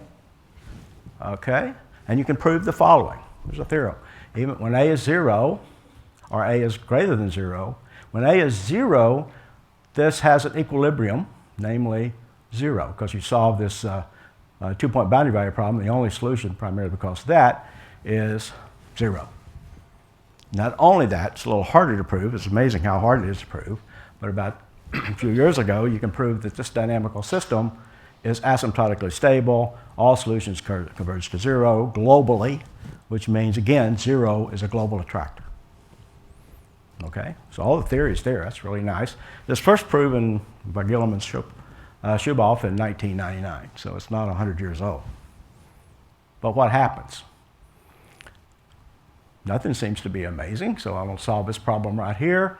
I gave it an initial condition, just a straight line, and you use a standard finite element, and look, it goes to 0 just like the theory said. That's great. That's the kind of thing we like to see. Theory and computation match. So what happens, though, is what if I change this initial condition just a little bit? Nothing should change theoretically. All solutions should go to 0. That's what the theorem says. But this is what happens. If I just make the initial condition just slightly larger, and note that's time marching out, it doesn't go to 0. In fact, it'll sit there, right there. Okay. And you might say, well, I used a bad approximation. We're going to talk about that in a minute. The question is, what's wrong? That's not what the theorem says. It contradicts the theorem. So what's wrong? And what is this curve here? Well, it turns out, after a lot of pain, you can figure out exactly what that curve is. That is a solution to this steady state problem where A is a number less than 0. Okay? So this is a solution to the steady state problem where this is just bumped up to a slightly off 0 number. Okay? So actually, this is the steady state solution of this problem here. But I want to tell you what we implemented was the previous problem with that 0. Okay? So what went wrong? So it must be the A that I used to do that's big, right? It's not big. But machine epsilon will do it. And in fact, after a lot of work, you can actually prove this phenomenon occurs because you're computing on, again, a digital computer with finite arithmetic. And you can actually describe what this curve is. It's a hyperbolic tangent. This alpha depends upon the mu and that A. And it doesn't really matter, you're going to get that false solution, which method you pick. In fact, if you pick a convergent, stable numerical scheme, you're guaranteed to produce the wrong answer. You can prove that. Okay? So, pick your favorite scheme. I used to have arguments with a guy named Max Gunsberger, a fundamental guy, and he tried about 25 times to fix this. You can't fix it. It's fundamentally a problem with finite precision arithmetic. Okay? And we didn't make up the problem. I have a graduate student that won't talk to me right now because he was doing a control problem here. And he would do the open loop, closed loop. The open loop was with the 0, and he kept getting the wrong answer. I made him look his code. I told him it was wrong. Some 10 years later, I had to try to find him and apologize to him, but he still won't talk to me. Okay, so the point is about all of this, this false solution is basically a solution to a nearby problem, but it's very sensitive. So sensitive that if you don't do things right, you're going to get the wrong asymptotic answer. Okay, now you might wonder what this has to do with the theme of the talk, but we're going to come back to that. Because we're going to talk about where we ignore small parameters, and you can see you can actually cause big problems. Okay, this is the problem that motivates what we want to do. This is a slide I got from people at the Air Force, and they're talking about the next gen fighter jet. Modern fighter jets, F-22 and F-35, all use a vapor compression system to cool the airplane. It's a stealth plane. You can't just dump heat arbitrarily. So it actually dumps heat into the fuel. So it's flying along, all the heat generated by the inside, the electronics bay, there's a heat exchanger, dumps it in the fuel, and you get the heat out of the airplane when you burn it. Very clever idea. Call it. And basically it's a thermal management system that does this. And they model this, and they tried to design a controller. And the big problem is the dynamic model of the heat exchangers that they use on the airplanes. That's a modeling problem. It's a calibration problem. It's a parameter estimation problem. Okay. All right. Is it a big problem? This is another slide, and this is how big it is. It's limiting the mission of the F-22 and F-35. For example, the F-22 now, if they're flying in the Middle East, they have to take the fuel trucks. They're all painted white because they've got to keep the fuel very cold, and then they have to fuel up the airplane to take off because they're dumping their heat into the fuel, and it limits the mission. So it's a serious problem. I mean, you probably heard about a month and a half ago, they grounded a couple of F-35s because of the thermal management system. And I like this. This is sort of a whack-a-mole problem. If you fix the problem here, it shows up there. But they're trying to design better heat exchangers. They're trying to understand how to sort of control problems, how they manage the control, heat the fuel, pump it around. That's a big problem. Is it a problem? This is all the heat exchangers. That's the F-22. And the next pictures are real pictures. Known cause is failure of the thermal fluid management system. And that's what it looks like. And that's what that looks like. And by the way, they've lost more of these due to problem with exchange of heat than they've lost by being shot down or anything else in the last few years. Okay, So what is this system? It's a vapor compression system, and it's very simple. They have fuel that's cold, and you want to dump hot into the cold, into the fuel. So you have a simple vapor compression system. It's real simple. The hot air, say, comes in here. The cold fuel comes in. Well, inside you've got a refrigerant. That's what this is. The fuel is, you've got a heat exchanger that takes from the heat from basically here and dumps it into there. You control the compressor, the expansion valves, and there's actually control motors back there. But this is what the system looks like in general. These are the heat exchangers which are causing most of the problems. And the big problem is how can they model these, and dynamic models are needed. Okay, that's motivating a lot of stuff that I've been interested in. And basically the models are very bad. That's just a simple way to put it. They're pretty bad. Why are they bad? What's causing problems? The first one, the models fail at low or zero flows. They're not dynamically very fast. Okay. And here's the ones I'm going to focus on for today. I really would like to talk about control, but I'll talk about this one today. There are 100 parameters in these models, sometimes 1,000. The models that are being used currently are simple reduced ODE models. When I say reduced, it's not reduced order modeling. It's pretty crude approximation of the physics. We need a small model. There's a lot of things that are needed, and, well, better physics. We need actuator dynamics. But I'm going to focus on these three. You need to talk about the approximations, and we need to talk about how we get models, because we're going to need them for different reasons, one for control, one for design. And we basically have to do some parameter calibration and estimation. There's a lot of other things that are important here, but I'll just sort of talk to these 3 or 4 points. They're small parameters. Okay, this is going to fail because of a small parameter. And I can describe it in a simple case. Again, the people they're interested in, the United Technology Corporation we work with, they own Carrier Air Conditioner. They own UTAS. Larry Bigler and I have worked on these problems for a long time. And these are big air conditioners, 2 on a 787. That thing will cool about 25 houses. Okay? And if both of those fail, the 787 sort of falls out of the sky. So you may not want to know that next time you get on one, but it does. All right, so what are these things? You look at them, you can see pumps and electrical valves, and you've got compressors, and you've got fluid flow going through these things. So basically, you got all sorts of PDEs, DAEs, everything combined. It's a very complicated system. And realize if any one of these components is infinite dimensional, so you got fluid flow, the whole system is infinite dimensional. We're going to have to approximate something. Okay. The heat exchanger, again, is a critical technology in approximating and modeling these things. It's not trivial. I'm going to do a trivial example. See, I like trivial examples to try to figure out what's going wrong with the most important thing. So here's a simple explanation of what a heat exchanger is. This is what's called a counterflow heat exchanger. So think about, in the outer pipe, you got hot fluid going this way, and in the inner pipe, you got cold fluid going this way. And so you have heat exchange from hot to cold, so the cold fluid gets heated and the hot fluid gets chilled down. Okay, it's very simple.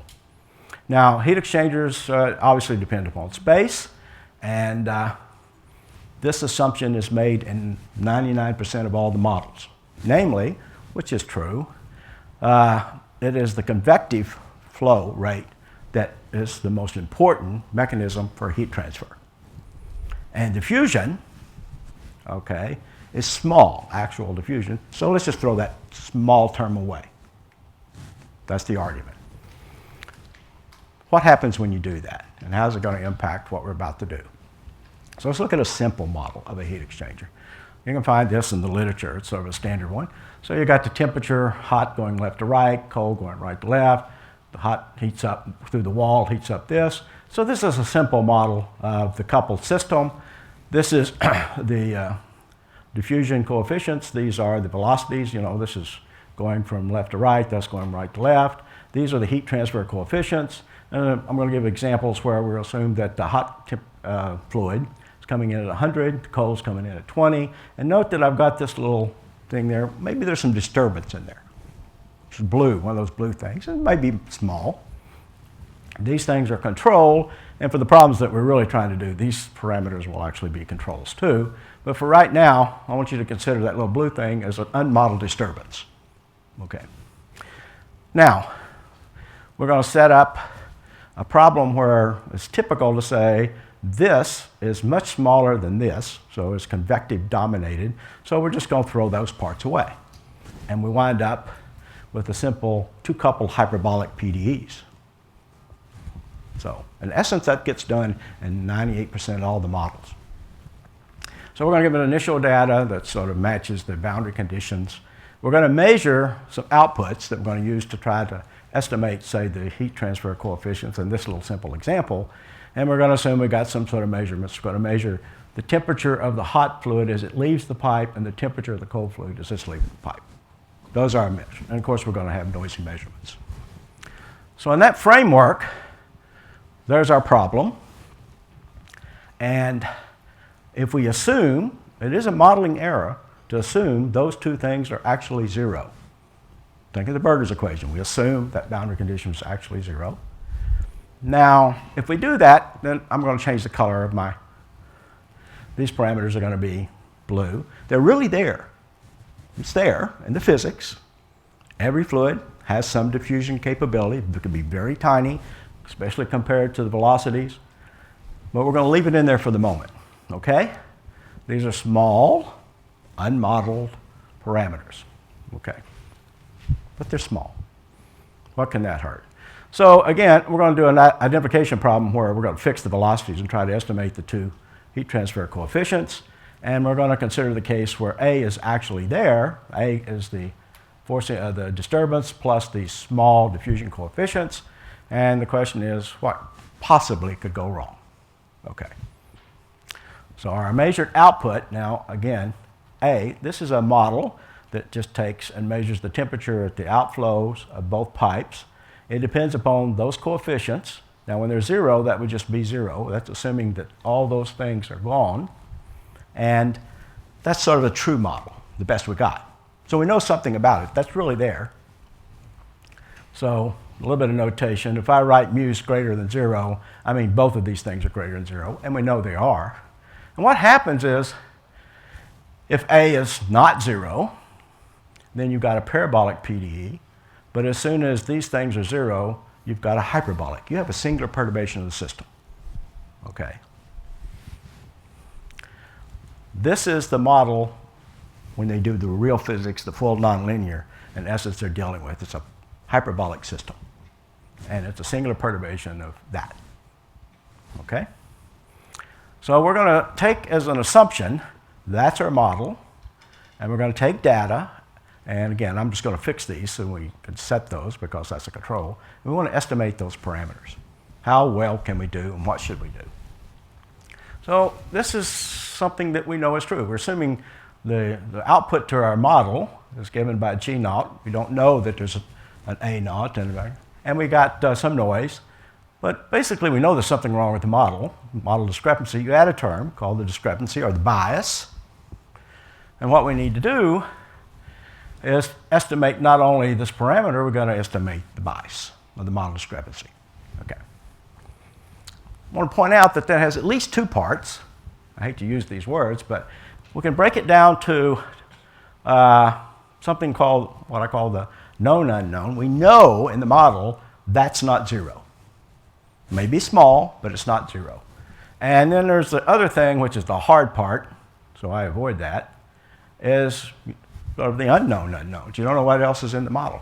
When you do an experiment, there's actual things that are being modeled, but you can't model them. So the people that really know what they're doing in model discrepancy just try to find this whole kit and caboodle. For example, one way to think of this is delta A is just the true model minus the assumed model. That would be one way to think about it, and it's often thought about in those ways. But you still have a lot of discrepancy in the model. So there are a lot of powerful Bayesian methods to deal with this statistically. I'm not one of them, okay? Although there's some very interesting papers out there that's going to give you a hint about what you should do in this. The model discrepancy, again, I want to break it up this way. It's normally not done. But you do have some information about the discrepancy. And you really want to know the whole kit and caboodle if you're going to really estimate the parameters and not generate a biased estimate. So how do? You assume in a model, this is model-based design, you assume you've got fixed parameters, you generate data, collect the data at a finite number of times, and you're going to do least squares, maximum likelihood, it doesn't matter, but it's going to be an optimization problem. So we got data, which is actually generated from the true model, plus some noise at discrete times. And the goal is to estimate that from the measurements, noisy measurements. So here's the question. If I break it up like this, can this information right here help me improve the sort of parameterization or the representation of the model discrepancy? And the answer is yes. Okay. Not my idea. This is a very nice little paper that appeared a few years ago, and O'Hagan and Kennedy were the ones that sort of started this whole thing about model discrepancy. I would love to know how to pronounce that name, but it's never going to happen. Okay. This is a really elegant paper. Okay. So if you read this paper, you find a couple of comments, what they find. If model discrepancy is ignored, then predictions, interpolations are going to be bad. Okay? What's even more interesting, if you sort of don't do it well, the more observations you get, the worse you are. You can be more and more sure that you're getting the wrong answer. It's a really nice paper. They got nice examples in there. I'll show you one. If you model the model discrepancy as sort of too simple, then you're going to still get biased estimates. And this is the key. If you want to get realistic method for learning about the physical parameters, as well as we'll see things called hyperparameters, then you got to be very careful how you model that discrepancy. Okay. But they did point out that, gee, if you use physics, in this case for me, physics is going to be dynamics, to increase prior information about this. And the one thing they didn't talk about, which is important to me right now, is you got to understand that some of these parameters are small. And you've already seen that sometimes that can bite you just in the simulation. Okay. So for example, we know that mu in our heat exchanger model is strictly, in other words, it's very small, but it's there. Okay. Engineers would say, throw it away. Small. Okay. We sort of expect that the disturbance is sort of randomly distributed on some sort of interval. So that's a statistical kind of thing. And the challenge is still a challenge today. Develop good priors on the model discrepancy term so that you get away from some of these problems. That's the challenge. Now that's way above my pay scale. Very challenging problem. But I'm going to give you some insight that they have in this paper. Basically, simple examples tell you a lot. First simple example is this one. You'll find it here. So your model is just Q times T. It's just a linear model, but you've got this sort of damping term. It bends over, and that's considered unmodeled. And they use exactly this example in this paper to, I don't know why it keeps going the other way. They set parameters they want to estimate. They make that small. And you can tell a lot about the discrepancy because you can actually compute it here. You know what it is. You know at time equals 0, it has to be 0. You know that the derivative has to be 0 because you want to capture the right parameter. They also noticed some other things. You have some monotonicity in this. So what they did was take advantage of that later to build the priors on the model discrepancy term. I'll show you in a minute. I first got interested in this actually in this paper by Jim Berger and this group, where they had a much simpler model. Can't get easier than this. They didn't write it this way, but the model was x dot is qx plus a, x at 0 is 5, and they wanted to estimate q. That was considered unmodeled and small. Okay. So the values that they have, just so you know, it's not small in the numbers they presented, but that's the value. That's the true value of the model. And you can look at it, you can figure out, so as you'll see in a minute, what they did. Get the same property. The model discrepancy, the known model discrepancy has got to be 0, it's got to be monotone, and you can get boundedness on the model discrepancy, you can get precise bounds on them. Okay. So let's go back, let's continue to look at this. What do I mean by get information? There's the model, again, small but unmodeled. And if you write out the solution, of course the variation of parameters formula tells you what the solution is. And you've got, again, error for the measurements. But this right here is basically the known model discrepancy. If you know there's an A there, no matter how small, that's it. You still got some unknown model discrepancy. So that's it. It tells you lots of things. You find out, like I said, it has to be 0 at 0. You found out the derivative has to be whatever. Don't preference the sign in this. But this is the one that I kind of like. You know that the sort of known model discrepancy, that part of it, has to asymptotically converge to that value. Okay. Just properties. Just comes from the dynamics. The structure comes from known physics, both in both papers. You need to somehow parameterize this model discrepancy if you don't know what it is. And for example, here it's clear. The right parameterization of this is just exponential polynomial. Not only that, because we've got this thing is 0 here, we know that B naught's got to be the negative of B1. Okay? Use that information. Like I say, many approaches. If you look at this paper and you look at Jim's paper, you find out, well, they sort of take data, they do sort of a basically a Gaussian process, Kriging kind of ideas. And so you assume there's a distribution on your model discrepancy, and then you've got a couple other parameters to estimate. These are called hyperparameters. Okay. And in this paper, they did something else. They used those constraints of prior information about the physics to produce what they call a constrained Gaussian process model. Okay? So you use information like this. They did. This makes it a little more hard, but you can use this kind of information. You place constraints on your Gaussian process, and they call it a constrained Gaussian process, the Bayesian methods. And this is a nice result from the paper to show you the benefits. If you have no model discrepancy, then, and this is, they did 11, 31, 61 observations. There's the true value of the, I call it Q, but it's theta. And this points out with no model discrepancy, you're way off. And the more data points you pick, you're more confident that you're way off. Okay?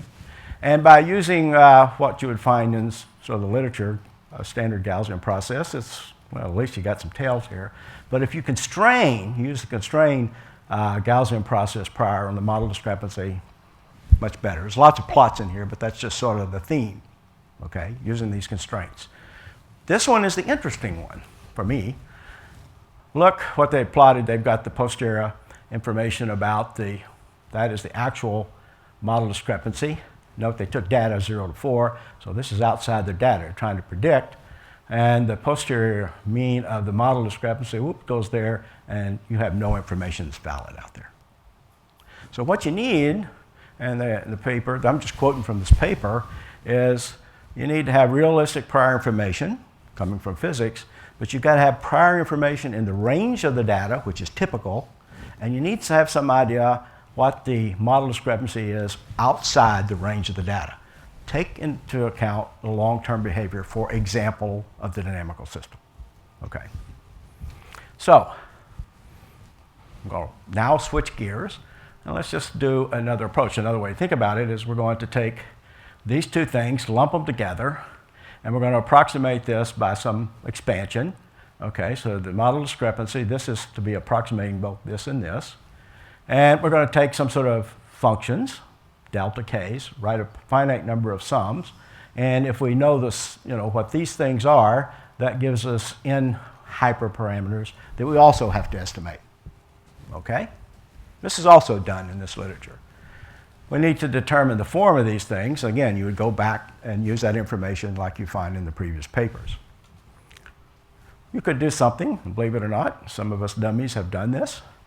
Let's think about doing a Taylor series approximation of this. If you don't know anything about it, why not? Well, it's not going to be good for long-time prediction because, this is going to blow up. Or you might do something like this. Assume that this has this form. Why in the world would it do that? This is exponential polynomials. So note, I got a lot more hyperparameters here, right? I got actually 8 in this model. And say, why would I do that? We do this because we know something about dynamics. If we know that the system has a decay rate you know, that's a negative number, we know that this needs to somehow match the decay rate. Okay, I'll show you what happens. Well, we did this. We applied it to a bunch of problems, started a couple of years ago, and apply it to this problem. This is an interesting problem. It's a delay equation. R is one of those things you assume is there. It's really there. A is a disturbance. And if R is positive, you've got a delay differential equation. In fact, it's infinite dimensional, and all the solutions can be written as a series of exponential polynomials. That makes good sense. I want to point out that if R becomes 0, then A0 and A1 are not identifiable. Okay. But if R is positive, they are. And in fact, this is, again, it generates an infinite dimensional dynamical system. So then, well, we had a lot of success with that. We thought we did. So we thought we can do tougher problems than that. So we played with this little problem, which turns out a lot of people play with this. So think of it as a logistics equation when A is 0. If A is not, it's called the population dynamics with Alley effect. And you got certain bounds. I'm going to emphasize we're going to wind up with constrained optimization problems. And we know that A could be 0, which recovers the logistic equation, and A, we're going to have to just keep it less than 1, because otherwise you go through a bifurcation and you're in big trouble. Okay. So we took this kind of thing, we applied it to this, and wow, we've got all these parameters. It looks terrible. Certainly it can't be identifiable. Here there's absolutely no problem because this is an infinite dimensional system. But it turns out you can use prior information again about your dynamics. For example, using this kind of information, you plug it in. If you were to assume an exponential polynomial, then you got some constraints. So, you know, these aren't all independent, and you should use that. You should. Okay. Suppose you don't. We'll see what happens. So here's the problem. We've got two kinds of problem. I could call this a parameterized model form. Somehow we parameterize the model by this A caret, and then we're going to assume a model discrepancy. It's like an exponential polynomial. And then we want to basically solve two problems. Find the parameter and actually find the model. That's what that says, to minimize a least squares fit to data. Okay? Later, that's going to get a little bit more complicated. If we assume we got some sort of model discrepancy of this form here, then we can solve what's called the structured model discrepancy. It's not arbitrary. There's some structure to the model discrepancy term. And that's similar to what the people, Kennedy did. And we want to find Q and H, the hyperparameters. Note, we're not looking for A because it's not there in the model. The hypothesis is it's not there. 0, gone. So what if we solve these two problems? Well, we did the same thing for that. We did the same thing for that. But now we're trying to do it for this. Okay? And this is where things get interesting. Okay, we're trying to estimate the parameters K1, K2 for measurements taken. And we know some things. We know that the disturbance has got some bounds on it. We know that the mu i's are sort of max or strictly smaller, but they could be 0. But as far as the model is concerned, we just assume they're small. We know they're positive. And then we got some bounds on the flow rates and the heat transfer coefficient. There's two additional things that happen. So one you already know about that causes a problem. One is, I can write this. I like writing everything. Used to write Z dot is AZ plus BU. I'm a controls person. A has 3 parts, a parabolic part, a hyperbolic part, and sort of a bounded part. And these, if we assume that there is no diffusion, then you wind up going from a parabolic PD to a hyperbolic PD. And some interesting questions. Can you actually prove, as mu goes to 0, that these two systems, the dynamical systems, match? Can you prove they have the same asymptotic behavior? Not quite the same. There's some damping rates that change. So we've got to approximate this no matter what. Okay? And you can try your finite elements, finite difference, don't care what you like. But just like the simple example, you know, Z dot is minus AZ cubed. You could use for difference, or say finite elements. You could use a backward difference, a finite volume. But in a sense, you're going to do something. You're going to get a mesh size on the pipe. Now this represents a mesh size. We're going to generate a finite dimensional problem. And they're going to be ODEs now. And hopefully it's got the same structure as this. So the n now represents sort of the dimension of the system. Okay. Big N, big dimension, small mesh. Okay. So now then we need to worry about how we do this. Why do we need to worry about how to do this? Because we like to know, again, if mu is not there, do we capture the hyperbolic system? So it turns out, if you take this part of the equation, that's a this is a parabolic differential operator. It's self-adjoint. That's a good thing. These first order terms are hyperbolic, and they're not self-adjoint. In fact, they're very far away from being normal operators. And so it says, well, maybe what's great about finite elements and finite volumes, if you've got a finite element scheme, it's really good at doing self-adjoint parabolic operators, not so good at doing hyperbolic. So there's all sorts of mechanisms, upwinding and all this, to deal with this. But there's a really nice paper that appeared a couple of years ago where they called what's called a combined finite element, finite volume discretization. And this is what we got, convection diffusion equation. And it's L2, stable, numerically stable, independent diffusion. So theoretically, what happens is, if this goes to 0, you capture the hyperbolic problem. It's not quite just upwinding, it's not this, it's a very special thing. But you can apply it to these this is one spatial dimension, it's easy to do, that's why I do it. Remember, A is there.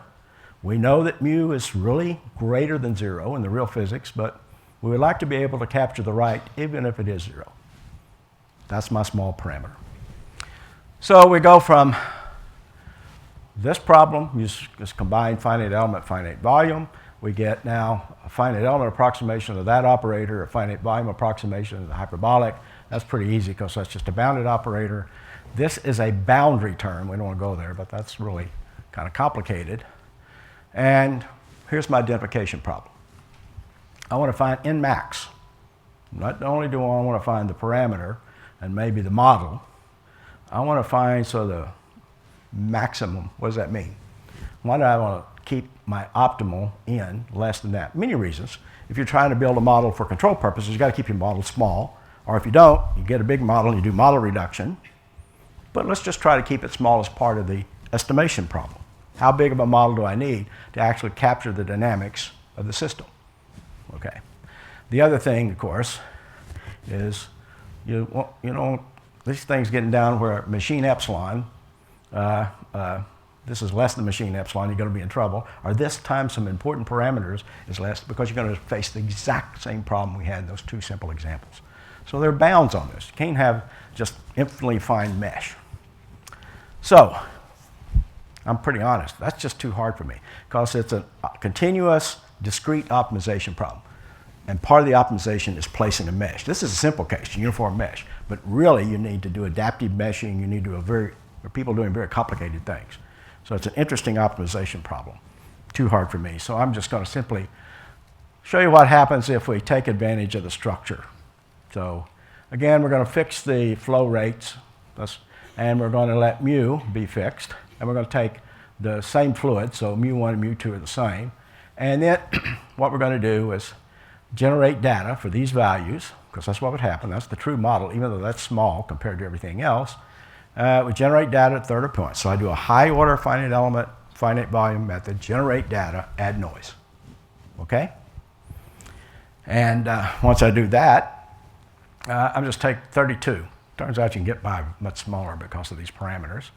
And I'm going to fix that. I'd really like to optimize or minimize that, but outside my capability.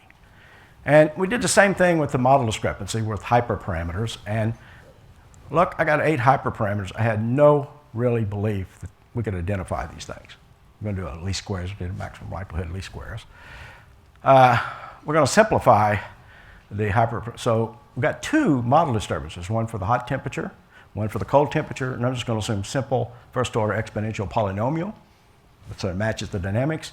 This is a decay rate, that's going to have to be negative. And we know something that it should be something similar to the decay rate we get with this, which changes with the mu, okay? So we just went at it, so can we possibly identify all 8? Forget any structure, but later we used obvious structure that that we can get rid of these two terms, one of them, because they have to cancel each other out. That works much better, I'll tell you. But I'm going to show you what happens if you don't do that. Okay.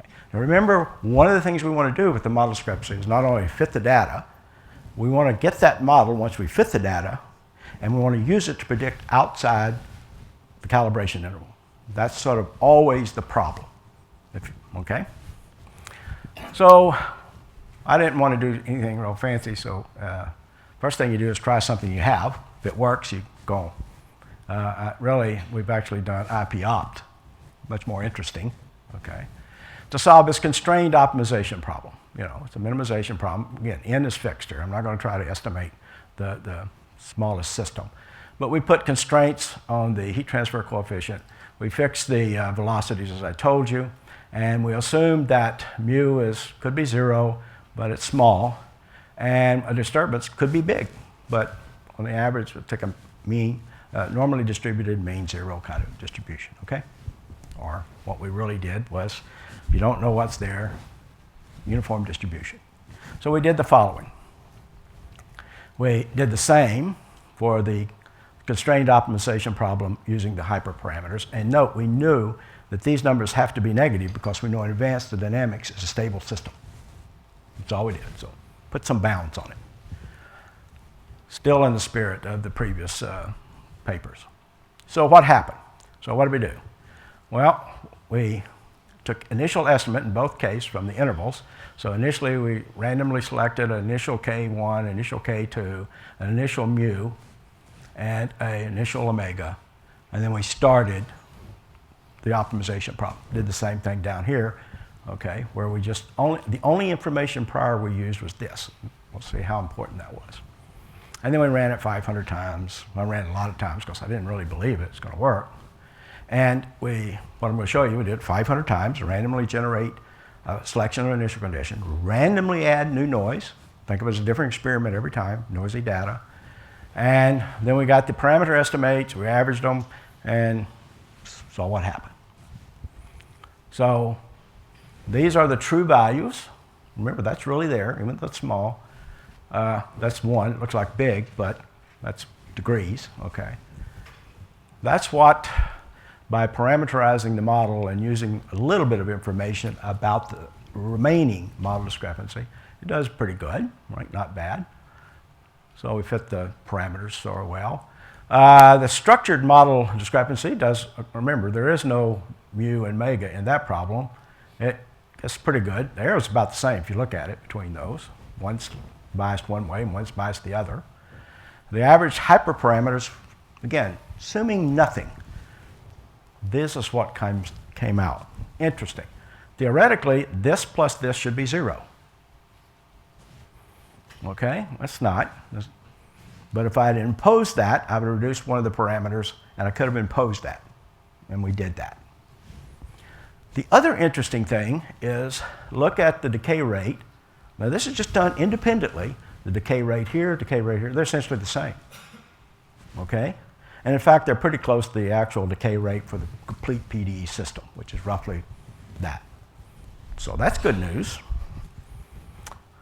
Then the data fits, and the model predictions the only thing that's remaining. There's the data fit. So again, remember, the red line is the hot temperature at the right end. It cools down, goes to a steady state. The cold temperature heats up and goes to a steady state. The blue and red circles are data. May not look like a lot of noise, but again, that's 90 and that's up to 2 or 3 degrees there. That's a pretty lousy temperature sensor, if you think about it, okay? And here's a comparison of all the methods. They all fit the data, okay? Really good data fits. Now I'll do a little bit of frequency plots, you know. So this is the actual value, this is the estimated value, and there's 2 sigma, plus or minus 2 sigma. Same thing for the structured model discrepancy. Just got different kinds of biases there. Both produce good estimates. The same thing for the other heat transfer coefficients. They're both fine, no problem. And now in this case, there is the structured model discrepancy alone doesn't know there is omega, doesn't know there is a mu. The amazing thing is the constrained optimization finds them pretty well. And the other amazing thing is, well, this lower bound's important. You know, if you've got a problem where the where the diffusion coefficient's negative, you've got a great system, right? That doesn't happen. So these are physical constraints. And so to test this, I did a lot of runs, but basically, so wait a minute, I'll just assume there is no heat transfer. I started out at 0, and that's why it stayed there a lot of times. But eventually, it settled down, and it produced a pretty good estimate for something that the model would assume is 0. So it does, again, the structured model discrepancy doesn't. It produces the hyperparameters. What about predictions? This is the key. Both models fit the data well. And this is where things start to go out. So I went out, remember we had 60 seconds of data. We go out, and you see what happens, okay? This is a function of those parameterized discrepancy terms. And if you keep going further, the good news is the following. Both of them give you qualitatively the right answer. Well, let's keep going. We know that qualitatively, both of them have to go to a steady state. Now, you see there's a drift here. The hot temperature is pretty good. So this is not really accurate physics. So you know something's wrong, it's still left. Why do I get this? That comes from not imposing that constraint. In fact, if you go back and do the same problem and impose that constraint, this comes very much like it just sort of locks right in. So we capture asymptotics, and we get the right parameters, and picking the parameterization of the model discrepancy turns out to be important. So, although the structured model discrepancy produces correct qualitative, the qualitative predictions, should be quantitative, are still biased if you don't do anything, if you do the minimum amount of work. I think we need some help from the statistics community. I think you can really help here.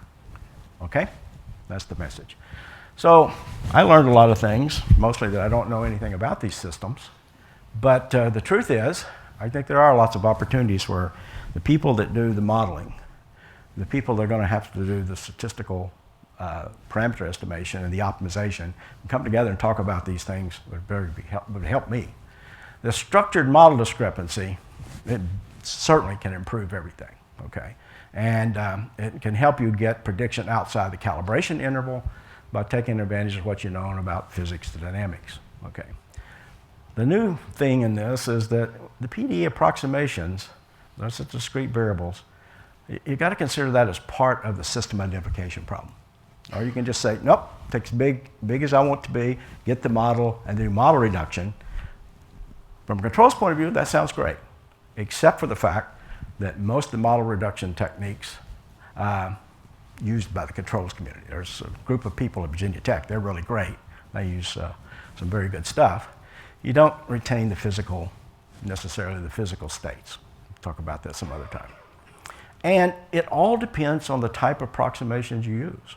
For example, the control problem, which I didn't talk about, if you go and you use straight finite elements or straight finite volumes, and if you ignore that small parameter and you do a finite dimensional model, problem's not controllable.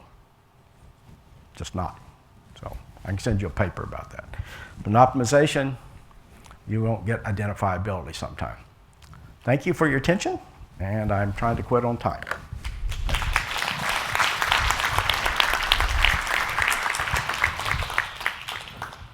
Thank you very much, John.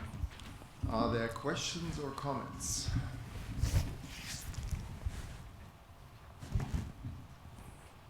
One comment, or question I might have. There has been quite a bit of research on reduced order models in past years, and also special types of reduced order models have been introduced. Do you see any chance that one could use those techniques in these problems?